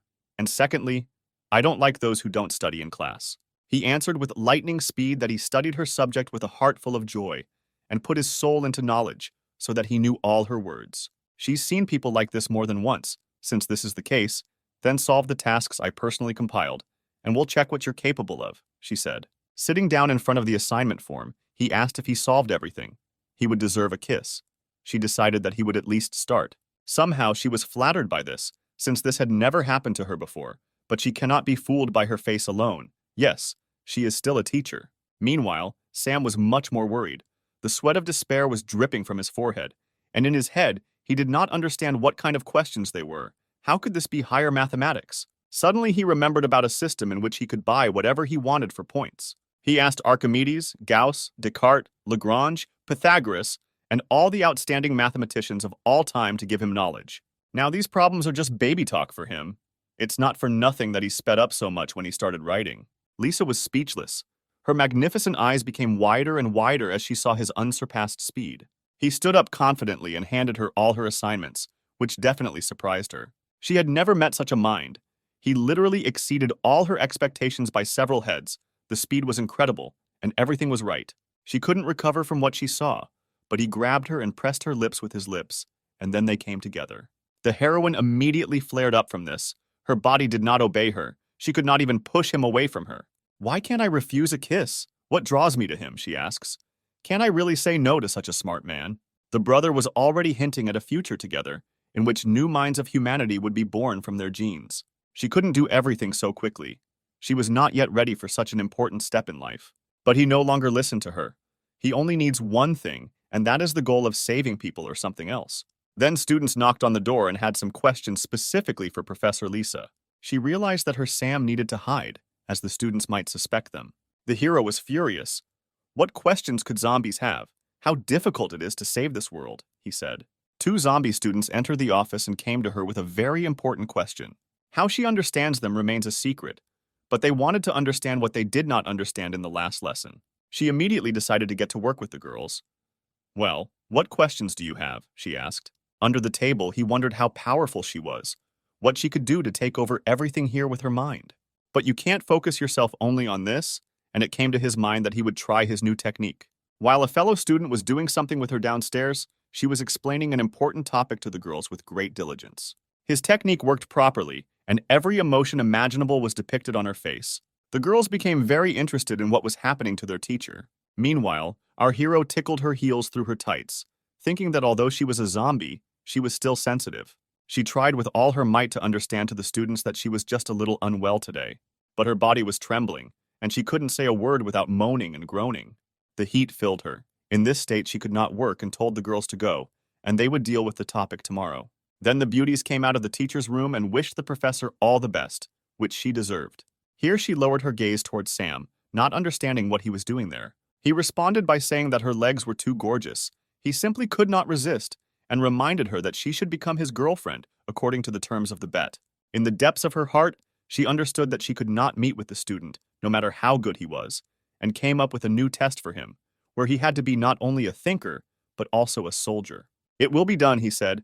You just need to come to the gym. I will wait for you there. I will show my best sides. Then he decided to leave anyway, saying that she was obliged to come to him. Following him, she screamed that she would not come anywhere, even though he would beg her on his knees. All this time, Inga was waiting for him at the entrance to find out how the process was going and whether there were any problems. He replied that everything was normal, and for the sake of saving humanity, he was ready to do anything that was hard to believe in. She confirmed my words. She would never have believed what he was doing in the name of the common good. Later, the brother said that he wanted to return the heroine to her previous appearance, which seemed more true to her. And in the teacher's room, Lisa couldn't get this meeting out of her head. She was thinking that a second ago, she said that she wouldn't go anywhere, and now she doubts it. How can she be strong? Be an example. She looked into the sports building, where the light was burning in the glass. This could not mean anything other than that he had come. Time passed, and the clock hands were dipping towards night. The sun went below the horizon, and all living things were preparing for sleep. Even at this time, the Ice Queen worked tirelessly, and more than 6 hours had already passed. Again, she looked out the window, where she saw the building and the light was still burning in it. What a misfortune. She entered the hall with a roar and screamed, and asked if her student Sam was still there. Looking into the depths of the hall, Lisa was greatly surprised by what she saw, as if she had not expected anything like this. And here you are, Elizabeth. I knew that you would come. What kind of test will you come up with now for me to become your man? This chatterbox kept saying endlessly.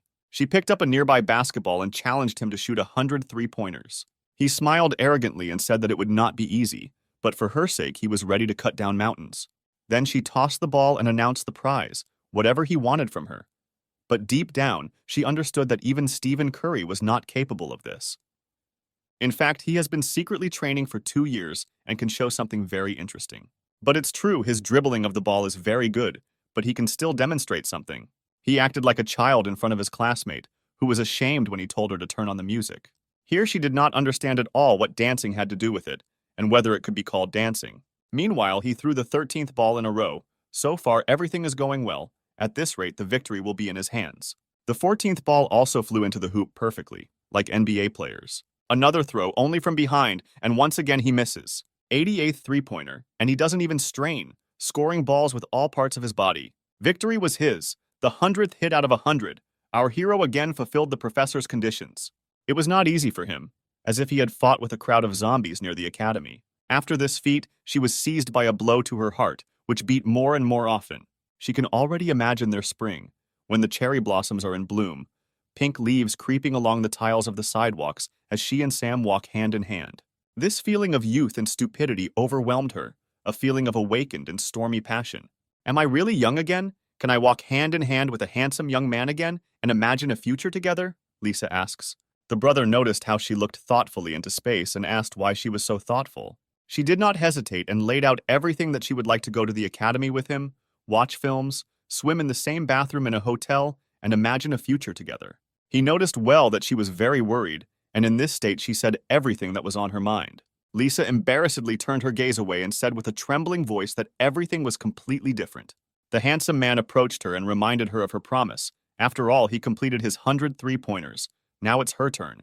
The main thing for her is that none of the teachers and students find out about this. Only one thing, but this, however, turned out to be that she did not know whether he cared about the age difference, because she would grow old while he became an adult. It was then that he covered her mouth with his finger, hinting that she would never say such a thing. Everything is so, for him she is like wine. Every year she only becomes more beautiful, and with him she will always feel like she was 18. Suddenly, a zombie scream echoed in the academy courtyard, which only Lisa understood. She looked to the side and said that there were screams and calls for help, but Sam obviously didn't hear anything and asked if she was mistaken. The heroine jumped out of bed and ran to help the kids. Only in the depths of his soul, Sam realized that he had not heard anything. There was commotion on the street. The girls were running as fast as they could while someone was chasing them. One of the girls was caught in chains by an unknown person. What will await our hero? The hunt for the students was led by the zombie director, who during her lifetime loved to bully her students. This fate carried over into this state. Lisa couldn't believe her words. The director of her academy was mocking her students. What a horror. Before her eyes, everything looked exactly like this. Only she had to take off her rose-colored glasses. And she will see this horror. She lost so much time teaching brainless creatures who cannot even utter a word.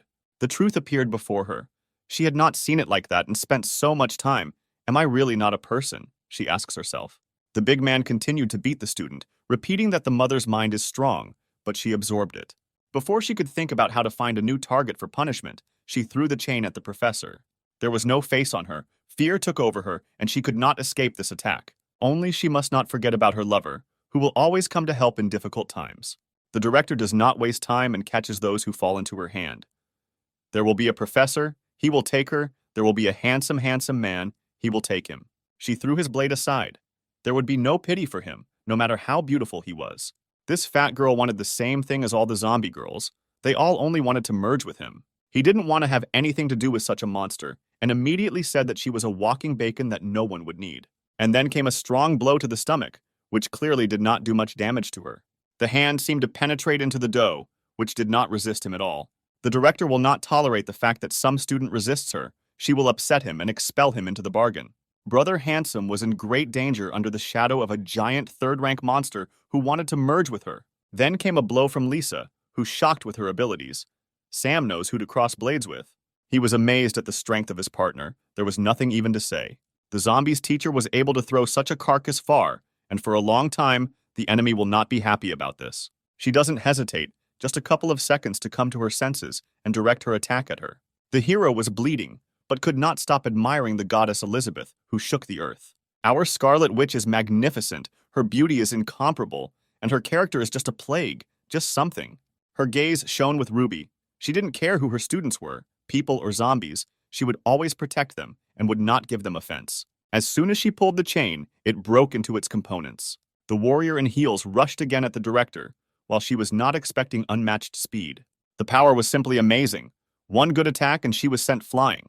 The impact left a strong dent, which made the evil headmistress furious. The fat woman tried with all her might to make it clear to her that these were not her students. These were not the kids who sat at their desks and listened to her in class. These are monsters who were ready to do anything to fulfill the needs of the unfortunate virus. She had nothing to answer, to which she remained silent. But the old woman spoke the truth, and only the truth. But she didn't want to stop. She continued to tell her that she was just deceiving herself. That attack was followed by the mass imprisonment of female students in chains, all of whom became slaves to the headmistress. Her face was filled with rage. She growled that she didn't care about her primordial virus. According to her, the whole school, all the students, they are all here to feed her, to give her new strength. This strength is too magnificent. Rose-colored glasses made her see the kind director, but as soon as the fat woman showed her true face, she changed her mind. She understood what the headmistress's attitude was towards the students, towards her dear and beloved students. The heroine will not forgive and get away with this. It is not for nothing that she put such power into her blows. The fight heats up. The headmistress receives blow after blow, and each one makes her fly in different directions. The fat woman is not at all concerned about pain, but on the contrary, she is sure that with her new strength, there is no one to defeat her. Only she's not alone and didn't say anything like that, Lisa says in response to the arrogant headmistress. Immediately after these words, a hero appeared behind him, concentrating his power into his hand. The handle of the legendary Hammer of Light appeared in his hands, which should bury the undead 6 feet. And so it turned out, just one blow shook the ground and turned the street into ruins. The woman covered her face with her hands to protect herself from the dust that rose above them. He still finds it difficult to use the hammer, as it takes too much strength from him. Then, he fell headlong onto Elizabeth's ample chest, and she didn't even have time to understand what had happened to him. A familiar voice appeared behind her, telling her that he had passed out from exhaustion. This friend turned out to be a little girl, who said that only the professor could help him. She was surprised how exactly only she could help the boy, how it should be done. She hinted that in her blood, there are maternal cells that feed the zombies with energy, and the boy is just partially infected with the virus.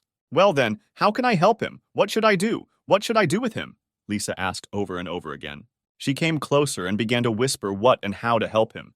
It was immediately clear what she began to explain there. She screamed that she had never done anything like this, and she didn't understand at all how and what to do. The girl was completely disappointed. Well, so be it. She will help her with this. Time passed, and Lisa was only wearing a shirt, but she was not at all prepared for what awaited her. She asked Inga how she and he could do this if he was unconscious. She replied that it was so, but he felt everything. Since everything is so, then she is ready to do anything to save him, she said, and looked at him burdened. The little one rolled up the folder and began to scream, pointing out what the professor should do, and she should start with a kiss full of love. She screamed, because she didn't like the fact that they were in such a place and in such a situation, and Inga was sitting there like a director of a dubious movie. Then, of course, she moved her face closer to the hero, her whole body glowing with anticipation for this moment. And so their tongues intertwined, the situation became more and more awkward. The handsome man and the teacher, fate will bring them together. Only she didn't quite understand what had happened. Their tongues intertwined, although he was unconscious. She almost started another kiss, not understanding why he still hadn't opened his eyes. According to her, this could be explained by an ordinary reflex, like when you hit your knee, you need to move on to the next step. Not even a moment had passed before the screams and sighs of the dear professor began to be heard from the office. 2 hours passed, and only then our zero patient was exhausted after a stormy time. Inga was inspired by her, just like the mother's cells. She was about to leave the restroom, but finally she added that she had done a very good job, and he should be just fine. The teacher crossed herself and prayed that everything would be exactly as her friend said. Then she entered Sam's room, where he lay motionless. She had nothing to say to him. Just as suddenly, she kicked him in the head so that he would stop pretending. He smiled and thanked her for helping him and not telling him that he was conscious. Then he asked how things were with bodily fluids.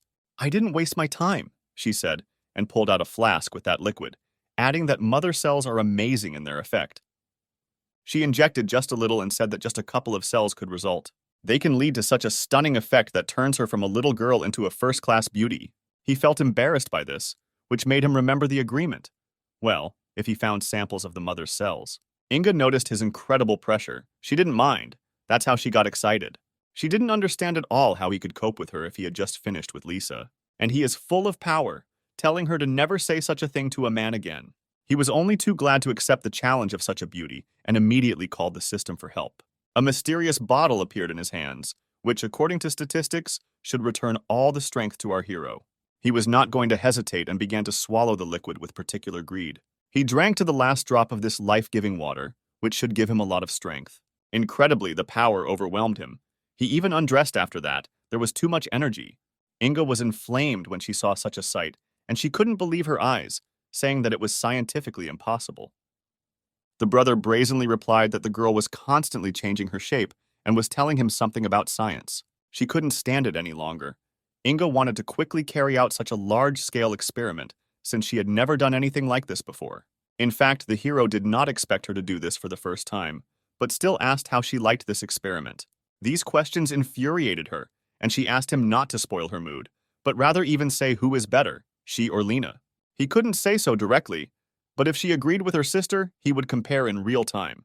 The idea was great, she said, and asked if the reason he was recovering so quickly was because he had become infected. But this was not so important. The heroine ran to the window and noticed something terrifying, then called Sam. As it turned out, all the girls returned to their appearance, and there were no more zombies left in this academy.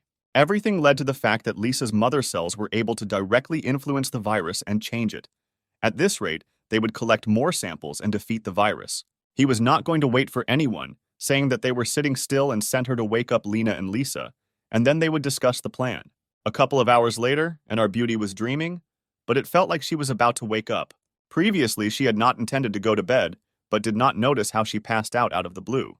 Suddenly, Sam entered the naked Lisa's room, wished her good morning, and asked about her condition. The teacher was scared and told him to put something on himself, although she didn't have a thread on her, which he, of course, noticed. Then she became completely covered in red and screamed so that the pervert would not look at her. She remained silent about this moment. She had nothing to say at all. She probably still couldn't get over that night. The hero decided to gloat at her, asking what he didn't see there, but got to the point that after such a spectacle, he needed help in one immodest matter. She could not repeat that stormy night, since her students, they could enter in short. He interrupted her, wanting to say that he would help her students if she helped him in a difficult situation. Lisa couldn't believe her ears. If he could help them, then she could help him as much as he wanted. Well then, you won't get out of bed until you're old, he said, locking the door. Suddenly, girls entered the room and were unexpectedly safe, alive and well. A certain joy appeared on the professor's face, which she could not stop. Her students were cured. That's what you need for happiness. She asked everyone to come closer to look at the real ones, before the end of the world. But everyone suddenly ran up to Sam, to whom they were turning for help, so that he could examine them properly. The hero began to deny the girls, saying that he and Professor Lisa would protect everyone, but she was not at all happy with the girl's words. But she was not happy that he had definitely done something with her students. It was not without reason that the reasons to kill him were red in her eyes. Immediately she went after him to get what he deserved, even if he tried to apologize. Meanwhile, Lena was watching them, smoking a cigarette. In fact, she didn't expect him to be able to capture the test subject's heart. Her little sister immediately came up to her and decided to gloat, saying that morning had not yet come, and Lena was already jealous. She answered her indifferently by saying that she would never in her life be jealous of this womanizer. Then Inga asked her if she would mind if her older sister took her boy. Here Lena did not tolerate her, and grabbing her hand, pointed out to her that she was only using Sam, and she could not love people in principle. It doesn't matter to her whether she loves him or not. This is the 10th thing. It's important for her to take revenge on her youngest for her ruined childhood. No pity or sadness was visible on her face, but deep down, the cold-blooded Lena could be very vulnerable. But it was necessary to get to the point. Samantha ran to the sisters to warn them about the download of the second file about Patient Zero. Then the hero got new cards with girls. The first was 4-star Lena, who has high knowledge of chemistry. Then our queen Lisa appeared, who was a rank higher and had the ability to control zombies, which could come in handy. During all this time, Sam tried to explain to the professor in heels about the purpose for which they were hunting for her, about zero patients and mother cells. She explained how she was the one who understood everything. There are 3 zero patients in the world who have mother cells. The guy confirmed her words, saying that everything is so, for this reason she can control and restore zombies. Then Samantha came up and sincerely asked her to help, since with her assistance they could save the world. If so, the girl said, I will help, for the sake of humanity, the world, and my beloved students. Meanwhile, Inga stood at the computer and waited for the download. According to her words, everything went well. A girl appeared on the screen who resembled a singer or an idol of millions.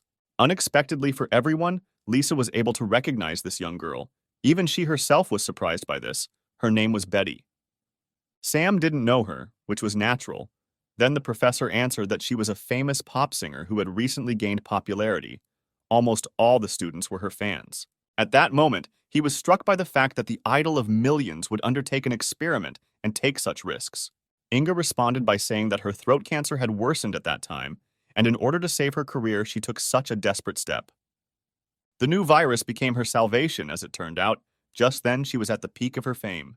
And in the midst of the end of the world, there was supposed to be her long-awaited concert, where all the stands were filled with zombies. Since Lisa can to some extent control zombies, Inga instructs her to go to the concert of her favorite idol to deal with this. She wouldn't mind if it weren't for her students and the academy to protect. Wow, the stadium for one concert was gigantic. I think Betty will be able to surprise us. On the posters, she was very beautiful. It's not for nothing that everyone loves her so much and waits for the moment to hear that voice. The girl did not break for a long time and still went with Sam on a mission, where he warned her that he would protect her from any danger. But for this couple, everything will not be so simple. They are immediately met by a crowd of zombie girls who can smell a man from miles away. As soon as he spoke, the creatures appeared. "What bad luck," he said. "So be it. He will deal with them." But his partner knows how to surprise much more. She moved her hand towards the girls and shouted at them to stop. They obeyed her unquestioningly, and the zombies stopped, although there was no need for this. She was able to surprise him, since he did not expect this from her, so that she could use zombie control. Lisa confirmed his words, saying that this is true, but the strength weakens the further they are from the academy. She can't even imagine what will happen if there are too many zombies. He wasn't so sure about the latter, since a lot of time had passed since the epidemic, and then he dragged him to the stadium. They might have been lucky if the stadium had not been filled to the brim with fans, but the culprit of the whole event, her sweet voice is truly enchanting. It's not for nothing that she has so many fans. She is sure that together with her they are ready to tear their voices until dawn. And so it turned out, people were delighted. The girls admired her beauty, her voice, charisma, and confidence. The audience screamed louder than our Betty. Their screams could be heard far beyond the stadium. This mission will turn out to be much more difficult, since the situation with Betty is similar to Lisa, who have inspired their own way of life, and her fans are almost living people. She didn't know how to act, since attacking them head-on would not lead to anything good. He decided to act immediately, without hiding his intentions, in order to clarify to her about the real reality, taking off his rose-colored glasses. Meanwhile, in the dressing room, the magnificent Betty was choosing an outfit for herself, and it would be better to quickly, since the fans would not wait. Only now another person had been waiting for her for a long time, and it was not a fan. It was our hero, who did what he said and did, sneaking into her dressing room. She was very surprised that some guy got into her sacred place and how he did it. He replied that he was not a fan of hers and had not come here to look at the charms at all. He wanted to explain the reality from which she was running away. He poked his finger in her forehead, saying that she and her fans, they are all zombies. Wake up, you fool. Just from her impudent grin, it was somehow alarming, as if this whole situation was to her benefit, as if it had saved her life. Incredibly, she initially understood everything. She understood that her fans, she herself, were bloodthirsty creatures. But she continued to sing her masterpieces to them. He didn't understand, just like us, why she was still here, aware of all this. And for her, it was a real triumph. Fans began to love her much more attention, more merit, and no one blocked her. The other participants blocked her. They took away almost all her glory, which made her envy them. And where are they now? They are not there, Betty said with pleasure. Now she is a solo artist. The fans belong only to her. There is no one else to interfere with on stage. She is, of course, smarter than these mindless zombies, and he better get out of here. Although if he is her fan, Sam interrupted her. He did not wait for the arrogant singer to finish and said that these are not her fans. They occupy the entire stadium because she contains mother cells. These words have never touched her. She does not accept criticism since she believes only in flattery, and all her enemies simply want to take away her popularity.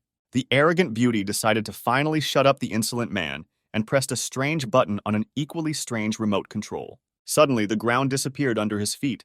This hole was incredibly deep. What could be there? What a dead fool. Oh, you'll dance with me, the hero said as he flew into the abyss. Finally, land. But what kind of place is this? How to get out of here? What should he do? Suddenly, strange lights began to appear from the darkness. It was definitely some kind of enemy, Sam realized. Are these two girls Betty's old partners who ended up here just like the guy? They could smell the man a kilometer away, An animal instinct ordered them to pounce on him. At this rate, everything will only go towards one thing. He won't be able to endure this pressure for long. Brother Charisma can no longer endure some kind of power, some kind of light shone before their eyes, which blinded them. He stood firmly on his feet and said that they asked for it themselves. Everything that happens next will be on their conscience. The hero became covered with a pinkish aura and warned them not to be offended by him later. He worked perfectly with his Buddha staff, just a couple of moments, and the lavender skin color disappeared from the girls, and they began to feel a strange warmth. Both did not understand anything, how they returned to their previous state, what happened to them before, a veil of secrecy. Sam had more questions. Who wanted to know where they were and how to get out of here, as well as why they dressed so alike like Betty? Betty threw them here, as well as Sam, said the one on the left. Her name was Quinn, and the blonde on the right was called Luna. They performed together with Betty. Luna looked to the side with confusion and wondered why their friend could control the zombies, but locked them here. The boy also did not fully understand the motives of their old friend, why she treated them this way. Quinn initially understood that Betty was the least popular among them, but now she was overcome by envy. Luna asked her not to say that. But nevertheless, the hero himself saw the truth in this, which means they are destined to bring her to her senses. There is no attitude in them, since they did not consider themselves opponents of Betty, since they only knew how to sing and dance. Nope, said the hero. Without them, his plan will not work. They must be present in it. They agreed with him at that very moment, but they did not know at all how to get out of here. The guy took the phone and said that he would decide this right away. Then he called Lisa and told them their coordinates. Suddenly, after a couple of moments, someone breaks through the wall behind them with a roar. Sam doesn't care about this at all. Apparently, we know who this guest is. And it was our lovely professor in heels, Lisa, who tore down the wall with her bare hands and thereby found them. The girls were amazed by this, amazed by their strength, and also by their unsurpassed beauty, which made them shiver. The teacher was not happy with these women. It was not for nothing that she looked at them with such a terrible look. At that very moment, she looked at him and asked why he always manages to find beauties. He replied that it was supposedly written on his soul. But this is not so important. He had a plan to defeat Betty, but they will have to work together. The next day, the stands were also filled with the dead, who nodded their heads and jumped up at every change of rhythm. She pointed at them and thanked them for the support from fans, saying, "I love you so much." But suddenly her pressure changed when she heard a familiar voice behind her. Who was it? With a surprise appearance from the group's old members, fans have been waiting for this duo for a long time. She was shocked. Her competitors came out of the trap, how they did it, who helped. But no one was going to answer her questions. They decided to introduce the new members of the group. The first to be shown was Lisa, with the interesting pseudonym Lisa Lisa. She was truly ashamed to go out in such an outfit. The new members of the group created a sensation. The audience began to scream with enthusiasm. Among everyone, the only one who was not happy was Betty, who did not understand why they were occupying her stage. Then a girl we knew very well asked Betty if she would accept the challenge from the new group. But our arrogant heroine will not hide her potential, saying that they are no match for her. After all, she has already been on stage for 2 years. But behind the mask of pride, there was hidden the concern of this gray-haired beauty. It was she who stood out most of all with her magnificent face, and besides, she was able to please Betty. And she has the kind of figure that many people dream of, but here it's as if God himself rewarded her. "And don't lose your spirit," said the arrogant singer, slapping herself in the face. She also added that she has all the fans today, so victory is on her side. With her sweet voice, she wanted to attract the attention of fans to herself. She asked them for support. All the stands heard her. They shouted her name back to her. Such devotion. Confidence began to shine in her eyes. These countless fans were on her side. As soon as the beauty from the new group opened her mouth, her heart froze in place. This heavenly voice filled the entire stadium. Betty was shocked by this singing, as if early in the morning she woke up in a lonely house in the middle of the forest. A sultry breeze with the smell of daisies was blowing in her face, and the birds were singing the morning sonata. It was a performance. The audience did not shout to her, as they were trying to listen to her fragile voice, but at the same time, it sounds even more magnificent. Betty's loyal fans began to admire the new artist's voice. Nobody knows her pseudonym, her name, only we guess that our hero decided to transform into a girl with her charming and singing skills. Her fat is worried about the excessive attention on the new singer, why her fans are shouting at her, why they call her Madonna. It's time to start a real show, where our girls will show how to captivate their audience. Their moves were perfect. They looked amazing. Betty could never top them. And all the external beauty was improved by the song of our hero, which caressed the ear. The zombies shouted the name of the new member. They never ceased to admire every word of the songs. Betty began to feel desperate. What was going on, she wondered. Her legs could no longer hold her up. It was a complete fiasco. It only took a few minutes to achieve her defeat. She didn't understand anything. They were her fans. Why they betrayed her? Why did she do all this? Suddenly, someone's hand touched her head. She had no idea what or who was doing it. And it was she who stood. The one who took everything from her. They won. And if she wants to regain her former attention, she must help them save the world. It was clear from her that that arrogant nature had disappeared. In front of Sam stood a completely murdered girl who had already agreed to everything. The rest of the participants were inspired by this, saying that the guy was very interesting. A little time passed, and our hero in the dressing room wanted to quickly return to his usual appearance. If she knew that there would be so many people, she would have conjured smaller breasts. But all this is not so important. He turns into himself. At that very inconvenient moment, Betty, who wanted to know something from her, bursts into the room. He himself understood what an unfortunate situation he was in, since the transformation stopped in the middle and she entered. She tried her best to squeeze out information about how she achieved such attention from fans. This made him very worried, but he still asked her to go out and wait while she changed clothes. Well, Betty is too impatient after all. She decided to help the young star with this. She pulled off her skirt. She had no idea what would be waiting for her a little higher. What she saw made her sigh heavily, yet the transformation first began to take effect in this place. Sam replied that this was the source of the charm and asked if she would like to try it. She became very embarrassed, her cheeks flushed with anticipation, and with a trembling voice she said that she did not dare refuse. Sam came up behind her and began to sweetly whisper if she was ready. She had been for a long time. Puzzled sweat ran down her red cheeks. She couldn't help but accept that this girl was very beautiful, even if she looked a little like a guy. But the last words he whispered in her ear should plunge her into shock. She guessed right, he is the guy, only she herself knows what her surprise was. Screams were heard outside the dressing room, where she asked to stop, but the hero could not be stopped. The blonde did not expect that these two would find a common language so quickly, and even in such a place. Quinn added, biting and licking her lips, that the guy was very reliable, much better than all the guys she had seen. Lisa thought almost the same way. She saw in him much more reliability and strength than they could have imagined. Meanwhile, the extraction of mother cells was in full swing. It was hard for her to breathe. How could such a male be caught?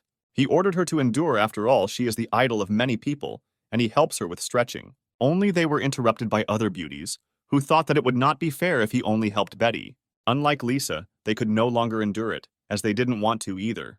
Betty didn't expect them to come in, but how dare they, she said, stammering. They answered that they had quarreled. No matter who they were, after all, they were a team, and such joys should be shared.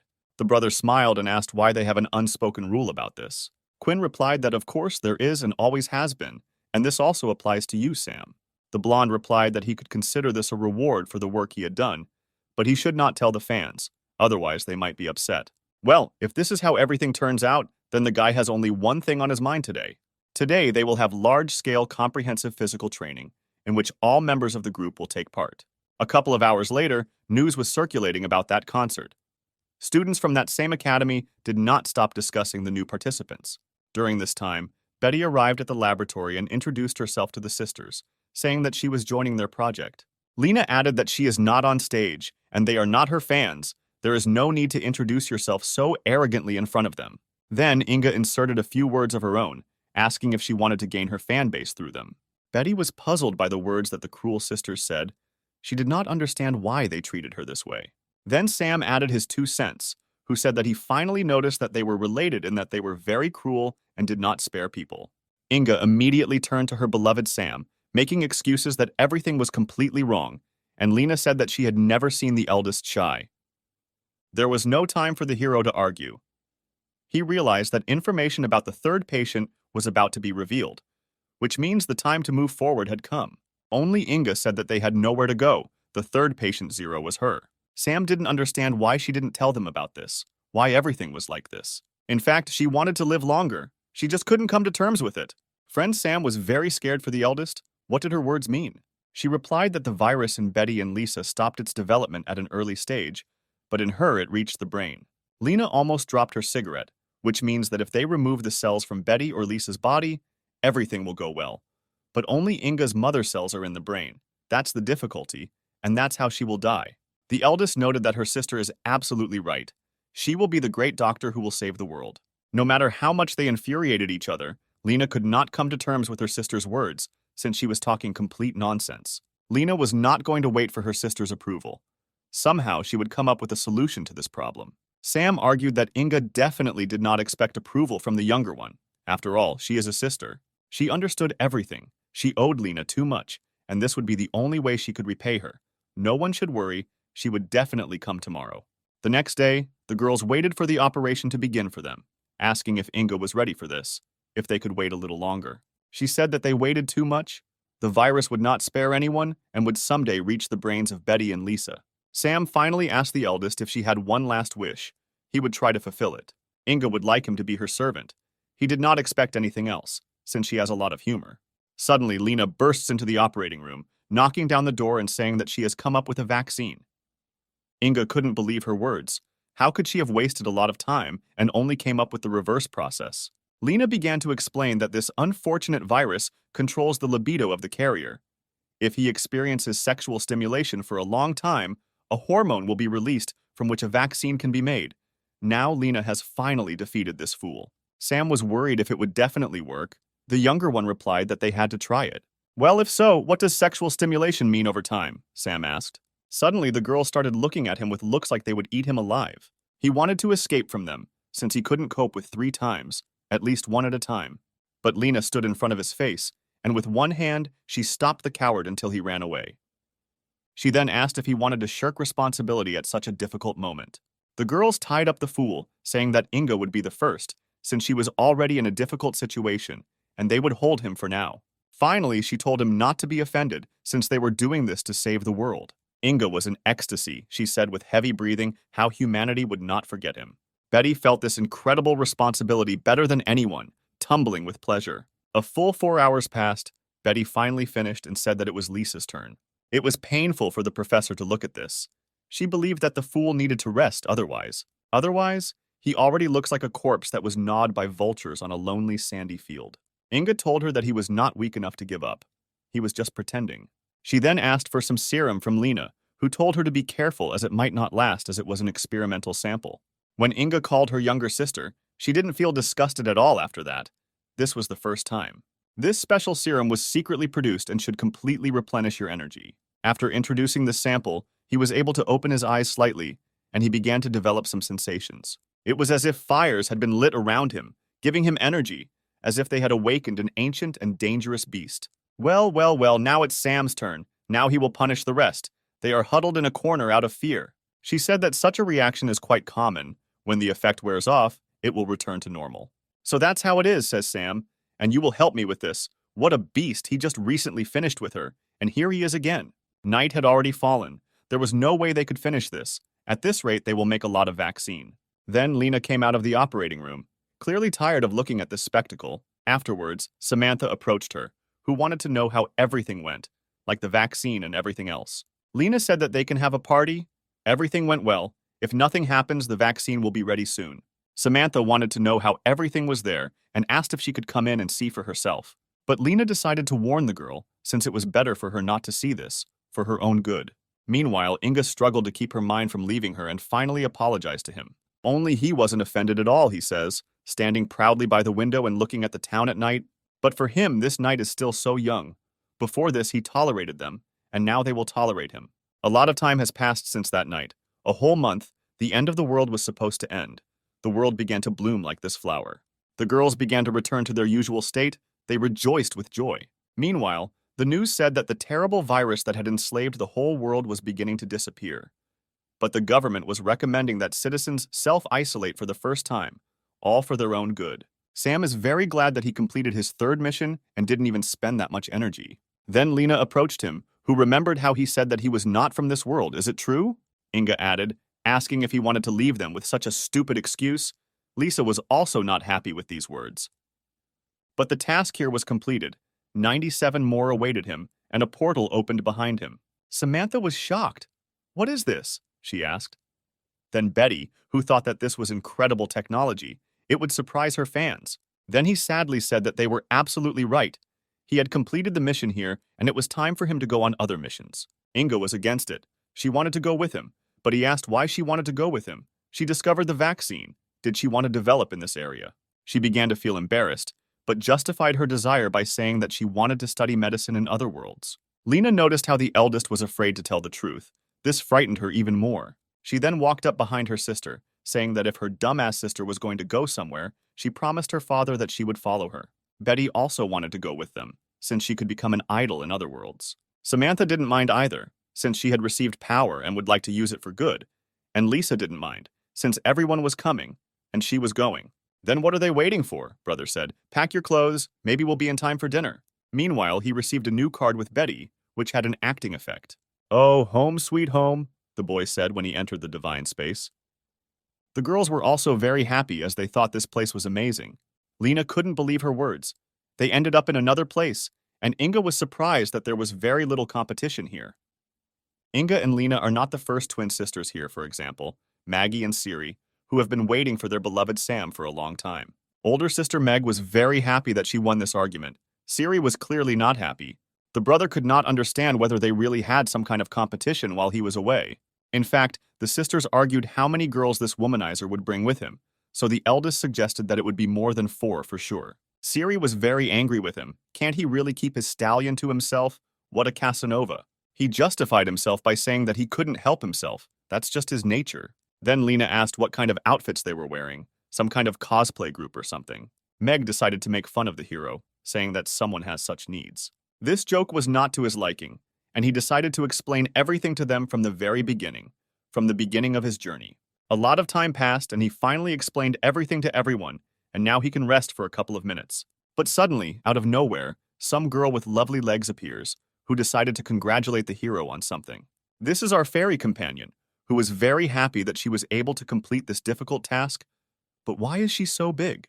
Apparently, he was just as surprised as I was otherwise. What made him so surprised by her arrival? She too was surprised why this bastard was all over her with water so suddenly. Finally, she asked him why he was so surprised. He had seen her before. Sam asked her, "Is she by any chance not that little system fairy companion? Why is she so big?" She responded by saying that her size is affected by the level of power of her owner, and her brother had already completed 3 missions. 3 whole tasks, he asked, and I didn't even notice how time flies. That's right, she said. Only she added whether he remembered the first meeting. So then she played the hero, choosing the first characteristic for him. But she didn't expect that he would be able to reveal the potential of charisma. He could not understand why she then tried to harm him, what the motive was, what the goals were. The fairy understood his tactics. He wants to use women to achieve success. Then she decided to teach him a lesson for this. But she only made it better. But at that time, he thought that it was just a game in which there was nothing like that. After this experiment, she realized that her martyr treats women with all sincerity, and now she is counting on his help. He unquestioningly agreed to help her, but for some purpose he began to extend his hand to her. Suddenly he grabbed her cheeks. What was he up to, the fairy wondered. Suddenly he put a bottle in her mouth and began to forcefully drink it. Well, listen to her, he said. She really decided to punish me. Now I'll punish you. Her whole face flushed. She could not understand what he had given her, what kind of drink it was. It was acacia wine. He wanted to give it to some beauty, but since the fairy of 1,000 worlds herself came to him, he gave it to her. She began to not be able to speak since she belongs to the system. Only he will not tolerate such statements, shutting her up. He said that she belongs to him, just like the system in the game. Just as suddenly he pulled himself up to her lips, she didn't even dare to expect it. After the next marathon, he received his illegal glasses, only he was puzzled why there were many times more of them. She replied that these glasses come from her body, and it's better for him not to do that again. Wow, this is a bug in the game, Sam asked with delight. It's a sin not to use this. We should do it more often. She is very ashamed that she treated the system this way. Will she forgive her? The night was stormy. He, yawning, asked where his beloved fairy was. They went to bed together. And here she is, but why is she so small? How is it? Where is that beauty from the night? He couldn't understand, just like us, why she had become so small. Only yesterday she was so big. The fairy replied that it was all his fault. Yesterday he spent a lot of energy, and he also had to return the money he got through a mistake. He replied that he did not take advantage of the mistake, but got all the points through backbreaking labor, and she could suck her points. Well, you asked for it, she said with a catch. This time it will be even more difficult than he thinks. He confidently replied that he had also lived here for several days, so he was ready for anything. Suddenly a portal began to appear under his ass when he was not expecting it at all. He screamed at her to give him time to prepare, but it was too late. This time he ended up in some ancient village in the outback, What did he happen to experience now? Everything in this world was somehow strange. In that very village, there lived only men who looked very poor, unlike the women. Some warlike woman asked her companions whether they had collected tribute for this month. He begged the women to stop, since they had already taken everything they had in the village, then asked her to leave them some grain, since they still needed to live. According to her, women here are some kind of deities with a capital D, and they are much stronger than pathetic men. They don't even dare talk to them. It's better to give them the grain in an amicable way. Suddenly, in the middle of all the men, a jock stood up and said that they were women. He was still stronger. Wow, the girl was surprised, saying that a daredevil appeared who showed character. He pointed his fist at the insolent woman, saying that it would be a matter of life and death. Only his fist, full of aspirations, could not be stopped for long. One touch destroyed all his pressure. But he couldn't stop her spank, he couldn't even react to it. One attack was so strong that this big guy fell face first into the dirt. According to the leader, the guy's name was Quint. Then the girl with a straw in her mouth put forward her conditions. Either they simply give them the grain, or she kills several men so that there is enough food for everyone. The rest of the partners didn't care about these weaklings, saying that these non-entities would never become stronger than women, real non-entities. According to the beliefs of the men here, a heavenly man, a holy guy, should come who will save them from this routine. She already has these legends in her heart. Since the beginning of time, women have been superior to men in everything, and their stories are like laughter. After her words, "Our friend falls from heaven," has the legend come true, men can rejoice. It was as if heavenly punishment had fallen on her. God was punishing her for her sinful words. Sam didn't expect to fall right on his head. "It hurts a lot," he says. "This little guy will always send him away and won't even let him get dressed properly." And he fell right into the bullseye. That arrogant girl was unconscious, and he didn't want problems for himself at the very beginning. Immediately after that, he began to apologize to her for what he had done. He didn't do it on purpose. Panic spread among the girls. They noticed how he defeated the second great queen. Does a heavenly man really exist? They have big problems. They need the help of the first great queen. After all the fears, they took the girl and ran to the queen, who didn't even have time to explain. The leader could not believe his eyes. He defeated the woman, which means Sam is the legendary heavenly man who will save the men. He could not understand anything that this eccentric said, as he was not from this world. "Yes, it is true," the man said. "A long time ago, women were placed above men. But in their village, there is a legend that their savior, a heavenly man, a messenger, will come. In the previous world, there were two deities. Together, they kept balance in this sinful world. Once upon a time, these deities quarreled among themselves. These two were a goddess and a god. Between the battle of love and hatred, the goddess decided to divide the power of God into 5 parts and imprison it in her disciples. After this, the balance completely disappeared. Men, who had lost protection from their patron, began to weaken in front of women, and then it became normal. Everyone got used to it. Finally, it began to dawn on Sam why only men live in this village. "What about the legend?" asked a puzzled Sam, sitting on his knees in front of the head. "The legend says that a man will fall from heaven to restore the old balance and defeat women." The bro put his hand to his heart and said that he didn't understand half of his words, but he wanted to help them. "The power of the god is sealed in the strongest disciples of the goddess. They are all queens of different kingdoms.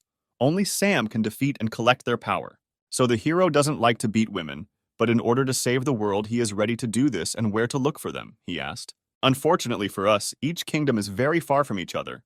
The nearest bandit queen, Maya, has many subordinates, and they collect tribute from the villages. Because of this, they men live poorly here." Suddenly, a man burst into the room with news. "Things are bad," he shouted. "Queen Mia is advancing towards their village." The old man told Sam to run away. He is the last hope of the men, the last salvation. They will detain the bandits. But the hero was not going to retreat halfway, no matter how he was destined to meet her. Meanwhile, in the village, there is a fierce battle in which the men are not destined to win. And here is our beautiful Maya. Unlike all the bandits, she looks beautiful. But here she is looking for the very man who raised his hand against that woman.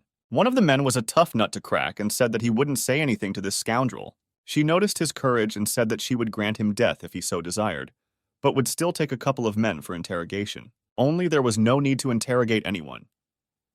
Sam appeared behind her, guessing that this beauty was looking for him. Fortunately, the queen noticed his cute face, saying that she would take him with her and they would do something incredible with the girls. The girls were the first to see that their queen was interested in a man, and he really was handsome, another added. He said that she could do whatever she wanted with him only if she defeated him. Maya didn't even think about retreating, because she understood that he could not compete with her. The girls began to think he was an idiot, so he decided to challenge the bandit queen, even though he was handsome. But such a dumbass, he said. She's always good at scratching her tongue. Sam began to be insolent, then added, is she really afraid to accept his challenge? Yes, this will never happen. She was never afraid of a man, and she will knock him down with her left hand. Well, let him show what he is capable of. He started with his signature move and sword fencing. He would not leave her a chance to win. After the announcement of the attack, he disappeared before her eyes. Such speed he can surprise. Just a couple of moments and he was behind her. She didn't even notice how he got there. The girls were shocked. They did not expect that any of the men were capable of fighting. This is the speed, they said. With his attack, he could only break the drawstring on the neckline. She was surprised. He could amuse her, she said.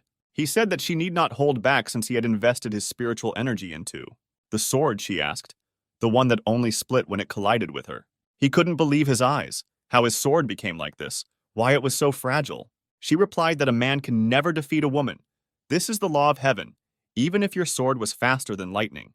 Now it's the bandit queen's turn. She accumulates terrifying energy in her hand, which disperses the air. Here she is definitely faster than lightning, faster than everyone here. One moment and the enemy is no more. He took only one of her blows but could not stay on his feet. Her power was too great. See the difference between us, Maya said. This is the power of the gods. From now on you belong to me, handsome. But the brother did not want to give up. He got up from his knees and told her to give him 3 days, and if then he could not stand it, then he could do with him whatever she wanted. She asked him why she would make concessions to him. Her decision was the law and there was no other way. Suddenly, an old man intervened in the battle and decided to put forward his bid. They will support Sam if he does not win even then. They give the queen an eternal oath that they will become slaves of his majesty. The others also wanted to take the risk, since it is better this way than to endure all their lives. They believe in a heavenly man. She is not happy with this at all, but decided to remain silent. Obviously, she likes this proposal. Maya agreed. They have 3 days. In 3 days, if he does not appear at her estate, she will personally slaughter the entire village. After they all left, Sam approached the elder and said that he underestimated her, or rather, did not know that there was such a gap between the genders. More like the rule of the gods, no matter how strong he became, he would not win. Well, how is he going to defeat her in 3 days? The leader decided to ask. Sam said that he was just bluffing, and these 3 days he will be at home inventing a way to victory. The guys immediately began to panic, which means they are all screwed. They won't be able to escape. Only Sam was positive. Because of all the problems, there was never one that did not have a solution, and asked if the queen had any characteristics. The old man realized that he meant weaknesses. This particular one had very strong pride. One day they escaped to the village. She stumbled and she felt very ashamed. She immediately left. Then they miraculously escaped death. Such a beauty also has such a cute weakness. It can definitely be used against her. Finally, confidence in victory appeared in his head. He said that he had come up with everything, but he needed the help of the village. A couple of days had already passed. The entire estate was probably waiting for the arrival of their warrior, who would definitely lose to her. While May just decided to take a hot bath, she looks even more lovely this way. Only now she still imagines this impudent man who repeats over and over again that he belongs to her. She cannot believe it. Since then, the image of that man has not left her head. At that same moment, the second bandit queen burst in and told her about the strange news from the village that the scouts had reported to her. Maya threw a towel over herself and asked if they had not escaped from the village yet. The bandit added that they would never hide from them, but the strange screams frightened her. She noticed that the man fell on the bandit unexpectedly and she lost consciousness. Besides, there are 4 other great queens with her. She need not be afraid. But only that same towel let her down and flew off the queen's lovely skin at an inconvenient moment. She immediately blushed and began to cover her charms, ordering her to turn away. So we were transported to a village where our hero trained with the villagers. All these screams were coming from men who were very happy that he was finally done with them. But why were they all naked? It was strange. And in his hand lay a strange sword with a blood-colored blade. He thanked everyone for helping him. The time had come for the great battle. The May Queen slept soundly while someone struck the gong so early. She was furious. Who dared to disturb her sensitive sleep? She shouted and knocked down the door of the estate. "Wake up and sing, my darling, I have come to win," he shouted after her and hit the gong. The rest of the girls could not believe that this handsome man had come. They had never met such men even in their dreams. She asked, and for this he woke her up. He was completely tired of living. Sam swung his mysterious blade, saying that he was almost hurt by her words. She continued to be insolent and decided to ask if this was his new weapon. Your blade was a little short. The hero answered her by saying that the main thing is definitely not length, but strength, speed, and technique will help in any battle. The girls began to cover their faces so as not to show their emotions. If anything, they were very embarrassed. And she constantly repeated that he must understand that a man is always weaker than a woman and cannot hurt her. Just now you will see my new power and rush towards it. He inflicted a lightning attack on her. There shouldn't be anything left on her. Then she said that she was completely right. She didn't even feel the blow. There's only one thing. He didn't intend to hurt her. What did he do? How was he going to defeat her? He snapped his fingers and her whole blouse tore into shreds. What a force. Maya covered her chest with her hands and asked what this scoundrel and insolent person was up to. He replied that he was able to improve and practice a new fencing technique and also got hold of a clothing blade that did not cause damage to living people, but was excellent at destroying clothing. This sword was used by a great monk who never wounded his enemies, but always won. But this is not so important. The important thing is that these men believe in him.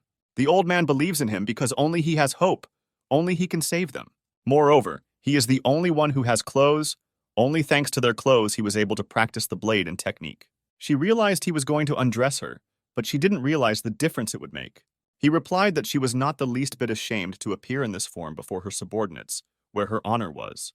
The beauty said that she would show him where the crayfish spend the winter, directing her attack at him. Attack after attack, he again left her, but again was able to cut her clothes. The girls couldn't believe that she was wearing such underwear. She also had such well-groomed skin, although she said that she had never looked after her.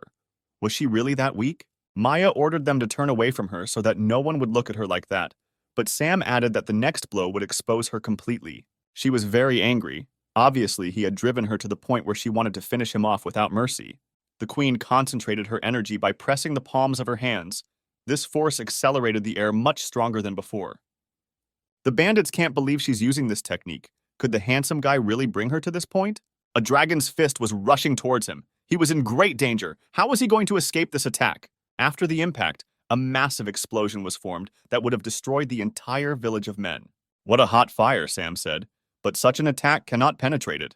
It was hard for her to accept this. Could the man really withstand her strongest blow? Yes, he agreed. The attack is strong, but not as effective in comparison with his. And after these words, he completely tore all her clothes. They understood that she had not lost yet, but it felt like she was about to give up. What a shame. She was very ashamed. She blushed all over and barely wanted to say something. That's it, she lost. She decided that she refused to continue this obscurantism. Her brother tried to stop her, telling her to respect the terms of their battle. But the trouble is, he didn't have time. The door stopped him, and she ran away from the pervert. With a broken nose, Sam laughed deep down at the behavior of May, who began to cry due to defeat. Suddenly, behind him, the evil voice of a crowd of girls was heard, who were determined to destroy him. And so it turned out that there were angry girls standing behind him, and he was already hoping that they would not kill him for what he had done. But something went wrong. They fell to their knees, creating a strong roar in the area. From that moment on, these girls are now crying in front of him, and all because they wanted the hero to appease the queen, and then they will be able to fulfill any of his wishes. He laughed sweetly and said that he would somehow solve this problem, and at the same time he realized that no matter how strong a woman is, she remains a woman. Before entering, he warned her by knocking on the door like a true gentleman. All he wanted to do was talk, but the girl didn't want to see him and chased him away, hiding from everyone under the covers. But his pressure could not be stopped. He came closer, saying that after all, she was an adult girl. They could talk calmly. He did not react to her screams and continued to pull off the blanket. From the outside, you can't even tell that she's so vulnerable, but in fact, she still can't hold back her tears. But this didn't bother the hero. He looked and was amazed why she still hadn't gotten dressed. And in his head, he thought about what a good figure she had. After she felt his vile gaze, Maya immediately decided to throw a kick full of passion. She was all red, covering herself with a pillow. She said how pleased Sam must be for disgracing her. The impudent man continued his flirting, saying that it was simply impossible for such a beautiful girl to disgrace herself. She couldn't believe his words and tried to say that he was trying to appease her. But everything was completely wrong and Sam wanted to prove it, and you already know it yourself. Immediately after his words, there was a kiss as passionate and daring as her blow, and she was very surprised by this. Well, you asked for it, she said, throwing him down, and she rose above him. Maya realized that he had won after all, which meant that any desire behind her, what he wanted, interested her. His desire was to save all the men in this world, which means that 4 seals must be opened. But how? His appearance made her believe in this absurd legend about a heavenly man, but she could not help in his request. He continued to put pressure on her, saying that she allegedly did not want to accept the conditions of defeat. In fact, all the seals are inside their bodies, and in order to remove them, you need to perform a very interesting ritual. Apparently, he still couldn't understand what ritual she was telling him about. The beauty, shy and looking away, says that this ritual requires male strength to shed her blood.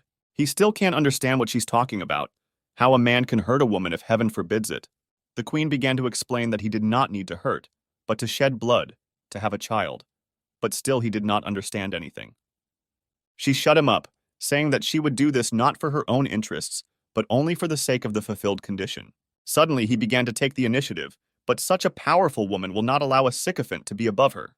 The rest of the girls began to look into their secret place, who did not understand where the men got their tales from.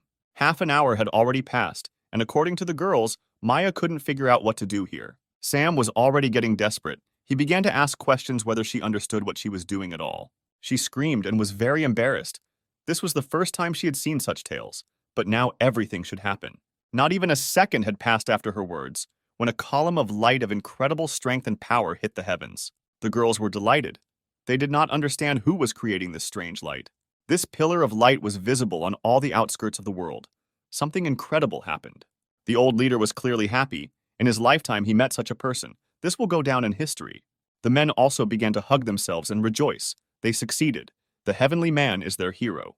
However, there were those who were not happy about this. The owner of this terrifying halberd, for example. This will be our next target, who is very unhappy that this fool Maya allowed the seal to be released. Time passed, and night had already fallen in the kingdom of the bandits. Only the light was still burning in our beauty's estate. Meanwhile, a crowd of envious bandits stood at the door in the morning and stared at it, waiting for something new. And while they watch, their head enjoys all this newness with every thrust. Sam wanted to stop, because it's definitely not easy to do this for the first time. He understands that himself. During all the time in this world, he realized that a strong woman gives him much more strength, and now he needs to improve the experience of endless magic. He sat in the lotus position and burst into flames. A crown of flames appeared above. This was his new power. Suddenly, he found himself in an endless desert, where in the middle of it stood a stone altar with a girl bound in chains. This girl was terribly shackled in these chains. From her torn clothes, one could understand that she had been here for a long time. Suddenly, these chains break, like a rope that has been holding a bridge for hundreds of years. This girl rushed down, her body like a feather falling silently onto the sandy floor. Fortunately, the hero managed to catch her, asking if she was okay, if everything was fine with her. She lifted her eyelids slightly, revealing ruby-red eyes underneath them. As it turned out, she recognized Sam, because she was sure that he would come here to her. He did not understand her words, since he had never met her and they had never seen each other. In fact, he is very similar to her old friend. Was it fate that brought this meeting to them, she asked. Then she looked at the wrong pillar, which she called the place of the seal. She was surprised, since one of the seals was destroyed, and he was here. Could it really be the same one? He was surprised by the amount of knowledge this gray-haired girl had. How did she know so much about this? When that same god and his power were sealed, the goddess began to greatly regret what she had done, and left only a piece of her soul in anticipation of that very man who would help her. It immediately became clear to him that this beauty was that same goddess. But everything was not so simple. She was a piece of her soul, and her name was Lindsay. The shackles on her snow-white legs scattered, just like the chains a little earlier. Brother Sam wondered what the shackles on her arms and legs meant. According to the girl, these shackles represent seals. He removed one, will remove 3 more, and it will release the power of God and restore the balance of power. Still, he hasn't quite figured it out yet. He was originally going to remove all the seals, but one thing confuses him. She wondered what was bothering her hero so much, why he was so embarrassed. In fact, he is uncomfortable when there is a half-naked girl in front of him, and he asked her to get dressed. She was also not clever, but in fact they did not need clothes, since they were alone here, and she could not help him with them. He wondered how she was going to help him, even in such rags. She touched his chest with her finger, saying that he was training techniques that fed the power of both gods. Only there is no balance in this world, and only she can help him with this. The hero believed her words with lightning speed, since it sounded like the truth. But how could she help him? Lindsay said that she knows the secret technique of double cultivation, so if they use it, Brother will be able to absorb the power of the goddess. He began to imagine how she would help him, but whether she herself was ready for this technique. It seemed to her that it was he who underestimated her, since he was located in the place of the press, and Lindsay was able to do things here that she had never dreamed of in reality. Nevertheless, she understands that she is unlikely to cope alone, so here is a new moon phase technique that will create a couple of copies of the goddess. His confidence knows no bounds, since even these three will be no match for him in his favorite activity. Only this was definitely not the end, as she informed him that a real test awaited him behind. Incredibly, behind him stood in a row dozens, if not hundreds of beauties who were already waiting for their turn. As soon as he turned around, the blood rushed to his head. It was a real nightmare how he could cope with so much. In his dream, he had already tried the 24th beauty. Someday he would wake up. Well, the moment has come. The level of infinite magic has been raised to the 6th level, which Sam previously so wanted to achieve, but could not do it. But something was wrong here. After the double cultivation technique, rays of light poured into the estate. The girls thought that a man could have done this. Suddenly, a man's hand came out of the door, followed by a brutal voice. Sam was surprised that so many girls came to him. He shone with an immense light, but he wanted to try new powers and abilities on these bandits. By adding that every girl who wants to feel like a woman can go, he attracted even more attention. The bandits could not understand what this madman was talking about. They had never heard such a thing. An unpleasant feature of this world is that the opposite sex does not contact each other at all, and they do not even have basic knowledge. Sam thinks about this. But he decided to act differently. All the girls here would feel the same as their leader. The second queen decided to go first, because she didn't know what the bastard was up to. Among the entire crowd, there were those dissatisfied with the decision of the right-hand man of the head. They also wanted to be first. The right hand is the right hand, to be the first. And if you don't like something, you can solve everything in one way, says Clara. The girl answered her by saying that she is not afraid of her. Sam with the tail said that there was no need to quarrel. There was enough for everyone, and they could come in threes at a time. Then Clara turned to him and asked a question. He completely lost his fear, then added that they would only listen to their boss, and he was just a pathetic man. Before she had time to finish, all the girls stood in 3 columns and waited in line. Clara was shocked, but the girls believed that Sam had defeated the queen, which meant he was more important. She didn't even dare to think that everyone would take the man's side so quickly. She still wondered how he would cope with 3 girls at once. Now I'll show you everything, he said, and then he invited her to the estate. 2 were already knocked out. 1 was barely breathing, and the second was already in her 7th sleep. The last and strongest remained. Multiple beads of sweat were running down his face, but he wanted to show Clara more. Our heroine had not yet fully understood what it was like to be a woman, which meant she was not enough. Finally, after a while, they came out with weak legs. The girls had never experienced anything like this. They began to love their lives that night. The bandits were shocked by the condition of the girls. Their interest became more brutal, and their desire was indescribable in words. In addition, the hero looked out of the window, wanting more, expecting a new batch of beauties. The whole village wanted him. He didn't even dare to expect that there would be such a stir for him alone. He realized how long his night would be today, whether it would end at all. Still, morning had already come for some. Our Maya did not notice how quickly the night ended. Yesterday was too shocking, which made her fall asleep as soon as it was over. As soon as she left the estate, she saw a horror that could not be imagined even in dreams. In front of her lay her charges, who were half naked, but no one was injured. Suddenly, the person responsible for yesterday's event appeared and decided not to wake up the head, since she was sleeping very soundly. It wasn't as important to her as what he did to her innocent girls. For him, it was a duty, since they asked him very willingly, and he could not refuse the lovely ladies. Why is it that our head is so unhappy to hear this? Did our proud queen really want Sam to be hers alone? Maya asked not to talk nonsense from a sick head to a healthy one. It's better to let him say what he will do next. He replied that he was going to destroy the rest of the seals, restoring balance in the world. After the answer, she decided to go on a trip with him, but Sam did not understand why she would do this. Her whole face turned red, but she replied that she could not be here since he had defeated her, and she wanted to see what she would do with the rest of the queens. But how is it possible? Clara asked. Will Mrs. May really leave, and what should they do without her? But it's true that those girls didn't want to be robbers anymore, but they don't know anything else either. Well, Sam always has a solution to any problem. In his case, the bandits will never have to think about food and housing again. As a result, they ended up in the very place that will come to life again, with new colors with these bandits. Seeing so many new guests, Siri was not surprised how this freak could find so many girls. The girls were very happy to see this place. It was very beautiful here, in their opinion, and the man did not lie to them as it turned out. Maggie met them, saying that here they would no longer need to think about food and clothing, This was a real paradise. Clara and the others couldn't believe it. Would it really be that simple? They were sure there was some kind of catch. In fact, he is. Here she will train them to please their master. The younger sister blushed in surprise. It's true, she asked the eldest, who confirmed her words. And when Sam returns, they will definitely be able to surprise him with a dose of pleasure, Meg said. Meanwhile, the main actions will take place in a very gray state. The absolutely colorless walls only worsened the picture of gray masses in the sky. Just at the same moment, a lot of people were heading into the city, drizzled with annoying rain. Sam decided to ask his partner if their goal, the second owner of the power of God and the seal, was in this city. Maya confirmed his words and then added that she rules this city and her name is Cindy.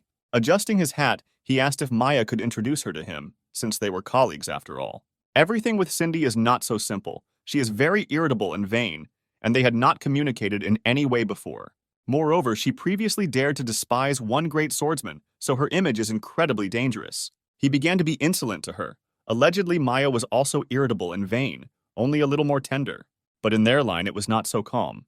The guards decided not to let the old man through.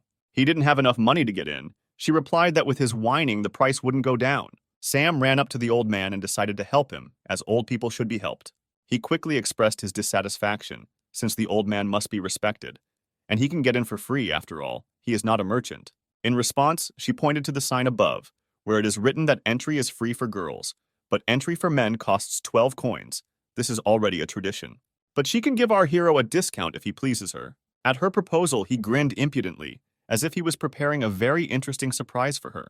Lightning flashed through his eyes as he used his face charm technique to make her fall under his power. It was as if something had hit her in the head. The blood rushed in. The pressure in her increased. The technology did not fail. She was under his control. Immediately after this, she became kinder and waited for orders from the master, who ordered her to apologize to the old man. She approached, bowed, and asked forgiveness for her behavior. The brother did not like such apologies. He wanted more sincerity, asking him to remove the armor in front of his grandfather. Completely naked, she leaned towards him and apologized to the old man with great sincerity. According to the man, he lived for 70 years, and in all that time, he never saw a girl apologize to him. It was not in vain that he lived this life. Maya asked him to stop the performance and continue moving, but he believes that he did everything right. Finally, the line began to move again. Little by little, the heroes began to approach the entrance. But suddenly, that old man stopped Sam to thank him for his help. He replied that he could take care of himself, and then he could think about us. But his pressure cannot be stopped. These books contain all his knowledge and experience. He used to be a shepherd, and then became a sage who collected 4 books about stretching, about 18 movements of Bruce Lee, Mike Tyson Publishing House, about the roots of an old tree and Kung Fu Lotus. It was only thanks to this knowledge that he lived to these years. What a mystery the old man is. Well, if the old man is so kind, then the hero respected his kindness. But the grandfather added that a good person needs good knowledge, the man said, wishing him good luck. Maya was surprised at what this old man, a shepherd, called himself. She had never heard such a thing. He also laughed and did not believe the wanderer's words, but it was vitally important for him to find a hot bath and a soft bed. She feared that it would not be easy for them to even find a roof over their heads. Her words were confirmed by signs on every hotel in which animals and men were not allowed to enter. The hotel owner came out and explained to them that men were not allowed to enter, since the rooms were not rented after them. Although this boy had some privileges, he could stay in her room, the innkeeper said. May grabbed his hand, saying that they would do without such proposals, and dragged Sam. But she added that not a single inn would let them inside, but her doors were always open for them. Time passed, and our hero was able to find himself a wonderful hot bath, where the local beauties did not expect to see such a handsome man. Sam thought that it would not disturb them. Since these are joint baths, everything is common. One beauty with mint-colored hair was bathing in the bath alone, and she was very interested in his appearance. She nicknamed herself Sarah, and she did not at all expect to meet a daredevil who dared to enter here. Then Sarah asked what the impudent guy's name was. He became dumb and didn't answer. But still he decided to be insolent to her, telling her to guess his name herself. What a bastard! Sarah noticed that he had no manners. He was too unmannered. To this he replied that he had every right to enter here, and he had the same right not to tell his name. Raising the rapidly evaporating water in her hands, she said that he had better find another pool. Since she is training fire techniques here, the temperature is constantly rising, and men are fragile people. It was then that he offered her a bet to see who could stay in the water longer, and he won. Argument: Who are you to argue with me? What can you offer me? Sarah asked him. He straightened his shoulders proudly and put his hand to his chest, saying that he would become her slave if he lost to her. At that very moment, she called the girl to increase the temperature of the water to show what the gap was between a man and a woman. The girls behind him giggled and warned him that they wouldn't hold him accountable if he lost consciousness. Apparently, he decided to fight with her persistently and asked to turn up the heat. But deep down, he notices that he can only outwit a woman in this world. 10 minutes passed, and the entire bathhouse was filled with fog and steam from this pool. The water is already too hot, and the hero can barely hold on. Are all women really so strong in this world? The rest of the girls feel this heat from here, but have difficulty admitting that the man is capable of anything. Even Sarah herself admitted that he is not a weak man, but Sam is no match for her. He continued to be insolent to her. Supposedly, he understands why men don't come here. They like hot water. Sarah thinks he really hopes to win, but says she won't be called Sarah if she loses to a man. 20 minutes later, the terrifying heat only intensified significantly. The girls could barely stand on their feet under the influence of the steam. Sarah began to consider these girls worthless and a disgrace because she had spent so much time on this city and the people here. Following her words, the strongest girls fell, losing consciousness under the influence of the fumes. She began to reason that few people can control these temperatures, and this handsome guy still hasn't escaped. And suddenly, among the cloud of thick steam, she saw Sam, who was glowing in the water, as if all the heat came from him. He noticed that her technique was strong, but definitely weaker than his snow-dyeing under 6 suns kung fu, which Miss Lindsay taught him. "This cannot happen," she shouted. "She is the second most powerful in this city after the ruler, so there is no way she can lose." The girls tried to stop her, since she had never raised the temperature above this level before. She ordered them to shut up and asked them to turn up the heat, more fire, more power. But her body could not withstand it. Her pressure was bright, but her strength did not allow her to win. Luckily, Sam managed to catch her before she drowned in the hellishly hot water. He believes that the whole world will suffer if such a beauty is boiled in water, and it's scary to imagine how men will suffer. The girls began to call him a bastard with caution because they did not understand what he had done to her. But he was infuriated by their useless chatter. He was going to save her and wanted to know where they had any cold spot. They were fascinated by his impudence. He got points for it, and they even liked how rude he was to them. The assistant took him to the basement where the ice was stored and asked him to do his best to save her life. Then he added that they should not worry. This is the first thing. And secondly, they should wait here. If he does not save her in an hour, then there is no way to save Sarah. In this room, there was a terrible frost, hot baths, and a storage room with ice. These are opposites. She could finally see, but she felt strange with this man. Why was she listening to him? And he noticed strange bottles and asked what they were filled with. What kind of white liquid was in them? She replied that she likes to drink cold milk, which is precisely the reason why she cools it here. Sam asked what the problem was with drinking cold milk, and the reason was that she was close to Ruler Cindy, and it would be awkward if someone found out about such a sweet habit from such a stern girl. He added that now is the time to use cold milk to remove the fire from her body. Then he began to drink her milk greedily, just a little, and the bottle would be empty. It became unclear to her how and why he drinks my milk. "This is my milk," she wanted to say. Only now he decided to pour milk into the beauty by force, especially since he clearly used some kind of technique for healing. This only made her feel hotter. Sarah could not understand the origin of this strange feeling. She started screaming at him. "Who is he? How dare he do this to her?" Still, her voice was so trembling. Only it trembled not because of cold and fear, but because of anticipation. Only he didn't want to do anything bad with her, and together with milk, he used a technique that would expel all evil and fire from the body. In his head, he thought about how good the double cultivation technique was, after which both Sarah and himself became much stronger. This miraculous power flowed into him, a terrifyingly powerful ability from Mistress Lindsay. After cultivating, it was as if he had been set on fire. The fire engulfed him as he was able to improve the fire attribute. He then received Sarah's card, which increased the fire attribute power by 30%. And outside the door, the girls were very worried about their sister, as they were tormented by the feeling of not understanding what if something would happen to their sister. Suddenly, the doors opened. Steam began to flow through a large gap. He was surprised that everyone was here and thought that he had probably kept them waiting for a long time. The brother walked in front and they began to bombard him with questions about what happened to their older sister, what he did to her. She told them not to touch him, since it was he who saved her from death. Later, she tiredly sat down on the nearest chair, saying that he won the bet and could wish for anything. The younger ones couldn't believe that she lost, but it's true that you don't often see her lose. She started screaming at them to stop repeating these words and threatened to lock them in the basement with ice so that they would finally wake up. From now on, Sam is a respected person in this city and can declare this, moreover, he has the right to make any wish. He wanted to know more about how to challenge the local ruler of the city, Cindy, known for her irritability and vanity, as well as her strength.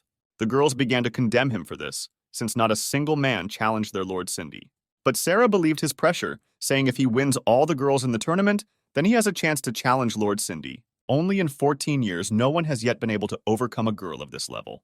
Even Sarah herself was defeated in the tournament against Cindy, which is precisely the reason why she is the second strongest girl in the city. If so, he decided to ask when the last tournament with Cindy was and when the next one will come. The fact of the matter is that Sam arrived on time, since the tournament would be in 3 days. The girls began to whisper that she had failed in that tournament, and it was her shame. She did not want to hear them and ordered them to close their mouths, since everything was not as they said. But he was not in the mood for jokes, as he wanted to find out how strong Cindy was, since only Sarah should know her word well. Then she began to take off her shirt and say that she was given such a name for a reason. She ended every fight with one blow, with one swing of the halberd. All these scars were made by Cindy, made by her terrible halberd. For Sarah, these 3 scars were a reminder of the shame she suffered 3 years ago at the tournament. Sam doesn't consider these scars a shame. In some cases, he even likes them. After these words, he came up and touched them. She wasn't so pleased when he started touching her scars. She needed him to say something nice. Then he thanked the beauty for the information received.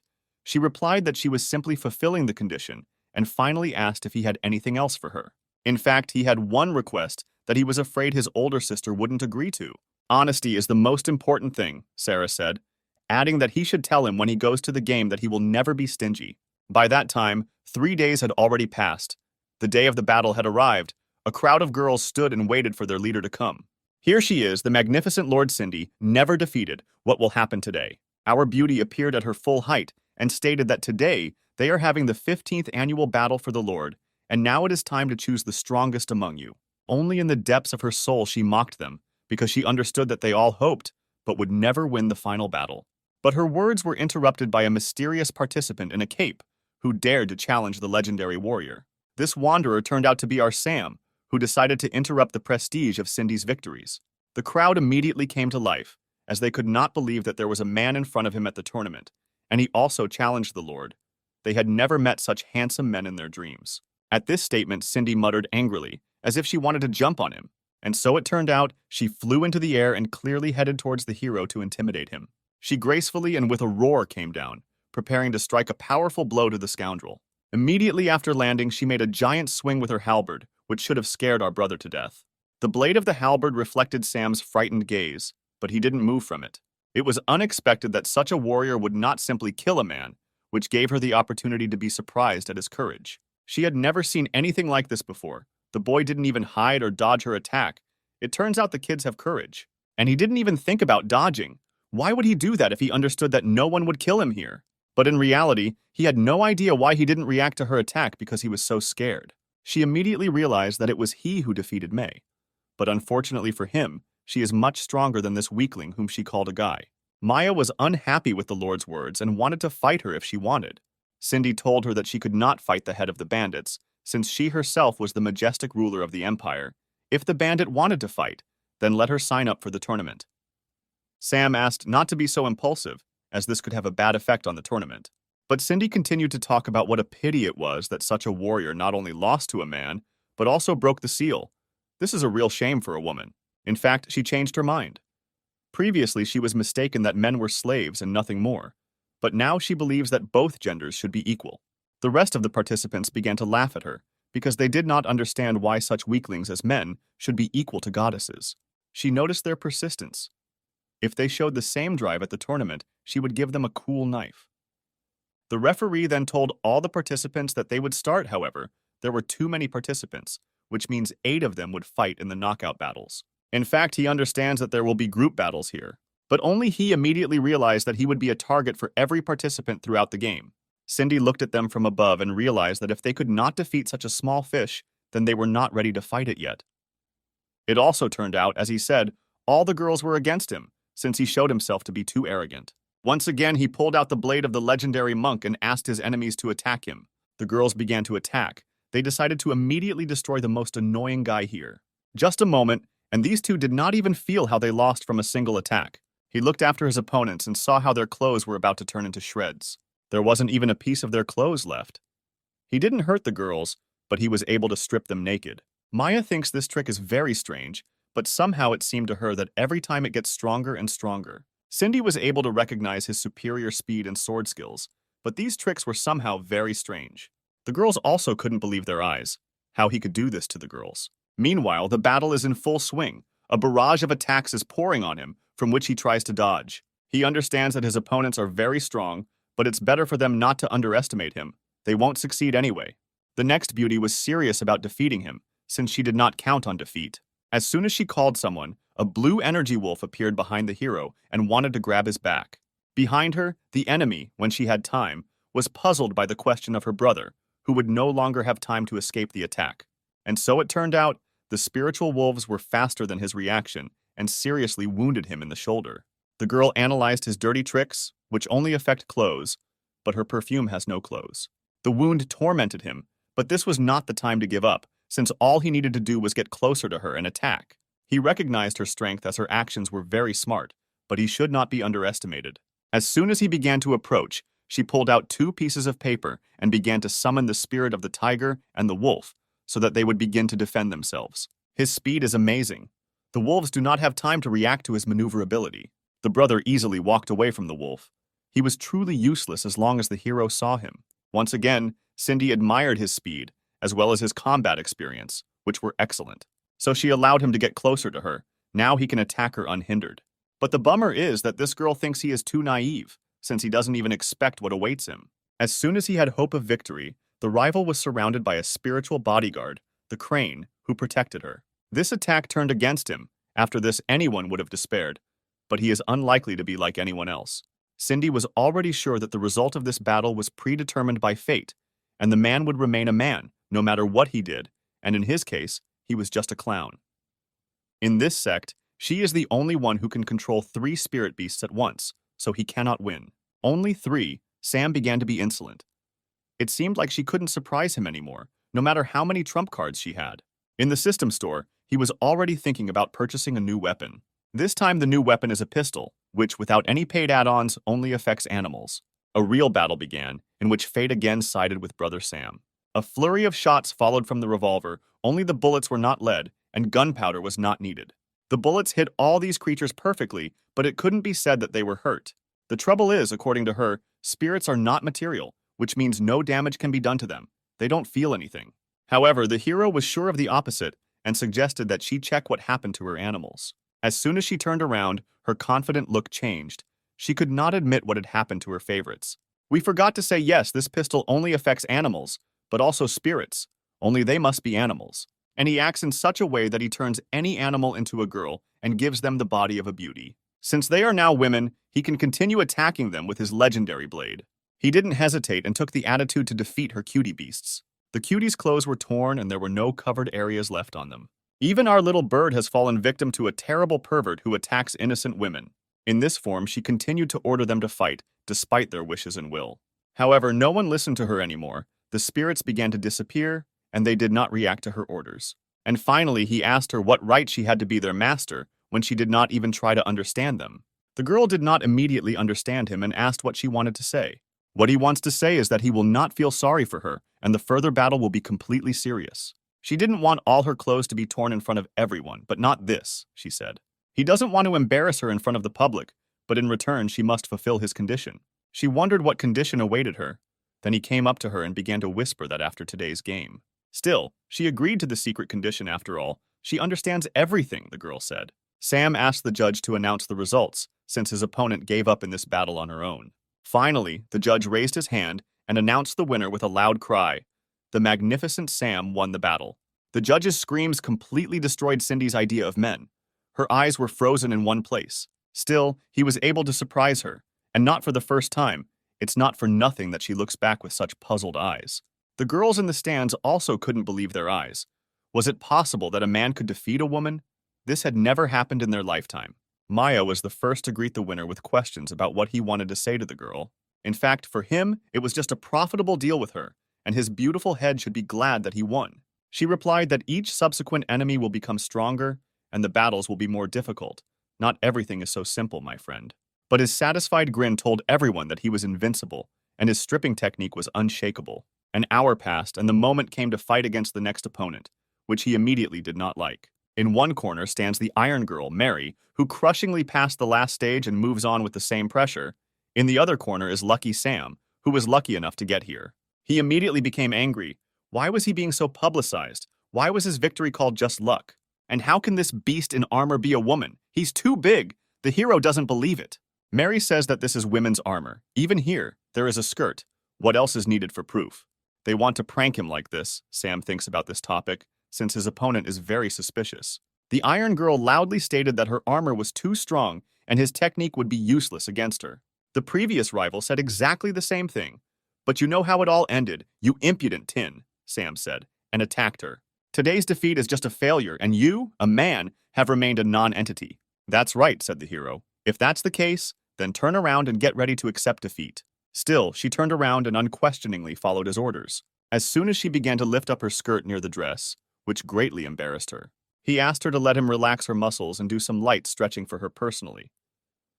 How do you feel now? Sam asked her. She lied that she didn't feel anything, but in fact she felt something strange, something incomprehensible. If she didn't feel anything, Sam thought he'd try those palms to see how they worked on her. Then there were screams and pleas that he would spare her, that he would stop, since his tail was too small. Since this is so, he decided to show her the real blade that was hidden in his sheath. She looked back and began to hum quietly in anticipation of what awaited her. After the procedure began, she began to talk about all sorts of nonsense that did not fit into a single picture, as if one puzzle had been lost. From that moment on, the path of Master Queen began, who had to choose among 3 spiritual beasts. She immediately wanted to take all 3 of them in order to become the best master of spirit animal control. From her memory, they were always together, starting out together, hanging out together, training together. There were also difficult moments when they had to practice against dangerous animals, and then they coped with everything together. But now she doesn't know if she dares to call herself their master when she did this to them.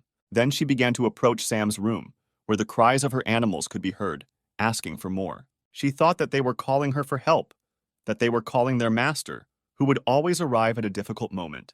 Suddenly, for everyone, the heroine burst into the box with the words that she would carry out his punishment if he released her crane, tiger, and wolf. In fact, her spirits take great joy in spending time with this scoundrel. Sometimes they call him Master, the second master, who so pleases their animal instincts. The girl could not believe that in addition to their master, they also called some guy. Yes, said the soul of the wolf. They call him Master, but in her heart she will always be their mistress. The tiger added that he simply makes them happy, and they themselves will always be with their master. The crane asked not to be so jealous, since he simply captured them. But she has no idea where they got these bodies from, just as she worries about them. But they don't even think about her. After her words, the tigress and the wolf approached her, saying that she was absolutely right, but she herself must fulfill his wish. And immediately she pushed her onto the hero's bed, so that she would not think of leaving here without punishment. Sam noticed that her spirit beasts thought and cared about her, but wouldn't she mind them calling another person a master? Still, he must understand that it is difficult for her to find a compromise in this case, but if he does everything right, then she will not bother him. An hour passed, and she wanted more, for him to pour more spiritual energy into her. How good the Lord is. He told her that if she fully immersed herself in the process, she would definitely feel a significant increase. But she wanted to tell how strong Cindy had become in the field of fencing. With her impenetrable body and incredible strength, it would be very difficult for the hero.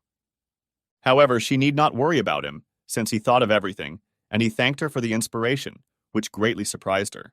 The brother with his grin said that Quinn would see tomorrow what he had in store for the undefeated Queen Cindy. Then he was able to get a queen card, and from that moment on it was with him for any trip. The day has already passed, and the time has come for the final duel between the majestic Lord Cindy and the fighter of fortune Sam. The judge announced that there are no more rules in this battle. Either live or die, the fight has begun. From the very beginning, the lady began to be insolent, because she thought that he did not dare to come, but he could. But still he must understand that he could not see victory, only death. Unfortunately for her, he did not want to die at all, since there is still a lot of beauty in the world. Delicious food, the immense beauty of nature, and beautiful girls to meet. What a pity, Cindy continued the conversation, that after this battle you won't be able to see this beauty of life. But he was against it, because he would definitely like to meet the beautiful Cindy. Doesn't he have the right? She waved her halberd and said that he was unlikely to be as cocky with his head on the arena floor. Then she will have to give it her all, because in this case he will not feel sorry for her, since he cannot. Now the judge has waited for the start. He has been patient for a long time, and now he can declare that the fight has officially begun. After the start of the battle was announced, the brother attacked Lord Cindy at breakneck speed. A whistle passed through the arena, which witnessed the lightning attack of the stripping technique. He managed to rip a piece of fabric from her armor, which should be a definite success for him. Then he began to impudently that at this rate, she should be prepared for the fact that she would become completely naked. She did not fully turn to him and began to say that he did not understand anything yet.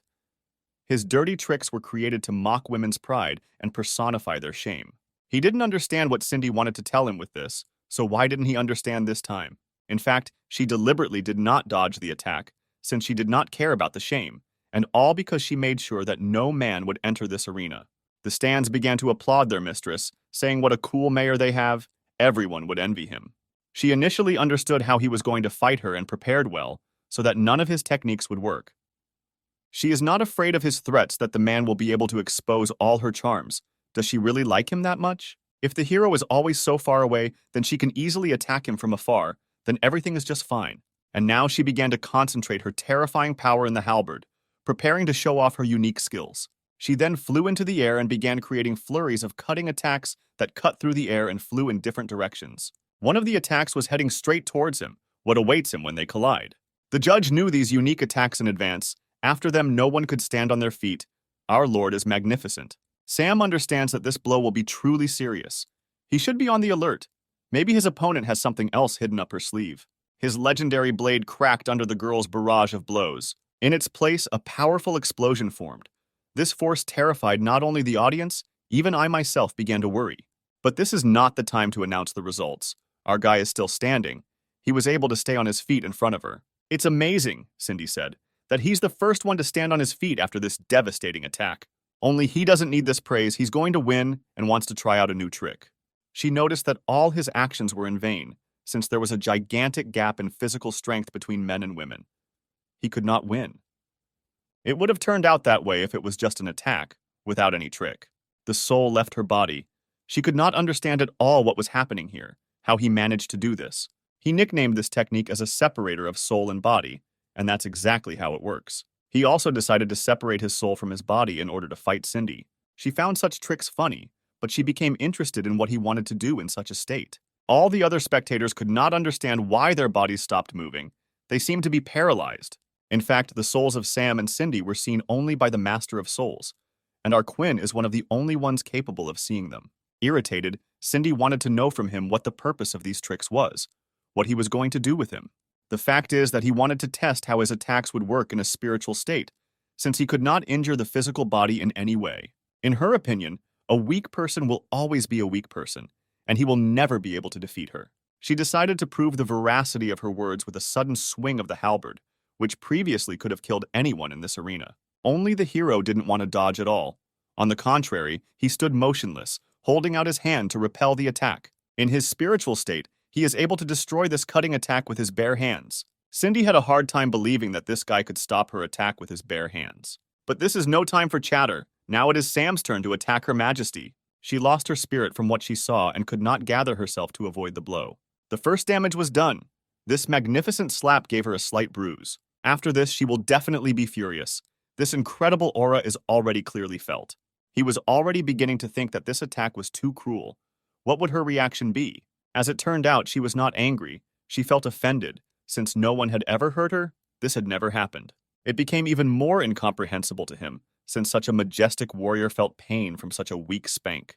Lindsay warned him that now was the perfect time to break Cindy's seal. He immediately realized that he needed to finish the tournament as soon as possible and prepare to remove the seal. The brother began a conversation with the offended warrior, explaining that in her state of mind, she was not able to defeat him.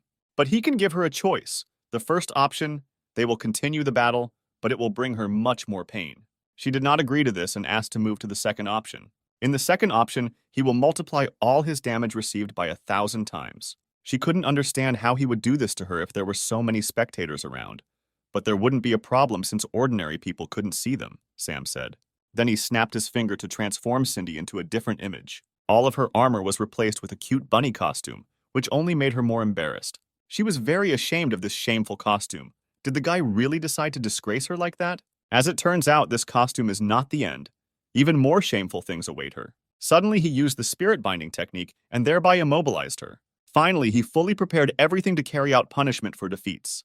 The girl from the stands apparently had spiritual power, which gives her the ability to see everything that happens to them. Only the mother does not understand why her daughter sees something, since, in her opinion, those two have not moved for a long time. Quinn hoped that this bastard wouldn't teach this girl anything bad. The stands were already starting to get bored while these two stood still. But Quinn decided to show May what was really going on, and she was shocked by it. The proud warrior was completely humiliated. In her life, she never even thought that she would be treated like this. He noticed that Cindy's seal was hidden much deeper than May's, which is where he senses it from. Suddenly, a giant pillar of light hit the sky. The first queen had the same reaction, which means the second seal was broken. Fans could not understand where this light came from, what it meant, what was happening in this arena. Only a few understood that another seal had been lifted, and yet no one believed in the hero. And here comes Lindsay. The second shackles have been broken, there is very little left, and victory will be in their hands. She realized that this boy was able to accomplish the impossible. He was able to succeed in his next mission. Sam came to her to tell her about his new success, that he was able to get the innocence of the great Cindy. She was incredibly happy. To some extent, she liked him for his honesty and zeal for victory. After that, he should feel a surge of power from the moon, Lindsay said, getting closer to him. Then she kissed him passionately. What a reward for hard work. And here is the new Cindy card. With it, the hero received a unique skill, 8 Cindy cuts. She finally woke up in her body. Everything was over. The battle was over as well. She collapsed to the ground as she realized that she had fallen into her body. Her soul had returned back.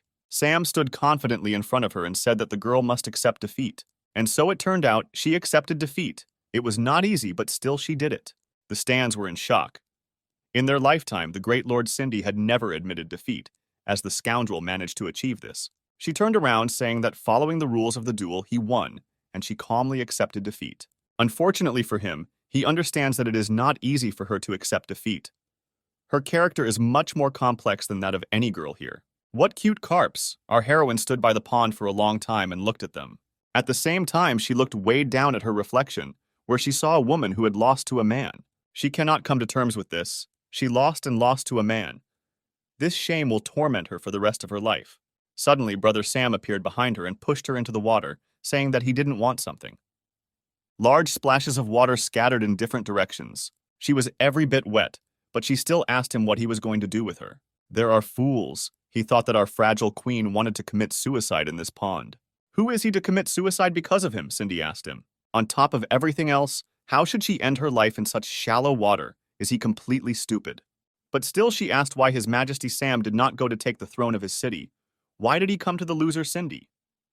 He has no need for this useless throne when he feels in his ass that he should worry about Mistress Cindy. What if she does something to herself? How he will live later. After these sincere words, she attacked him. Obviously, these were the words she was waiting for from him. It was not a victory, just dirty tricks. Since he is so persistent, he can accept a second challenge from Mistress Cindy. Few could compare with him in such a battle, or our fragile queen decided to lose a second time. That time in the ring, she was not at all collected and was not ready for anything like that. But now she is ready to give it her all. Only he should come to terms with his mind. After these words, she pushed him into the water. He didn't expect her to start approaching him in such a place. He wanted her to hold off on it. Only God and those cute carps know what happened next. After this, finally, after so many difficulties and expectations, Sarah, who would be best suited for this role, rose to the post of City Lord. On top of that, our heroes received a lot of money, which will definitely make their journey easier. That's true, Maya said, but something bothers her, or rather someone makes her worry. She was worried about why this irritable queen was coming with them, what she had lost here. In fact, she has nothing more to do here, she said proudly. She is no longer a lord, especially since she was defeated by a man. And besides, it's very difficult to look after this fragile man. It will be much easier if 2 strong girls look after him, Maya agreed with Cindy. He didn't like the way these 2 foxes talked about him. Even if they spoke in a whisper, he still heard everything. But Cindy brought with her a nice gift in the form of a cool payment card that will help them travel. Maya noticed that some greedy official would earn much more than a pathetic robber, and how difficult this card would be. She didn't like this insolence after all. It was her savings from tournaments that fans donated to her. Okay, girls. Sam addressed them, quarrel later, and this card will help them in the future. He reminded them that they would still have to negotiate among themselves and find compromises. But this is not so important. Someone suspicious from the outside was eavesdropping on their conversations. He was a very suspicious wanderer who watched them for a long time. Time passed and night had already fallen. A large, shining white ball rose to the heavens and shone along with multicolored dots on the black canvas. And our heroes decided to stop at the fire and discuss the next plan. Cindy had a bun for lunch, which was not as tasty as she expected. Maya said that this was the master's palace for her, and no one would bring her medallions and cream sauce, no matter how much she wanted. Sam decided to act and talked about how there was a lot of all kinds of living creatures near the river nearby. Then he suggested that they go and collect fish and animals. As it turned out, she had lived in the mountains since childhood, so there would be no problems with hunting. She would like someone to cook. Sam didn't want to cook, and Cindy had never tried it. It all made the beauty terribly angry. But it's true. Why are they so proud when they don't know how to do anything? Then he asked her not to be angry. Yes, he doesn't know how to cook, but he can call the assistant who can easily handle it. Apparently, our hero decided to call the lovely salon owner from the very first task. So our beautiful owner of an intimate salon appeared in the middle of a cloud of smoke, who was in a state of courage with surprise. The girls nearby were just as surprised, who had no idea where she came from or how she appeared from the map. It takes too long to explain everything, in fact. This is your new sister who can cook wonderfully. She didn't like that he only called her in so she could be his cook. What a shame. They were not so interested in listening further, since they hoped that her level of cooking was similar to her beauty and went to get the ingredients. When they left, she continued to resent the fact that he calls at the most unnecessary moments. He answered her by saying that not only is she beautiful, but she cooks better than any Siri and the like in the divine space, so you can help them very well. As soon as he remembered Siri, she began sneezing loudly in Wonderland. Lisa began to worry about the girl, but she replied that everything was normal. Maybe someone would remember her. Then she decided to show the lovely dish that she had prepared and offered to try it. Lisa replied that it looked simply gorgeous. When she cursed, she didn't mean it. She wanted to say that he calls the other girls when he is in danger, and he calls her when everything is normal and calm. It was then that he approached her and said that the hostess sister deserves more than just a battlefield. She deserves much more. When he touched her stomach, she became very embarrassed. He asked not to blame him for not being able to restrain himself when such a lovely girl also dresses like that. At the sight of her, his gun is ready to fire. His appetite becomes brutal. He can't help himself. His hunger was too strong, and he asked his sister to help him and feed him, showing him his small stove with buns. She became more embarrassed, but she was able to agree to this so that he would eat with her. So they started eating dinner, and here is a beautiful woman who will always help in difficult times. Finally, he stopped with dinner. Then he thanked the hostess for her hospitality. She hid behind a tree and began buttoning her shirt, saying something under her breath. There was someone standing behind her who was waiting for a good moment to put the blade of a knife to her neck. That same wanderer has been standing for a long time and waiting for a good moment, since he clearly saw how she showed him the oven with pies and everything like that. Sam, puzzled, asked him not to harm her and wanted to know what he wanted from them. The strange bandit said that in the building where their next target lives, this beauty can be bought for a lot of money. He decided to raise his voice at him so that the bandit would let the girl go, since he would not allow even the tip of a hair to fall from her head. She had hope of salvation after the words of Sam, who was very confident in himself. She began to indicate her conditions. If Sam did not go with them, then his girl would be very unpleasant. He was frightened by the fact that they were hunting for him, and not for such a lovely beauty as the owner of the intimate salon. The bandit explained everything by saying that their inn and sect were based on the fact that they caught beautiful men. Two strangers appeared behind him, ready for any trick of the pervert. He wanted to know if there was any law that allowed the hunting of civilian men. He was very sorry that he was such a weak person, but this would be the last warning for him. The stranger stuck the tip of the knife in the girl's face and said that if he didn't go with them now, then something very bad could happen to her beautiful face. She had no face, but she was strong enough to say that these freaks underestimated her. Her words struck him, as he was sure that she was an ordinary fragile girl. She told Sam that he could run away from here, and she would save him. However, Sam will never allow his girls to be harmed. He owes them his life, after all. He already told her this. Later, he winked at her, proving that everything would be fine and he would never despair. She noticed how he sweetly moved his eyelids. This made her understand that everything would be okay. It was not for nothing that he went out on such a mission. The other bandits noticed how smart this guy was, and added that he would be received very well in their house. This mission turned out to be the most problematic, but this does not mean that he will not pass it. Still, they led him along. Sister Freya did not know if Sam had any plan, but she was sure that she herself would save him. And then she was interrupted by some kind of fabric, which was definitely used by that girl in the cape. And so it turned out, Freya could not understand why her eyes were getting dark, and the bandit said that it was time for sleep. The girl muttered, "If there is an opportunity, then maybe he will be released. When this moment appears, then she will come for Frey's sister." So we were transported to the house of the Shawshank family, where the bodies of men are sold to various beauties and more. The girls with these guys behaved much more softly, unlike their own kind. In the room behind the doors, a very important topic was discussed with particular interest. And here is our famous sister Garnet, who wanted to find out if there is a much more interesting product.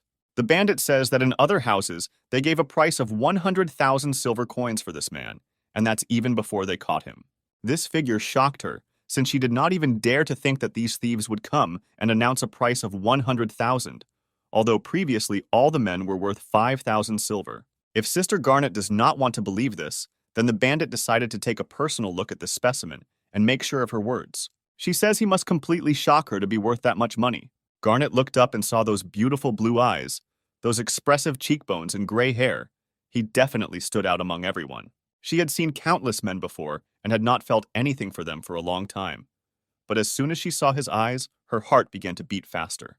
The bandit has already begun to insist that Garnet buy it, because if she doesn't buy it, someone else will. She handed him a bill worth 100,000 and told him to take the money and get out. After they were alone, she understood that such a handsome man could recoup his entire cost in a year. Still, he wanted Miss Garnet to untie her. Then they would figure out what to do with him. Untying him is not a problem for her. The main thing is that he does not run away anywhere and does not play any tricks here. He answered her by saying that he is very happy as long as he has such beauty as Miss Garnet in front of his eyes, who asked her to hold back her feelings. She removed the rope from him. Sam thanked her for this and asked what kind of place it was, why Garnet bought it, and what he needed to do here. This is the Shawshank House, where handsome men from all over the world are gathered. They spend time with the local girls, making them happier, spending leisure time with them. Then she asked if he would help her with this. He replied that he could not help her in any way, since he did not know how to do anything. To this, the miss replied that she had people who would teach him everything he needed. She called Katya, Anya, and the twin sisters, who should become her teachers. The lady warned them to teach him how to please a girl in one day, but they should not overdo it, since it is a very expensive specimen. The girls were shocked by his beauty, as they had seen a lot of handsome men, but he looked simply amazing. The sisters could not wait for his training to begin. They were already glowing like the summer sun. He began to fear that it would be difficult for the four sisters to cope with him, since he was not a weakling. But they didn't understand him and thought that they had to play giveaway with him. Only he was sure that their legs would give way after this stormy training. After he took off his clothes, they were even more delighted. Against the background of these beautiful flowers, the sighs of four beauties could be heard. She was very glad that this money cow would train well and then bring in gigantic fortunes. Meanwhile, the girls returned from the hunt and tried to wake up Freya, who barely woke up. Then they wanted to find out where their beloved Sam had gone. He had fled somewhere again. The former owner of the brothel said everything about the case. He was kidnapped by bandits who put her to sleep. Cindy began to ask her if she knew where he was taken, since she had a good understanding of the area. Freya remembered that the bandits took him to a place called the Shawshank House, something like a brothel for women. Cindy understood that if Sam was sold to this house, then it would be very difficult for them to get him out of there. Earlier, Maya also heard something about the Shawshank House, something connected with men. Cindy reminded her that in this place, women spend time with men, which is why there is a serious hunt for handsome men there. And when guys become unnecessary, they are forgotten about. In short, a terrible place for a handsome guy. Maya understood what they could do to her beloved boy, what the world would look like through his eyes. This is exactly what his world will look like. A bunch of beauties will be waiting in line to get their hands on such a product. They will fight to take possession of him until his rose finally withers. She believes that they cannot hesitate. If they do nothing, then it may be too late. If they just rush in, they won't have any privileges, since they must either be very rich or very valuable. Maya was very upset because she was very afraid of the consequences, since they couldn't just wait here. Sister Freya had an idea, but she doesn't know how feasible it is. Maya asked her to share what they have. In fact, she knows little about their world, since she is not from here, but she is sure that the female gender reigns here, which means they cannot break into their house, but legally meet Sam as their first clients. For Cindy, this idea was very good, but no one had ever been in such places who would be responsible for everything. She was determined, saying that it was very important for her to save Sam and was ready to be in the lead. 2 days passed. The Shawshank house was calm, but not for long. These three entered very boldly, asking where the hospitality was in the Shawshank house. No one even greeted them. Miss Garnet began to feel guilty, although she was very busy, but still asked for forgiveness, and in return decided to personally accept them. The lady added that our guests have everything they want, for their money, of course. Maya got straight to the point and wanted to say that they were looking for Sam, but Freya interrupted her. Freya said that they are looking for the most interesting option. The main thing is that it is worth it. Cindy added that money is not a problem for them. Their wealth is much higher than she can imagine. Garnet was interested in the appearance of one lady with green hair, as she looked extremely familiar. This worried Cindy very much, since she is very popular, and a woman like Miss Garnet should know her well. Only Freya was confident in herself, and explained their secretive appearance by the fact that they would not want anyone to know that they visited such places. She really liked our Freya. She is very beautiful and also brought her friends. She's just lovely. She stated that the three of them could expect the best service and the best men here. Maya couldn't understand why the girl didn't immediately start looking for Sam, since he was their main goal. She understood everything, but it would be very dangerous for them, since Miss Garnet would immediately understand who they came here for. Cindy noted her impressive intelligence as she thought through the entire plan perfectly and hid the girls' faces in advance. She explained her knowledge by saying that she has been working in a similar business for a long time and is an excellent marketer herself. Such knowledge is typical for her. Suddenly, a strong light began to flow from the doors, where some strange voice said that the three sisters had been waiting for him for a long time. They were brought some kind of muscle man who was much bigger than they imagined. She asked him to stop because the product was of terrible quality. Then some wolf came out, a handsome one from the western regions, who was much more brutal than they expected. And you brought some kind of flabby dog. Freya was indignant. Here they are definitely looked down upon. Suddenly, she began to apologize to her friends for stopping them in the middle of a trip in such a terrible place, adding that this Shawshank house was not worth its enthusiastic rumors. Bad service. She asked them to stop, since they had a newcomer who was the best in the whole city. If they were interested, they could stay. The heroines initially said that they were only interested in the best goods. Money is not important. Show the most valuable, Freya said. She led them to the very room where the golden boy, the most handsome here, was located. The girls entered the room where someone very familiar was waiting for them. This is him. Our hero came out after a shower, and he wondered if there were new clients. This time he makes a promise to Miss Garnet that he will please them. As soon as he looked back, he saw his beauties and said that they could feel at home. So they found him. 3 beauties were already standing in his room and saw how well he lived here. Garnet warned him that these clients were very important to them, so he had to give it his all. He immediately understood everything and tried to drive her away, saying that he could handle them on his own, and she could go. Then the handsome man slammed the doors loudly so that no one would hear anything. From that moment on, he began to understand that the girls would be very angry with him for not even trying to escape. And so it turned out, they were burning with rage. Some were shaking their fists, others were baring their teeth. He was immediately pressed against the wall, which frightened him greatly, as he was anticipating the taste of this pain that awaited him. Maya was ready to strangle him for not even trying to escape from here, although they were so worried about him. For Freya, it wasn't so important to punish the scoundrel. She wanted to know why he didn't even try to escape. In fact, he would not want to be here. The whole reason is that he is physically unable to free himself. And the reason for this is the giant guard of commanders and generals. He is not able to hurt any of them. For Cindy, they did not pose any danger to her, since she was fully aware of the abilities of these shrimp soldiers. With such strong beauties, it will be easy to win, but there is still something that prevents him from leaving here. Cindy continued to not understand the hero, because she thought that he no longer wanted to go anywhere. This cannot be. He really wants to leave here. He needs to destroy all the seals, but it's not a matter of wanting at all. The fact is that handsome men like him are exploited as a commodity, and there are a lot of them, so you definitely need to take them with you. Maya understands that a man can never be equal to a woman, and they cannot carry such a gigantic burden on 4 humps. Yes, May is right, but Sam has already come up with a clever plan that they can only do this night. Until night falls, he simply must serve such welcome guests to pass the time. Freya did not agree, since they spent so much effort to save him, but he wanted to fool around.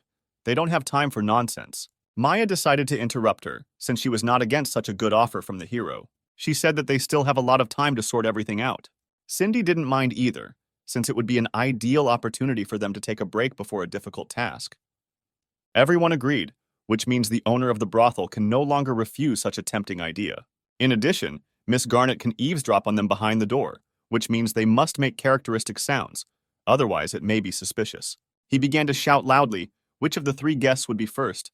Let's choose using rock, paper, scissors. The girls agreed to the proposal and decided that the one who wins will be the first. The first round began. Only 2 people participated in it. Freya won.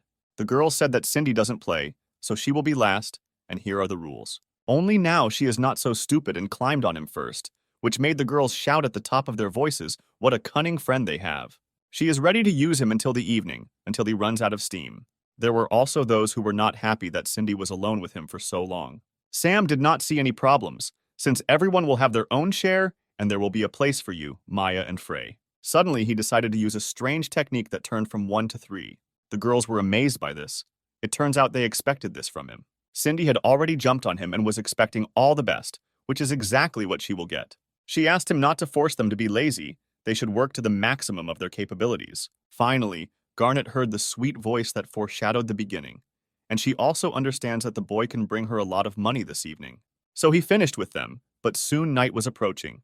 Just the time had come to make an escape. He told the girls that they could begin to carry out our plan. Maya did not understand anything and immediately thought that Sam had not had enough and decided to start all over again, all the maintenance. He understood this well, but they already need to start escaping. Everything is according to plan. They need to end with vulgarities. Cindy said that some people still can't get over it, alluding to Sister Maya. Free asked Sam what his true plan was, what he had in mind. He started to get dressed and said when they started their escape, she would make sure that their escape would be great. After his words, for unknown reasons, he began to whistle loudly. When suddenly the birds began to sing outside the window with their magnificent voices, our head of the house became very restless from this. Such a girl constantly has her head filled with all sorts of thoughts, as if everyone wants to disturb her, and she is preparing for every blow in the back. In one of the chambers where the guys were pleasing their clients, noise from birds was also heard. This guy heard a strange whistle. He knew that the escape had begun, so he had to run out. In one room, a girl vehemently mocked the handsome man because she wanted to listen to the cries of agony, how she spent money on this. He also heard a loud whistle. He recognized it and knew that their rescue would soon arrive. She began to beat him with more fury in order to hear the sweet cries that made her so happy. But he no longer wanted to tolerate her. The day had come that everything would change and women would no longer be able to mock them. She didn't like the way he muttered under his breath, since now was not the time to be insolent to women. As soon as she said this, he threw her into the wall with all his strength and hatred. She couldn't understand why her body was getting so heavy, why she couldn't use the strength bestowed by God. The fact is that the poison with which he smeared his lips began to work.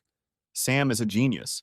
He succeeded everywhere. She, crawling on the floor, tried to stop him. Since he was her property, she bought him, which means he belongs to her. Only today has come the day when they will cease to be property, they will be free. So they arrived in some strange basement. Sam brought them here. Cindy couldn't understand why they couldn't escape from here, since it was the perfect place for a silent escape. As soon as she looked deeper into the basement, Freya saw something strange. In front of them stood a crowd of handsome men who saw Sam and began to call him Commander. As soon as everyone noticed him, they began to shout in unison. The commander has arrived. The escape will begin soon. Warrior Cindy was shocked because they did not understand when he managed to become their commander. Maya couldn't believe her eyes, all because she didn't understand how so many guys got here and no one noticed them. From each room of the guys there is a secret passage from which they came here. He will accompany them, as he must rescue them. They began to thank their savior in chorus. Some owed him their whole lives, while others wanted to repay him with their bodies. He was not interested in paying with his body, since he was not saving them for that, but just like that. Better just like that. Fortunately, the girls stood up for him, who said that he had masters, and he himself was more into girls than boys. Freya decided not to waste time since they already need to escape from here. They finally reached the first exit. Sam looked around. There was nothing suspicious yet. Then almost everyone had already gotten out. Sam encouraged the brothers to be quicker, otherwise they would not see a successful escape. This situation touched Cindy, since her hero saved so many men and does not worry about his life.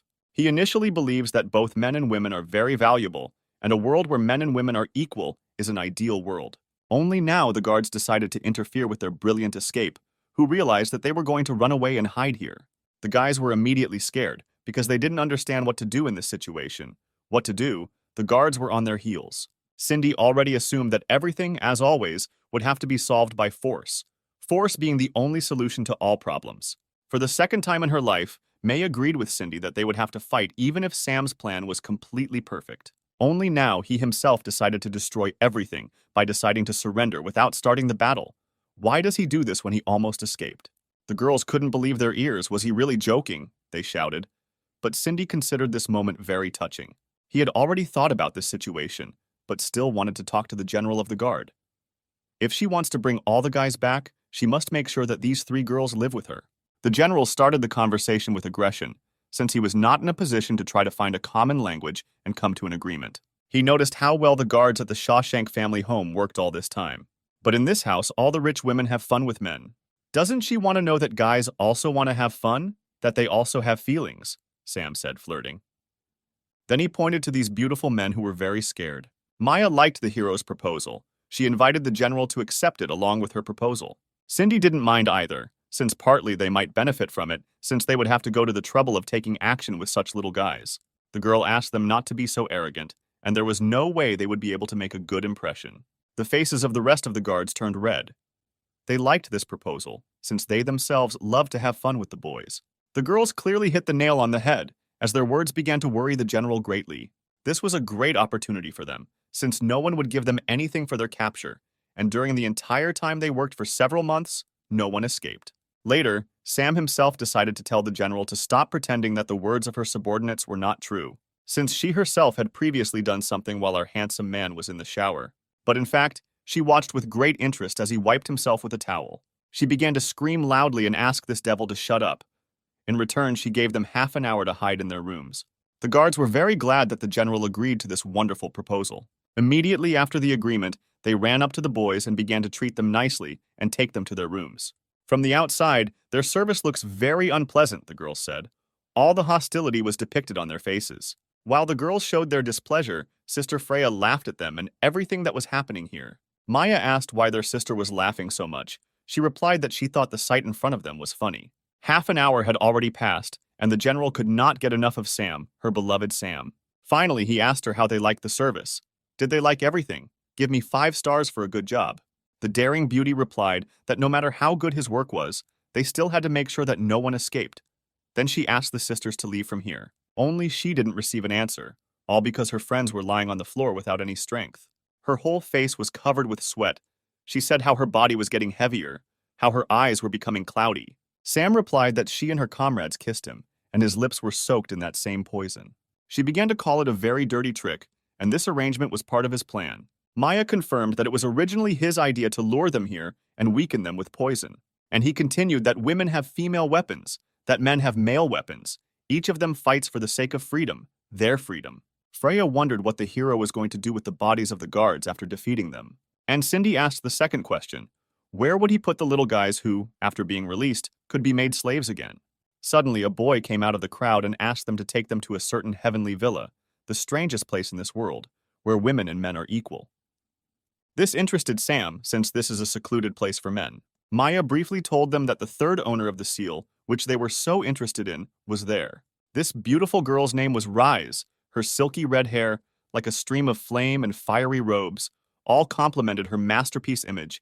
She is the ruler of the heavenly villa. Sam was more surprised by the fact that the owner of the seal herself protects men from women.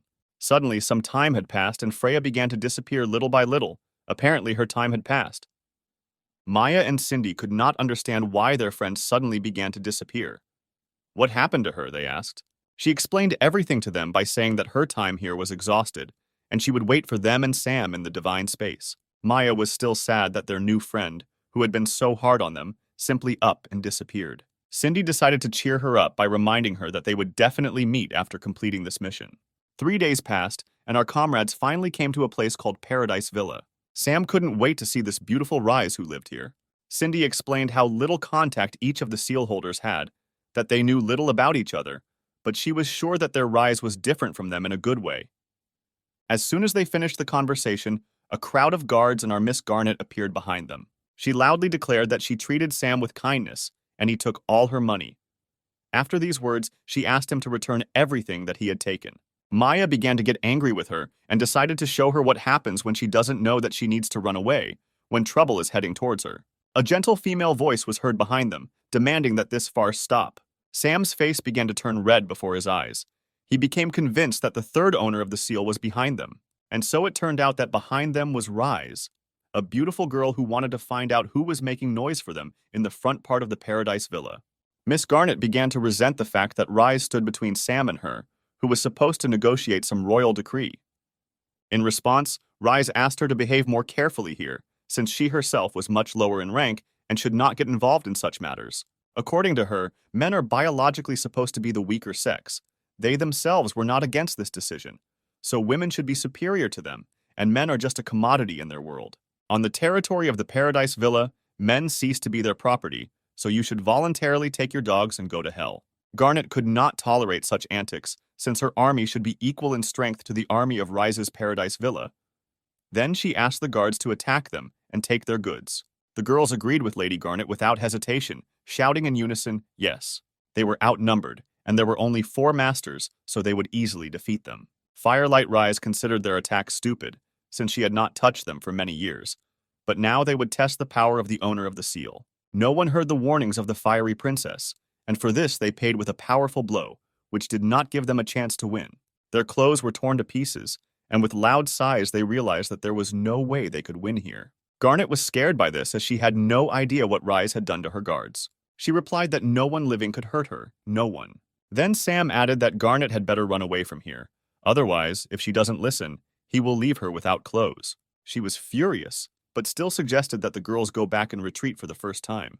But it would have been so easy if they had at least some clothes on, but they were completely naked. Sam was too noble today and offered them a bag of clothes, since Miss Garnet was kind to him initially. Only these clothes were even more shameful. It would have been better not to have had them at all. Then Garnet turned to the side and leaned down, but she definitely wouldn't leave everything that easily. After they left, Sam bowed to Lady Rise and thanked her for her help and salvation. She replied that she knew him. He was the one who removed the seals from the 2 masters. Maya began to make excuses that he did not defeat her, but on the contrary, she decided to fulfill the terms of the agreement. Cindy explained everything by saying that during the battle, he constantly used strange tricks, and that's how he removed the seals. Rise was already beginning to think that Sam was hoping to defeat her, then calmly remove the seal. But everything was not like that at all. He came here to negotiate with the owner of the Paradise Villa, Rise, so that she would allow these poor boys to stay here. She did not refuse and decided to skip them in order to discuss everything first. As soon as they entered the villa, they noticed how courteous the girls were with the guys, how they talked sweetly. Sam definitely noticed the cute walking couples who were so cheerfully discussing interesting topics. He has been in this world for a very long time, but he did not dare to imagine what a world looks like where women and men are equal. Ogonyok replied that he was absolutely right. She was tired of looking at the eternal disputes between men and women, so she created a paradise villa, without disputes and peace and harmony. For him, she was a gorgeous girl and their plans coincided. He asked her to help create a world in balance, and she would help him remove the seal. Incredibly, she agreed to help him. In fact, she was not at all against his proposal. He began to be very happy, since she suited him perfectly, and he himself did not expect to get down to business so smoothly.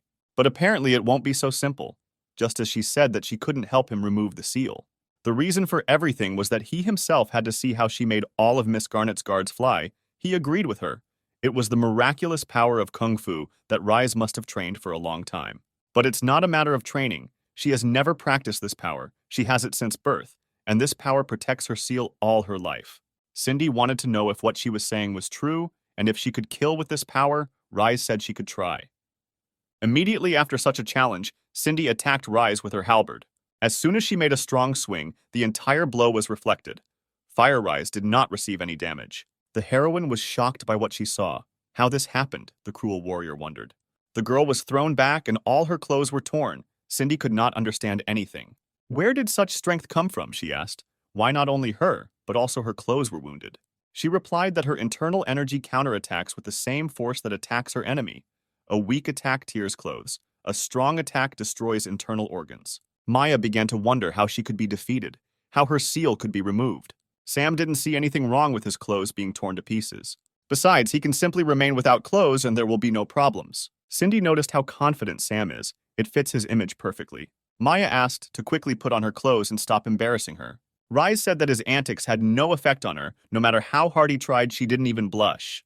He felt very unpleasant that there was a girl standing in front of him who absolutely did not care about his naked body. She replied that from birth she had learned to restrain herself in the face of male charms, and Sam's body was no different from wood or stone. Well then, in response to such a statement, he decided to appear in front of her in all his glory. After what they saw, the nearby girls were shocked by his beauty, and he received double points for his charm. Even our unapproachable Rise was able to surprise Sam's male body, which made her feel shy about him. He noticed that this trick worked on her. This is his opportunity to strike. The handsome man gathered all his will into a fist and pointed it straight at the fiery princess. Her shield received a crushing blow from male beauty. It felt like this attack would be able to cause some damage to Rise. But she indifferently said that no one would ever be able to touch her. This power does not allow her to do this. I wonder how happy she will be if she can touch a bird or a cute animal. His confidence is off the charts. He is not afraid of the consequences. He hopes that everything is possible, even to remove this power. Incredibly, his fist almost passed through the impenetrable defense of the beautiful Rise. This shocked her. She had never seen this. Her incredible defense surpassed everyone, and here some man could break through her. Cindy also saw this. This guy can even do this. Is he really so omnipotent? Sam himself was delighted with what he saw. He asked if she felt that he had succeeded. It was only after these words that he was thrown far, far away that his scream could be heard throughout the entire heavenly villa. In one of the houses, the girls asked God to give her a man who would like to live with her, with whom she would be happy. When suddenly our hero fell into her house, which greatly frightened the girl. He was completely naked. The fall was in great pain, but he was confident that he would soon succeed in achieving his goal. The girl looked around and saw a handsome boy who was lying right under her nose. Had God really given this to her? It seemed to her that God himself had fulfilled her wish, after which she attacked him. The girl did not stand on ceremony and took off all her clothes. Since it was a gift of fate, she decided not to behave civilly. Sam asked her to stop. Rise does not believe in them, since no one has been able to touch her and they will not be able to. Maya believes that this guy is capable of more than she thinks. He is the only one who did the impossible to them. Cindy added that he was also able to change their thinking, although no one believed it except himself. In fact, she was incredibly happy that they could be defeated and could be defeated at all.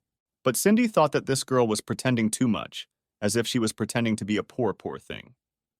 Maya told her that they would not go anywhere until Sam unsealed Rise. Rise allowed them to stay here, but no one will treat them like queens. Everyone here is equal, for that they can do whatever they want. By that time, it was already deep night. The lights were still on in all the houses of the villa. Maya could not find a place for herself, since it was still light outside, and the hero was not returning. Cindy noticed that Maya was worrying too much about him. Did she really miss him so much? She, of course, said that everything was wrong and her friend was wrong. And while she was arguing, someone entered their room, saying that he had returned. It was Sam who said that he spent a lot of time, but was still able to get a lot of information about the beautiful Rise. Information is information, but Maya was wondering what happened to his face while he was wandering around the city. But it's true, his whole face was covered in lipstick stains. He was almost kissed to death. Later, he took off his cape to show how valuable this information cost him. If we draw conclusions, the scars on his back indicate the complexity of the mission. Now they should understand why Sam took so much time to find out at least something. Cindy understood everything, so what kind of information did Sam have that he managed to find out about Reese? He scratched his chin, puzzled, to remember what those girls had told him. The first was Anya, who said that Miss Rise is a very good person, but she is too cold with everyone. They say that no one has seen her smile. The second was Angelina. It was hard for her to talk to Sam, but she considered him too pathetic compared to Rise, and she also doesn't know how to communicate with men, which is why she is so lonely. Lana was third, but she also said that Oganyok did not know how to find interest in a man. But Malika, the fourth girl, thought it was strange that Mrs. Rise began to protect men at all, but they were able to meet many good people here. Well, one of the girls said that in the dining room there is duckneck, which smells strange. Maya approached him with a puzzled face and asked how many other women he had interviewed. Of course, many. Cindy suddenly came up behind him and passionately hugged him to whisper to him that he smelled like wild flowers, which were much better than domestic ones. Maya was very shy and wanted to ask him if there was something she wanted to do, since it was not too late. Meanwhile, Sam and Cindy were already getting too close, but asked if Maya wanted to join. She replied that she was not hinting at anything, but her stuttering voice said otherwise. He held her close and asked her not to pretend if that was what she wanted. Maya was already completely blushing, but she said that she was still against it, and she didn't want to cope without it. Suddenly, Sam felt something. He seemed scared by it and asked the girls what they felt. Maya was not thinking about this at all. She thought that he had not yet changed the subject and was trying to set her up for something. But Sam wasn't talking about that at all. He meant that he felt Rise's aura. Maya was also surprised if Rise was really so close. Yes, the aura of the Fire Princess is very close. That's right. Rise passed by their apartment, whether she wanted to come to them. What a strange feeling, like being followed. Cindy has long noticed that she is much stronger than her friend, who sometimes slows down for no reason. Maya only became more embarrassed and explained her stupidity by saying that she was simply distracted from the topic. But this is not so important, the warrior thought. Why would the third Seal Master be here? Did she really come to visit? Maya replied that they were guests here, so they couldn't drive Rise away from here, no matter how much they wanted to. But Cindy didn't want to waste time and invited her friend to show her what she had lost before she tried to remove the seal on Sam. She continued to tell the girl to be quicker, because there might be those here who don't know how to wait. Some time passed before Maya began to worry that someone might see them while they were doing this. She believes that this will only make her worry, as it will not stimulate her in any way. Even Sam himself was not against them doing this in front of everyone. And now our Maya stopped breaking down. She didn't care anymore, her patience ran out, and she pulled off her shirt. And our Rise watched with particular interest everything that was happening, which made her worry until she lost her pulse. Watching this, she bit her elbows and nails. All her eyes were filled with interest, but still considered it too shameful. She did not tolerate this and decided to simply step out of this dirty place, since this should not bother her. Sam's voice was heard behind him, shouting that they were doing something very strange. No, she couldn't, but the interest was much stronger than her pride. She couldn't stop herself. That's it. She couldn't restrain herself. As soon as she approached the doors, she began to look with much greater interest. Only it was interrupted by rain, or rather a heavy downpour, which began to shower everything around with drops of water. Water also began to drip on her. What kind of oddities? Where is her impenetrable protection? It also seemed strange to her that drops of water began to drip onto her face, and all because the protection had ceased to protect her. The door opened and Sam looked out, who was sure that the girl was still here. And so it turned out, the light from the house covered her face. Rise was sure that he saw her, which means she should leave from here. Cindy asked why Sam suddenly became so serious. Of course he would be serious. And all because this plan began to work, he clearly noticed what quick steps he began to take towards meeting the fiery Princess Rise. Meanwhile, it was getting lighter outside, but the rain still did not stop. Guys and girls walked in pairs, looking at each other, enjoying their life together. Even the rain was not a hindrance to them. Only Rise walked through the alleys all alone, no smile, no joy, nothing on her face, and her protection seemed to close her in a cage of loneliness. When suddenly a roof appeared above her head, it was an umbrella that would definitely protect her. Sam approached her and said that the rain was not that heavy, but if she walked without an umbrella, she would definitely catch a cold. Our unapproachable Rise indifferently said that it was useless, since her energy would protect her and separate the water. When suddenly he asked a very sharp question whether she had been spying on them last night. She immediately ran away from him and tried to make excuses that she had not been there, or that it was not her. As soon as she began to worry, her defenses were weakened. The raindrops could reach her, as well as Sam, who was able to touch her delicate skin. He looked at the finger and expressed how glad he was that he could touch it. The Fire Princess had no idea how her absolute defense failed to work. She couldn't admit it. Sam already understood everything. He understood that her heart was starting to beat faster. He understood that she was worried, and her energy was no longer working as it should. She was completely embarrassed. It was written on her face that she could no longer restrain her emotions. When suddenly he extended his hand to her to prove that he was able to break through her impenetrable defense. And so he asked why he could touch her body, why her defenses no longer worked. She tried to explain something, but her voice trembled from time to time. Her excitement knew no bounds. The handsome man explained to her that even if her heart were stagnant water, her protection would be absolute. But as soon as a raging sea was created in the water, the protection would fall away from her. Now her heart is touched, she herself allows the protection to disappear without a reason. But the trouble is, she herself did not want to fall in love with just anyone. She will love her real chosen one. As soon as she said this, her defense worked again and threw the insolent person far, far away. She threw him straight into the river water, but the girl looked at him calmly. When he swam out, Sam swore that he would make her heart beat faster, many times faster. But she indifferently told him that he could do whatever he wanted, but recommended that he give up. After a while, he decided to let off steam and go to the public baths to wash off the shame. On the sidelines, he was noticed by those same beauties who considered him incredibly handsome, and indeed he was sent by God to them. They wasted no time in approaching him to tell him how lonely he looked, which was precisely the reason why they decided to campaign for him. He had no time for this. He apologized to them, calling them very beautiful, but he had to solve one problem. As soon as he resolves all the issues, he will definitely return and repay them for his debts for the necessary information. They sighed with delight, since he can reject such beauties when they approach him. Suddenly, he remembered something that he really wanted to know from them. They were very happy to see him here. If he wanted, he could always come to them. Sam said that they don't have to worry, he will definitely come again, but he needs to know when their master Rise takes a bath here. Several hours passed when our beloved fiery beauty came to the baths and slammed the doors. She tasted the water and immersed herself in the water. Spreading her arms wide, Rise began to take a bath. Today was the strangest day because water dripped on her, and this guy touched her, although no one could do this before. He couldn't leave her head. She thought about him all the time, but she tried to forget him. As soon as she took her attention away from the hero, a silhouette appeared under the water and approached her. As expected, the only one who could be here was Sam, who met her here too. As soon as he got out of the water, she began to cover herself with her hands and ask how he got here, why he was underwater. He replied that he had been here from the very beginning, and he was hiding underwater to get to her. She asked him if he always hides under the water with strangers and shows off naked in front of them. Sam believes that he has every right to be here, but he didn't expect that she would not only wash herself, but also try to forget about him. She was killed by these words. Rise asked him to shut up, since his words were not true. The handsome man in this form asks her why she is trying to drive him away from here. Is it really because his body excites her so much? Looking to the side, the Fire Princess said that he and his body are no different from a tree. Then why does he continue to mock her?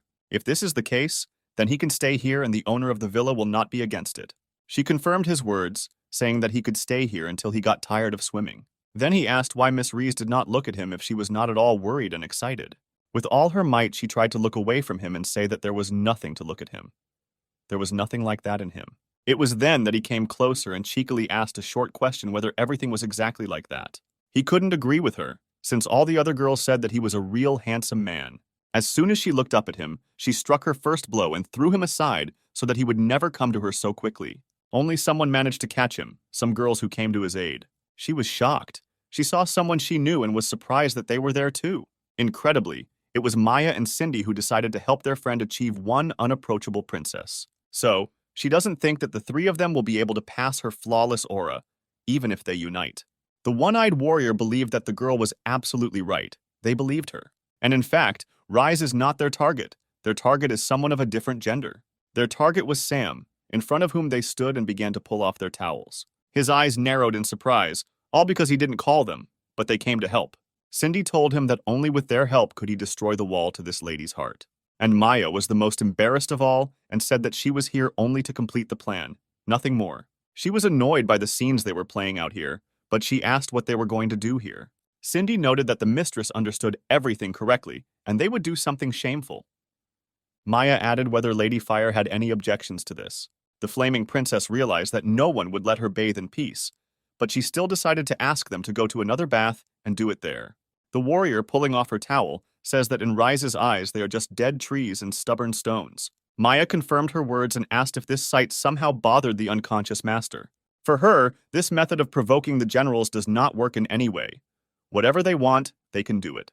Since everything is so, then she can open her eyes and take in this sight with all her eyes. Maya could no longer find a place for herself to start the process as quickly as possible. Then she asked who would be first. Sam replied that it was easy to handle too. He had no experience in this. Rise couldn't believe that this was possible, but it was true how he was going to do it. The handsome man replied that you should never underestimate human potential. She was very embarrassed. She looked at all this. Her face was constantly turning a little red, and the sounds in the background were heating up the situation. Then these sighs and gasps worsened. They sounded even more often, even more vulgar. Cindy and Maya began to scream louder, the mooing becoming a melody that turned her on like a machine. In the moment she only felt worse, she heard it all. Her innocent heart could not allow herself to look at it.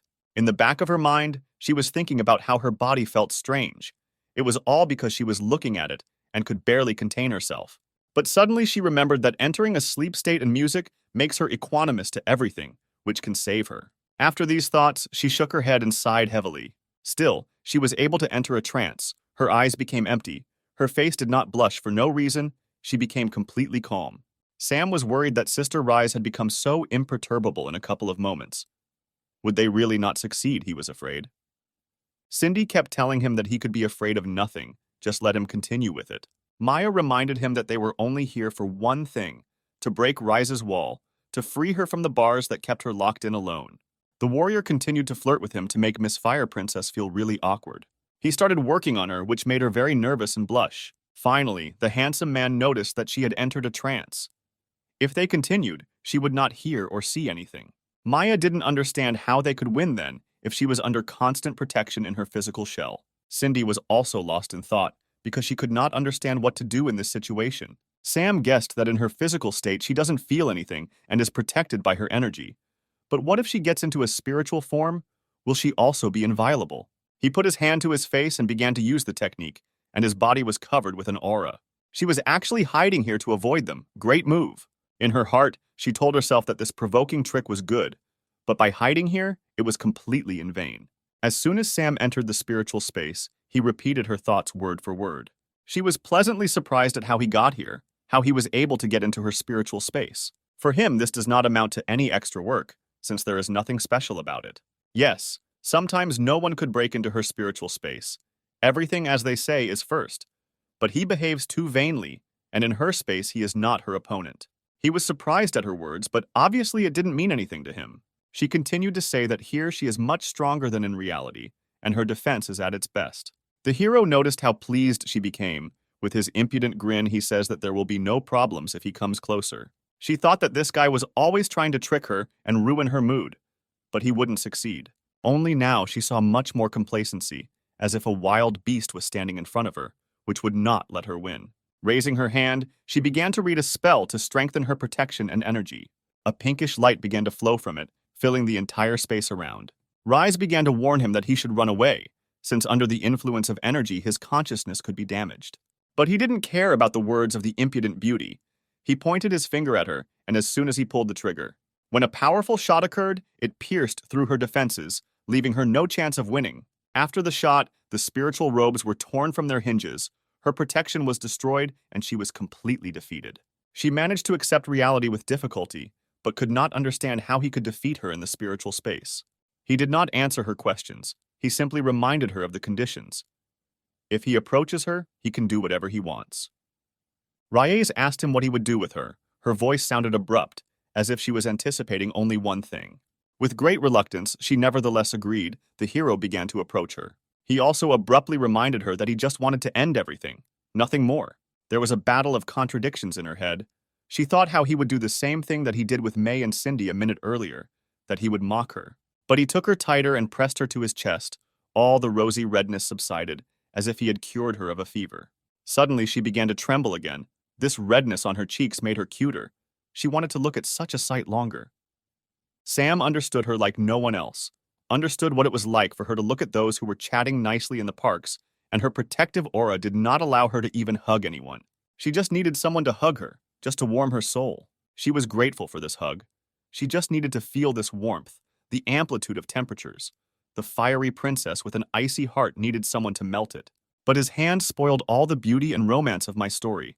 Not a minute had passed, and this pervert was already reaching out for the charms. She was unhappy with this, but he explained everything by saying that he wanted to remove the protective aura. It became unclear to her how he was going to remove her aura, what he would do about it.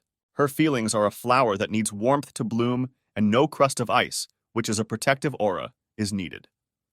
If the flower is enveloped in cold, it will be weak, and the protection will hide it from danger. He just needs to remove this icy crust and warm the flower inside to free him from the cage of loneliness. The anticipation made her interested more exciting. She saw what was waiting for her in a couple of moments. With a snap of his finger, Sam conjured a bed in her mental space that would help in destroying the aura. Sam took off his robe in order to be fully prepared for the opening of the third seal. Her subconscious could not understand how he did this, how he was able to transform her spiritual space. He replied that he can do this because of her. She accepts his subconscious and the space changes. But for some reason she felt everything as in reality. Everything as in reality, she said. He explained to her that they were in mental space. She could imagine everything like this, be it a dream. It's a dream, she says confidently. From now on, she believes it. Since everything was going so well, Sam realized he could begin completing the task. From pleasure, her hands grabbed the bedspread. Her hands shook from convulsions, as if she had been shocked by 220 volts. She held back a scream with difficulty. She felt everything as if she were in reality, as if in life she was losing her innocence. Lindsay suddenly appeared and wanted to say something to Sam. The goddess reminded him that she could use the new power to remove the aura and remove the protective energy. But why? What was she up to? Sam did not doubt her words and began the cleanse with his new learned ability from Lindsay. Reyes didn't mind, since she could fly out of the cage covered with an ice crust. She managed to notice how the aura subsided, like a cold after raspberry tea. Sam is proud to say he was able to complete curing Rise of the curse that had plagued her for so long. Time passed, morning came from last night, and the birds sang outside the window, which served as an alarm clock in this world. Under the rays of the sun, with a heaviness in her head, the beautiful Rise raised her eyelids, feeling the summer breeze. She noticed how quickly everything brightened up around her. What new things our heroine felt.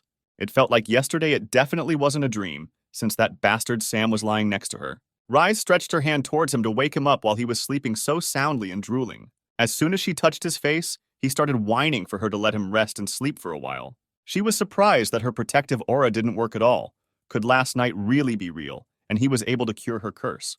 Getting out of bed, she decided to open the windows and the rays of the sun began to fill the room. She looked around at the beautiful view outside the window, as birds flew and tree leaves were blown in the wind. One of the birds flew up to her and sat on her finger.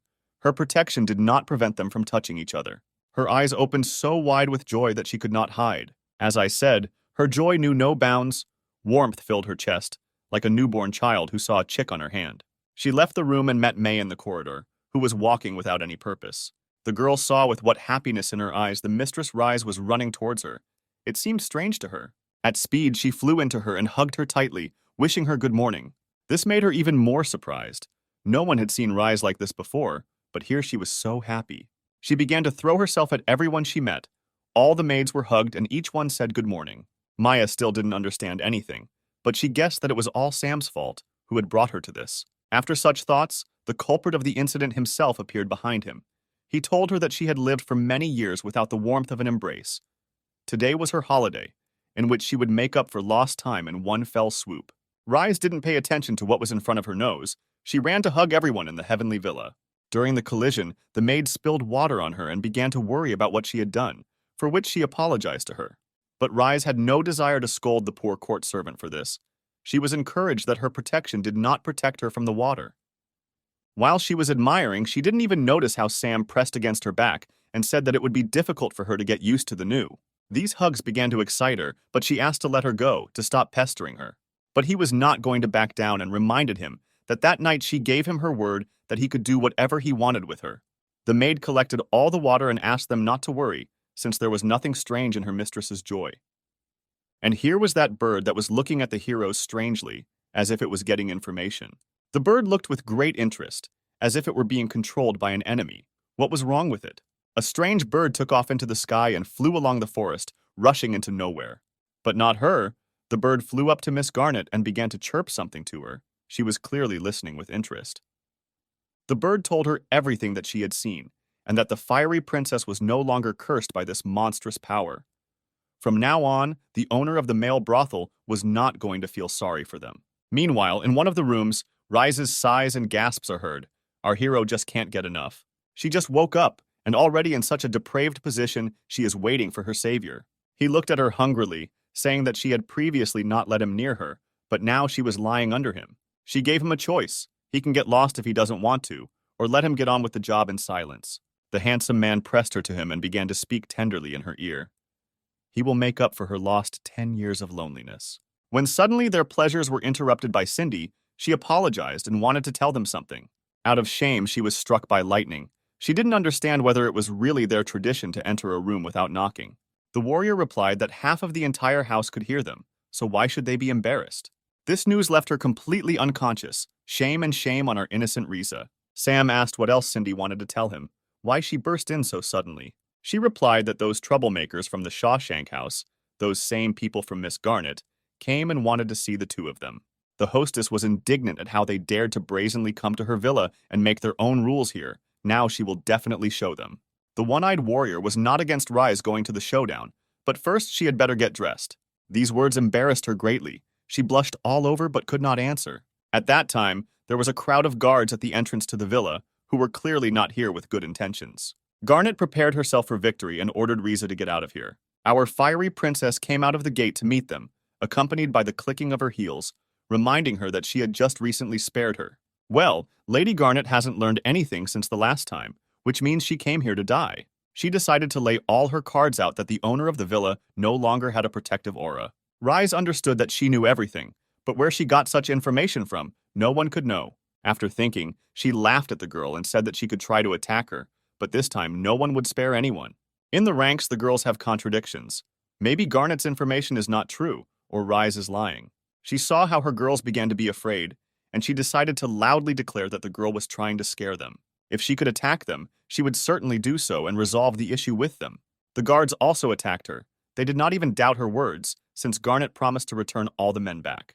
Riza felt terrible that the guards unquestioningly believed her and rushed at the beauty. Suddenly, Sam appeared from the shadows, blocking their path to the mistress of the villa, saying that Sam would not be able to attack them all, but could leave them without clothes. Garnet was angry with him and told him not to forget that men could never hurt a woman. Only he had no intention of fighting them. He was simply using his new ability on them. The opponents were already near him, but his attack with a protective aura completely took away the chance of victory. Their attack was completely repelled, and nothing was left of their clothes, just like last time. They have no chance. With one wave of the hand, not a trace of their attack remained. Everyone dreams of such power to undress everyone around them. The naked warriors flew against the wind and screamed loudly in fear. This was the second time they were sent flying in the same place. This time no one is going to let them go, all because graceful ladies appeared above their heads, carrying a net with them. This network perfectly closed all the guards under it. They tried to escape, but something was wrong with it. The girl was very angry and gave her word that she could break the net, they'll see. But the network was not simple. It began to narrow and squeeze all the girls inside. They had no idea what was happening here, how this grid was getting smaller every time. Sam told them that the network is unusual. When they forcefully press on it, it narrows, and the more they force on it, the less space they have, so their only option is to give up and not fight. The network became narrower and narrower. The girls stopped resisting so as not to harm themselves. Garnet was furious. She said that she paid a lot of money for Sam. All the men were her property, so she orders the vile network to be removed. The guards were in a dire situation. They had nothing to say to them since they couldn't win anyway. But the heavenly man did not torment them. He snapped his finger, thereby removing the net from them. The girls flew out of the net in a swarm, screaming as if they had just been born. Sam didn't want to let them die. The whole world would suffer if such beauties died because of him. After these words, they realized that they were on the wrong side for which they were fighting, which made them make such sad faces. Garnet never stopped adding fuel to the fire. She pointed out to them that they were only capable of dirty tricks, and a man would never be able to defeat a woman. But one of them stood up and answered the impudent hostess that a woman was quite capable of injuring the same woman. These words scared her to the point of trembling in her knees. She wanted to know what she meant. One blow was enough to explain to her what her warrior meant. She was lying on the floor and asking if they had really decided to make a riot for her. Their duties were to look after the Shawshank house, not to hunt her servants. And besides, Miss Garnet had no way of taking into account their desire to fight for the boys. She began to intimidate them by saying that they would be in great trouble if she bullied their employer. Sam finally caught the perfect moment to take action. He asked the girls to stop temporarily, as he had come up with something to negotiate with them. Sam asked if they would mind if they taught their owner, Miss Garnet, a little lesson.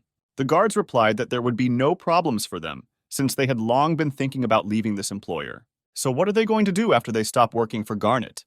The girl replied that they would no longer be able to work as mercenaries due to the fact that they had now violated the employment contract.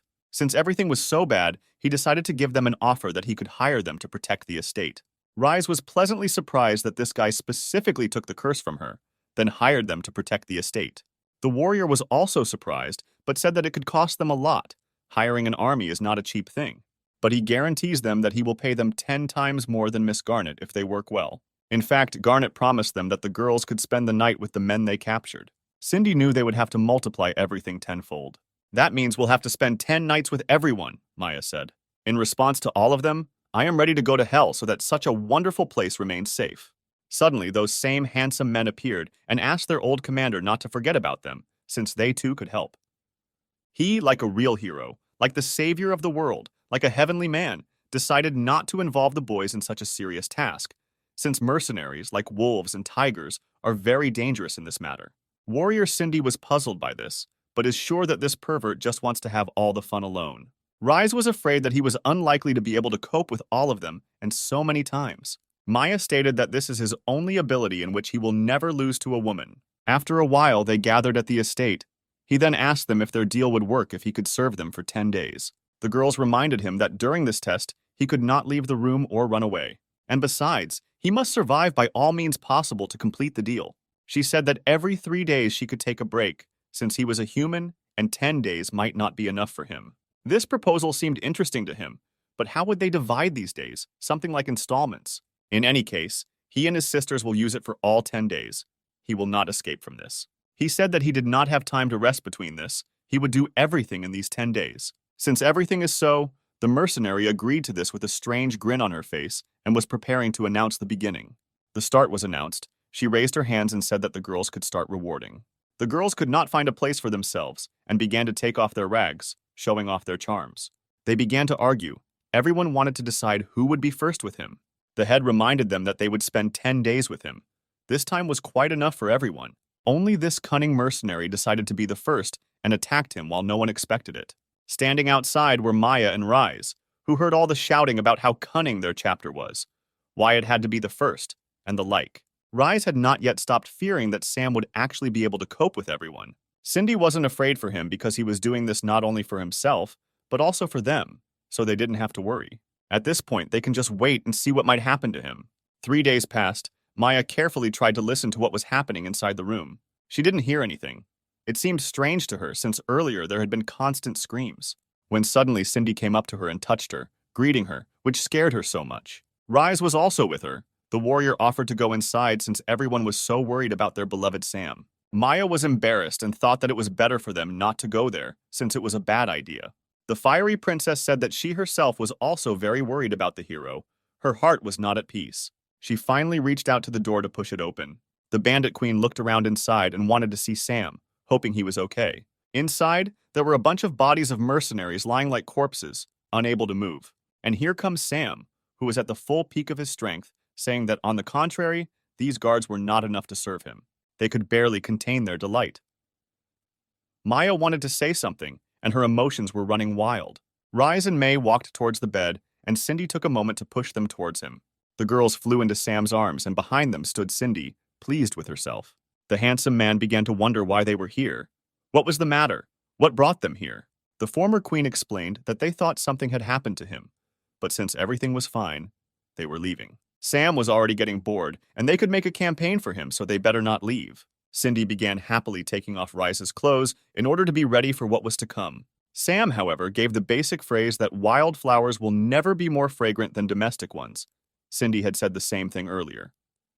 A lot of time passed. The day came when everything was supposed to end, and at that time, a maid approached the room. She wanted to bring food. When she opened the door, a terrible hand reached out, asking what happened and with whom. The girl was very frightened by this. She already thought that she had fallen into a nightmare and someone would have pinched her. This monster turned out to be a completely exhausted Sam, who completely dried out while completing the deal.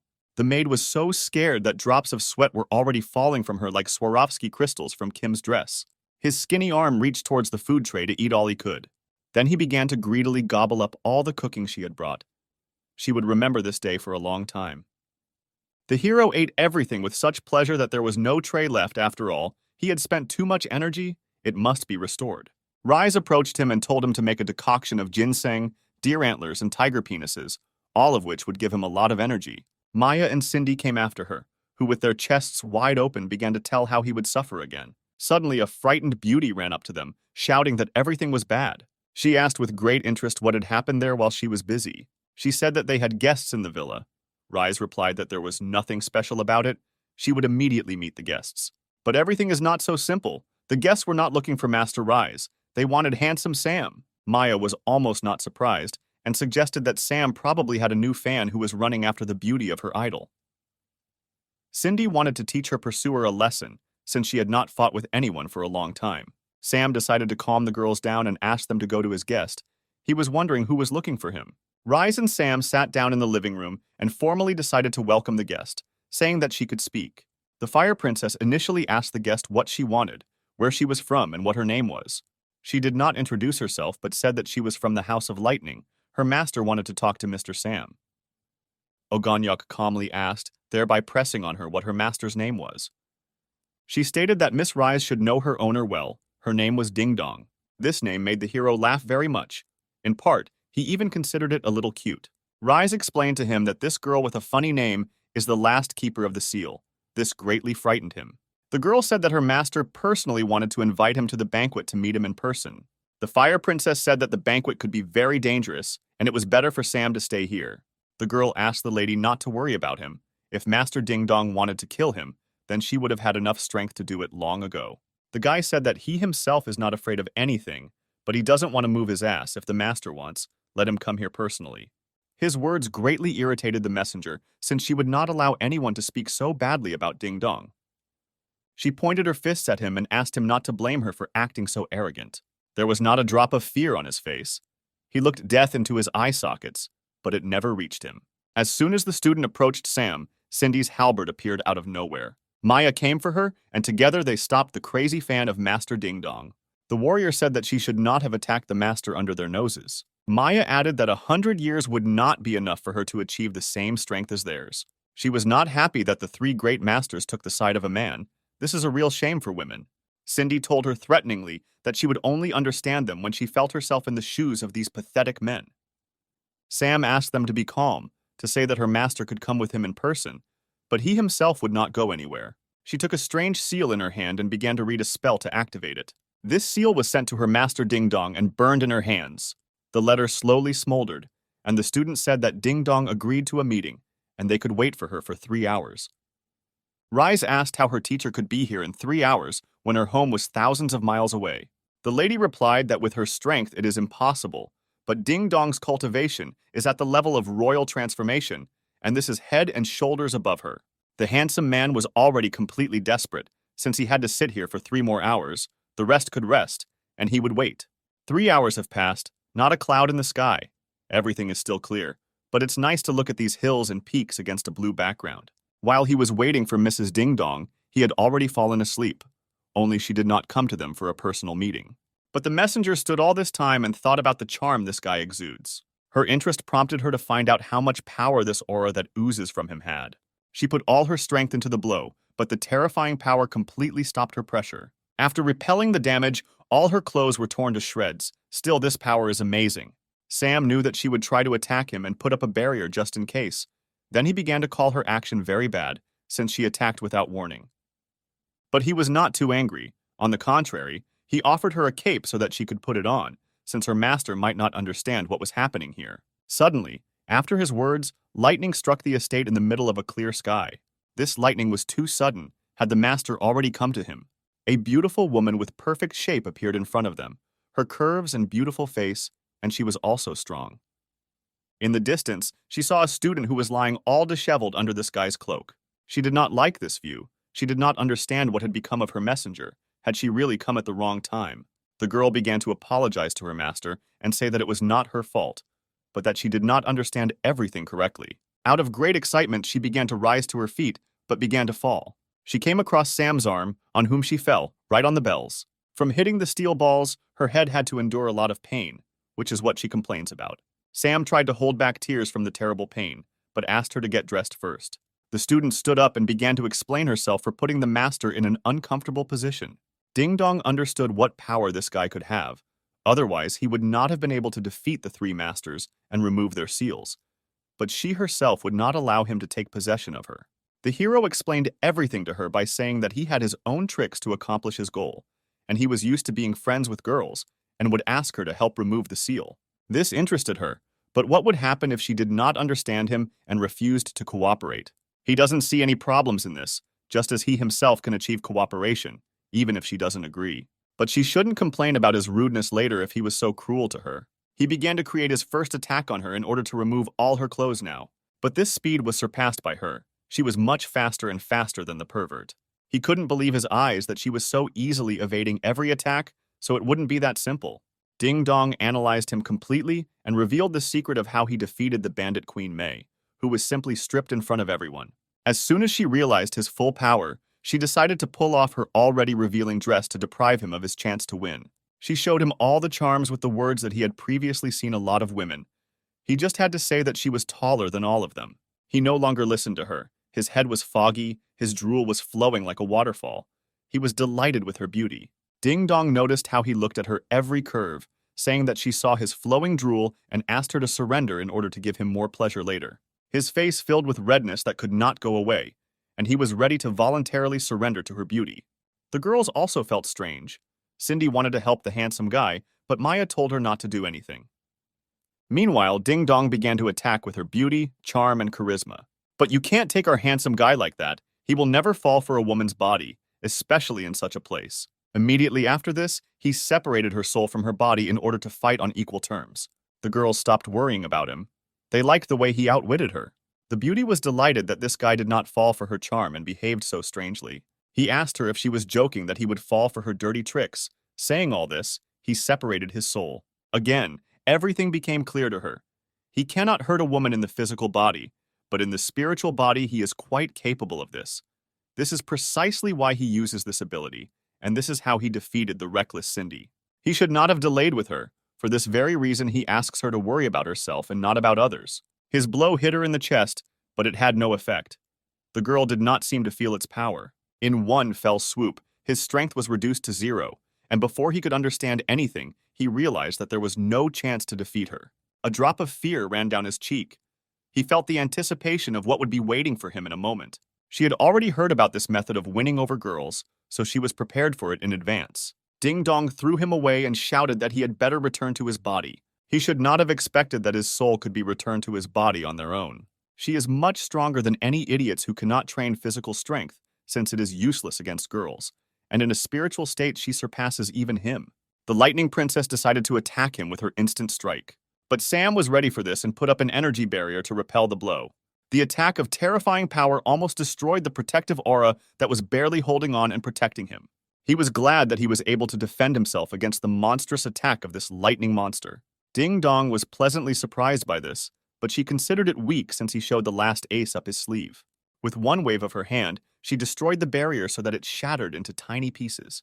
The game was over. She grabbed him by the neck, lifted him up, and told him to finally give up. In response, he only laughed and realized that even a protective aura could be destroyed by monstrous force. Because of his fault, 3 seals were broken. Worldwide respect for girls was weakened, which gave rise to many problems, and she is just here to solve them. The girls came through the door, clearly wanting to stop the cruel master Ding Dong. Maya and Cindy unanimously asked the girl to let the guy go, otherwise she might be in trouble. She didn't want to listen to them at all, since they had lost their seals, and with them, they lost a significant part of their power. The beauty arrogantly explained to them that they should not be so confident in themselves when they are no match for her. Right after that, she didn't want to see them. Using the wavy hand technique, she was going to throw everyone away. The attack was too unexpected, thereby sending them flying far, far away. The beautiful Rise entered the room and said that it was not nice to conduct such actions on her estate. She didn't know why they all took his side. Why they liked this man. Wasn't the world better where women were taller than men? Lying on the floor, he explained that the equality of women and men, yin and yang, gives rise to justice, for which he fights. The Fire Princess was very pleased to hear this, but his little tricks would not work. Now he decided not to waste his time to agree that if someone wins, then the loser will fulfill any wish. She was especially interested in this, since she could make him a slave, and he would lose anyway. Only he had one more trick left, which in his opinion would definitely work. The living room was filled with a cloud of smoke, which caused the lady's dress to fly in different directions. She confidently stated that no trick would work on her. And here comes a new attack. Her confidence has disappeared somewhere, and for good reason the blow looks very dangerous. It's incredible that Sam was able to harm the woman. What did he do? How did Ding Dong get injured? She couldn't stop herself. With every hit she hit the ground, she seemed to fly further. Wiping the abrasions on her cheeks, she tried to understand how he managed to do this. It occurred to him that in the body of a man he could not harm a woman, but what would happen if he himself became one? And this was the result. The stunt brought the bandit many conflicting emotions. She thought that all his tricks were sophisticated, but this time he surpassed himself. Cindy is shocked by this. It was too much for the warrior when her favorite handsome man became a girl. Ding Dong herself recognized Sam as a strong opponent, and he would even be able to entertain her, and she would have a lot of fun. Two opposites meet, a fighter for justice and a warrior for the strength of women, both fighting for their foundations. Rise knew that the clash between the strongest man and the strongest girl would be very exciting. In fact, everything looked like the owner of the villa said. Each collision released a ton of energy. Under their feet, the ground was covered with a shining light, as if two gods had collided. Only something more interesting was waiting for Sam further on. But more on that later. Ding Dong was overcome with the desire to defeat him, as she was interested in him and wanted to see more from him. He said that he would show her much more, that he would make her beg for mercy after his victory. Sam began to throw a lot of punches. In just a couple of moments, 100 fists flashed in front of Ding Dong's face. There is no way this attack would work for her. She confirms this with her words and flawless parries. Only the hero still had some trump cards up his sleeve, which he was not going to spend much of his time on. The next attack went under the skirt of the arrogant master Ding Dong, who was surprised by the dirty trick. She is very worried about what the scoundrel was going to do to her, while she did not expect this at all. He moved closer to her, all because she was weakened and the attack was not completed. Sam reached her hand deeper and began to massage it diligently to achieve greater effect. The effect was not long in coming. Her whole body was shaking in convulsions, as if there would soon be an eruption. Removing his fingers, he said that he was still able to find a weak spot, even in such an unapproachable girl as Ding Dong. Only she was not at all happy with the way he was fighting and grabbed him by the hair, which Sam didn't like. She was outraged that he was acting like a jerk, so she wouldn't be able to fight, but she also had no right to lose. In response, the handsome man grabbed the lightning-fast princess by the hair just as she grabbed him. The fight became like a quarrel between children in a sandbox. They behaved like children. Together, they continued to fight, but from the outside, it looks like the girls are fooling around. Maya asked, and Rise calls this the battle of the strongest and the strongest. She had nothing to answer. Cindy was also disappointed, but it seemed to her that this is what normal girl fights should look like.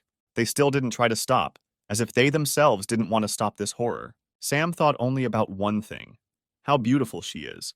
And that's why he gives her the opportunity to use his services if she asks nicely. She looked forward to what would be waiting for her, but asked how he would treat her now. Instead of answering, he kissed her passionately, so much so that she began to forget herself, lying on the floor.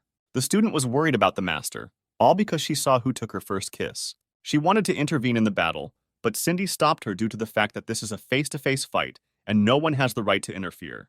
Riza felt uncomfortable watching how her beloved Sam wanted a real battle, but brought it all to one. Maya was not surprised at all, as if she knew him like the back of her hand, as if this was his fighting style. He wondered why she didn't resist him.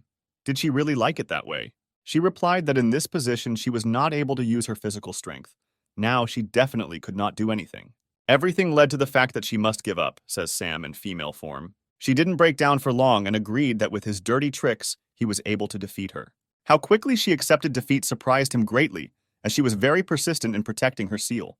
The agreement of defeat made her agree to lose her seal, but she wanted to know how he would do it. Here he is surprised by all the girls, since none of them know that they will have to lose their virginity in order to remove the seal. To remove the seal, there is only one way out, to lose innocence, but she realized this only now. As soon as she understood everything, the handsome man decided to show her his hidden weapon, which only girls know about. She was shocked by this sight, as she did not understand whether he was a man or a woman. It doesn't matter to him what gender he is. In any case, he can deprive everyone around him of the innocence. And she, our beloved Ding Dong, will help him in removing the last seal. He asks her to be prepared for anything. With him, you never know what to expect.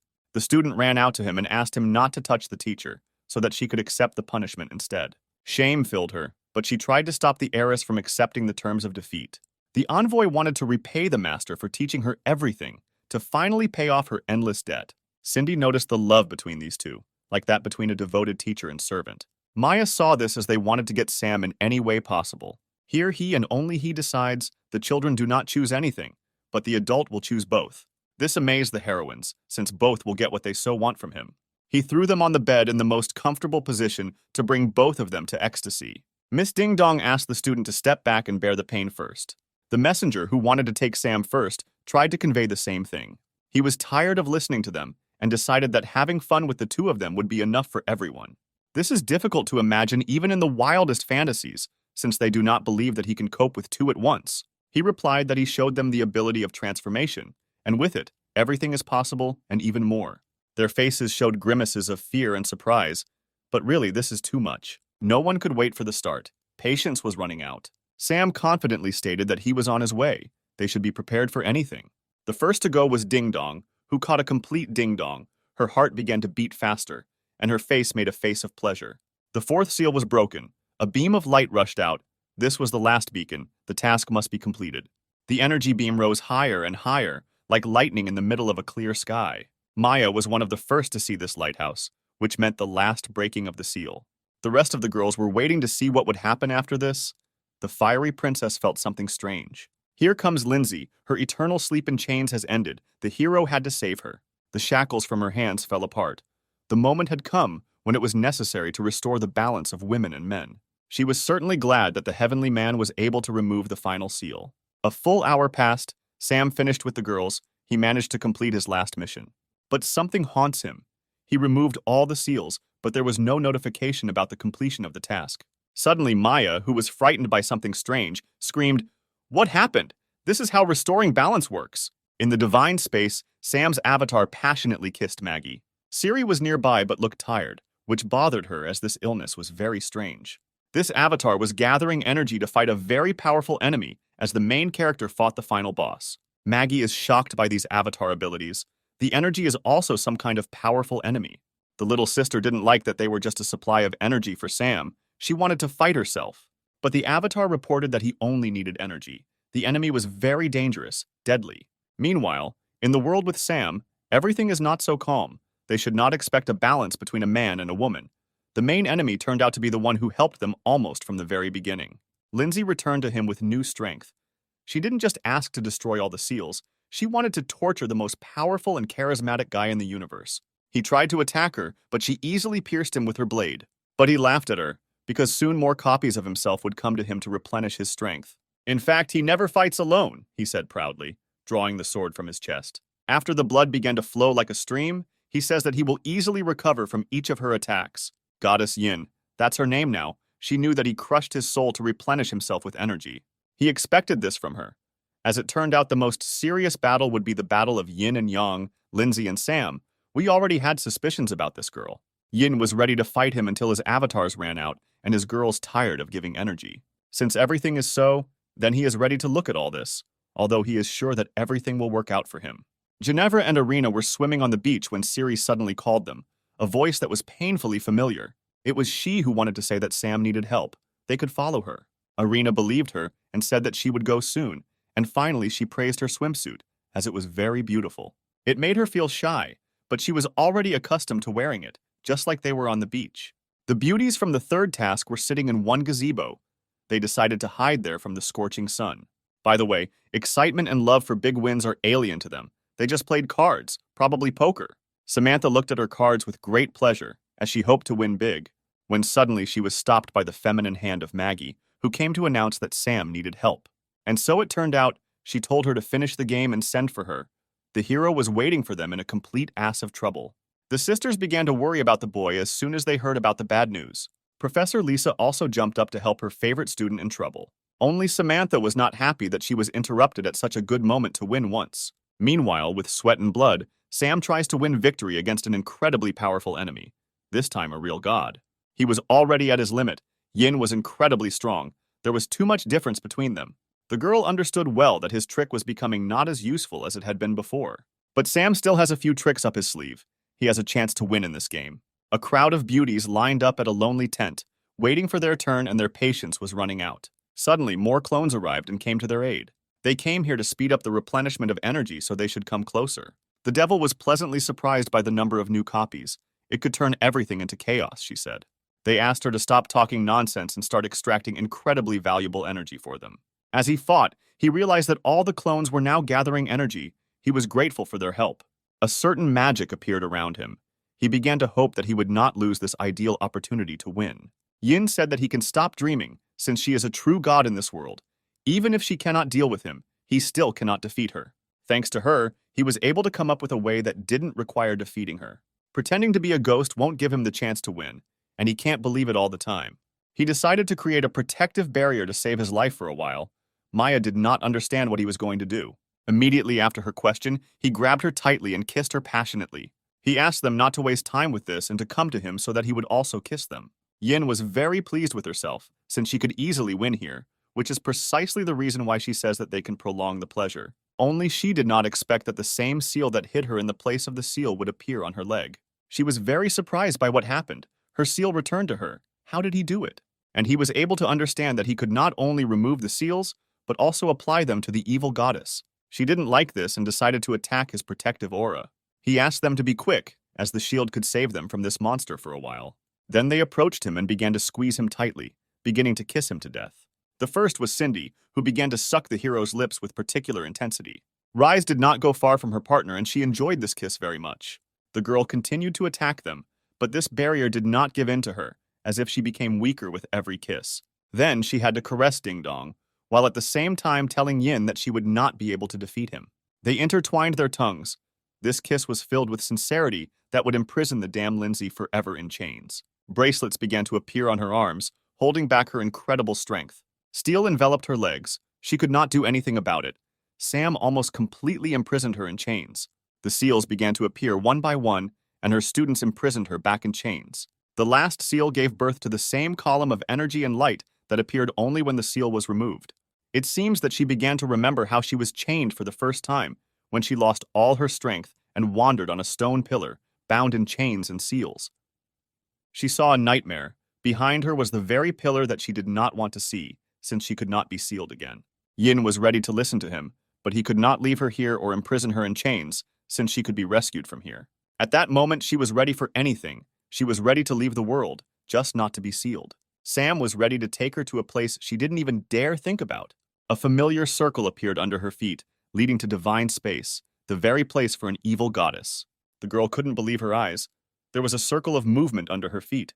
She was sent to the system space mansion, where she would not be so bored living. She was sent straight to her new room, straight to the bed. What awaited her? Yin looked around, trying to realize where the handsome man had sent her. And in this place, Sam's clones were waiting for her, who began to punish the bad goddess. Her screams could be heard throughout the entire estate that she did not want any punishment.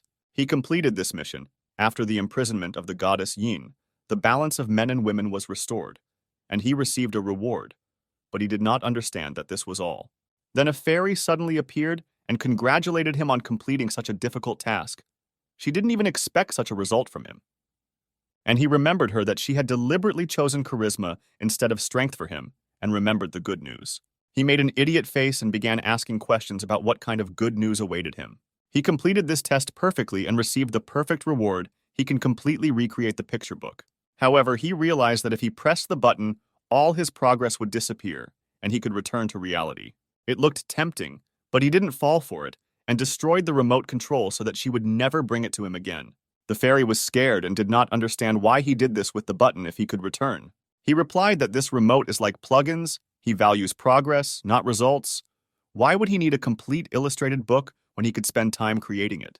However, there are still many beauties in other worlds who are waiting for him to win and capture their hearts. And how can he leave these beauties, Cindy and Maya, gorgeous girls who deserve a lot?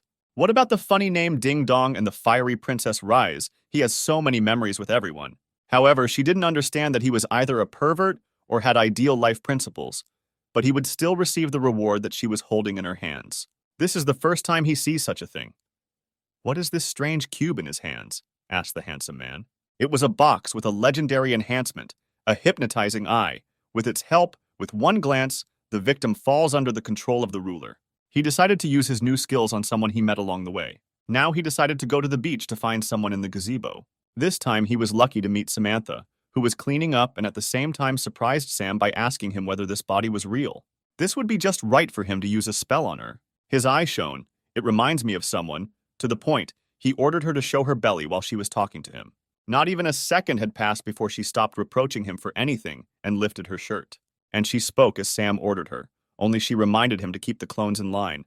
Otherwise, they would cause chaos here. He noticed how she listened to him without any complaints and carried out the order, a strong thing. But suddenly the behavior of Sam, who was frozen in thought, seemed strange to her. It was then that he fulfilled Samantha's requests, returning all the clones to his body. Incredible energy began to return to him. This force filled him to the bottom. He might not be able to stand it. He received 2,000 points in total for returning all the clones. His body became very heavy. Samantha began to worry a lot about him.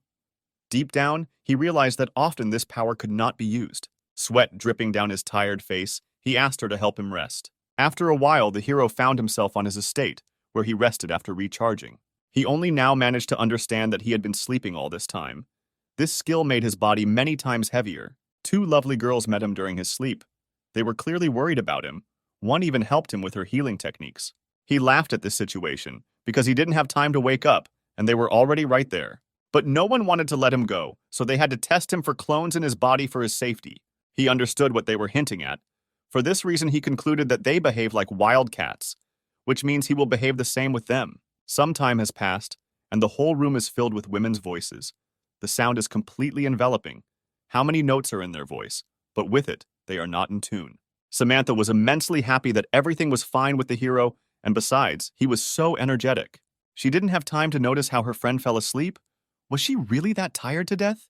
He had long since distracted himself from his girlfriend and turned all his attention to the beautiful Samantha.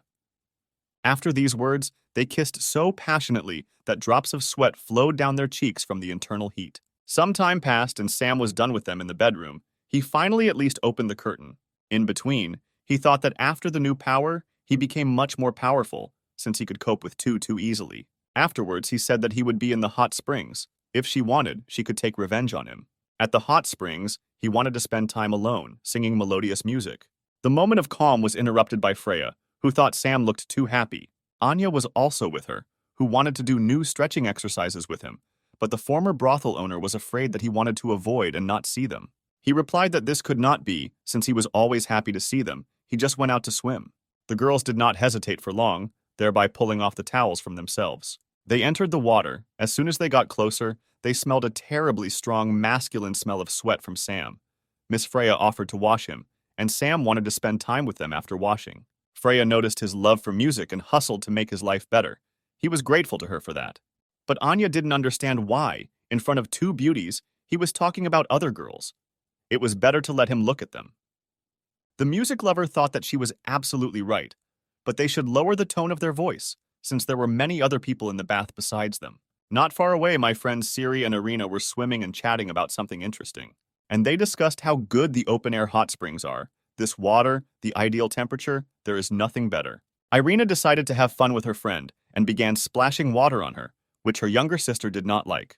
Behind her, she suddenly heard the bushes moving and also rustling so strangely. Irina began to get scared by these strange outbursts. Then Siri asked who was there in other sources. Sam and Freya appeared there. The second one was hard to notice, but the hero stood at his full height and was surprised that they were swimming there. She said that she and Irina were here. They had been having fun here for a long time. He was surprised by how long they were swimming here. Only from the splashes of water, he almost didn't hear them. He was finally done with them, just as he was about to start with Siri and Irina. During this time, night has already fallen on the estate, and here it looks even stranger than just unusual. This time he completed all his business after all. 2 days passed. He improved the circles around him, dressed decently, and the hero can no longer tolerate meeting new beauties whom the world has never seen.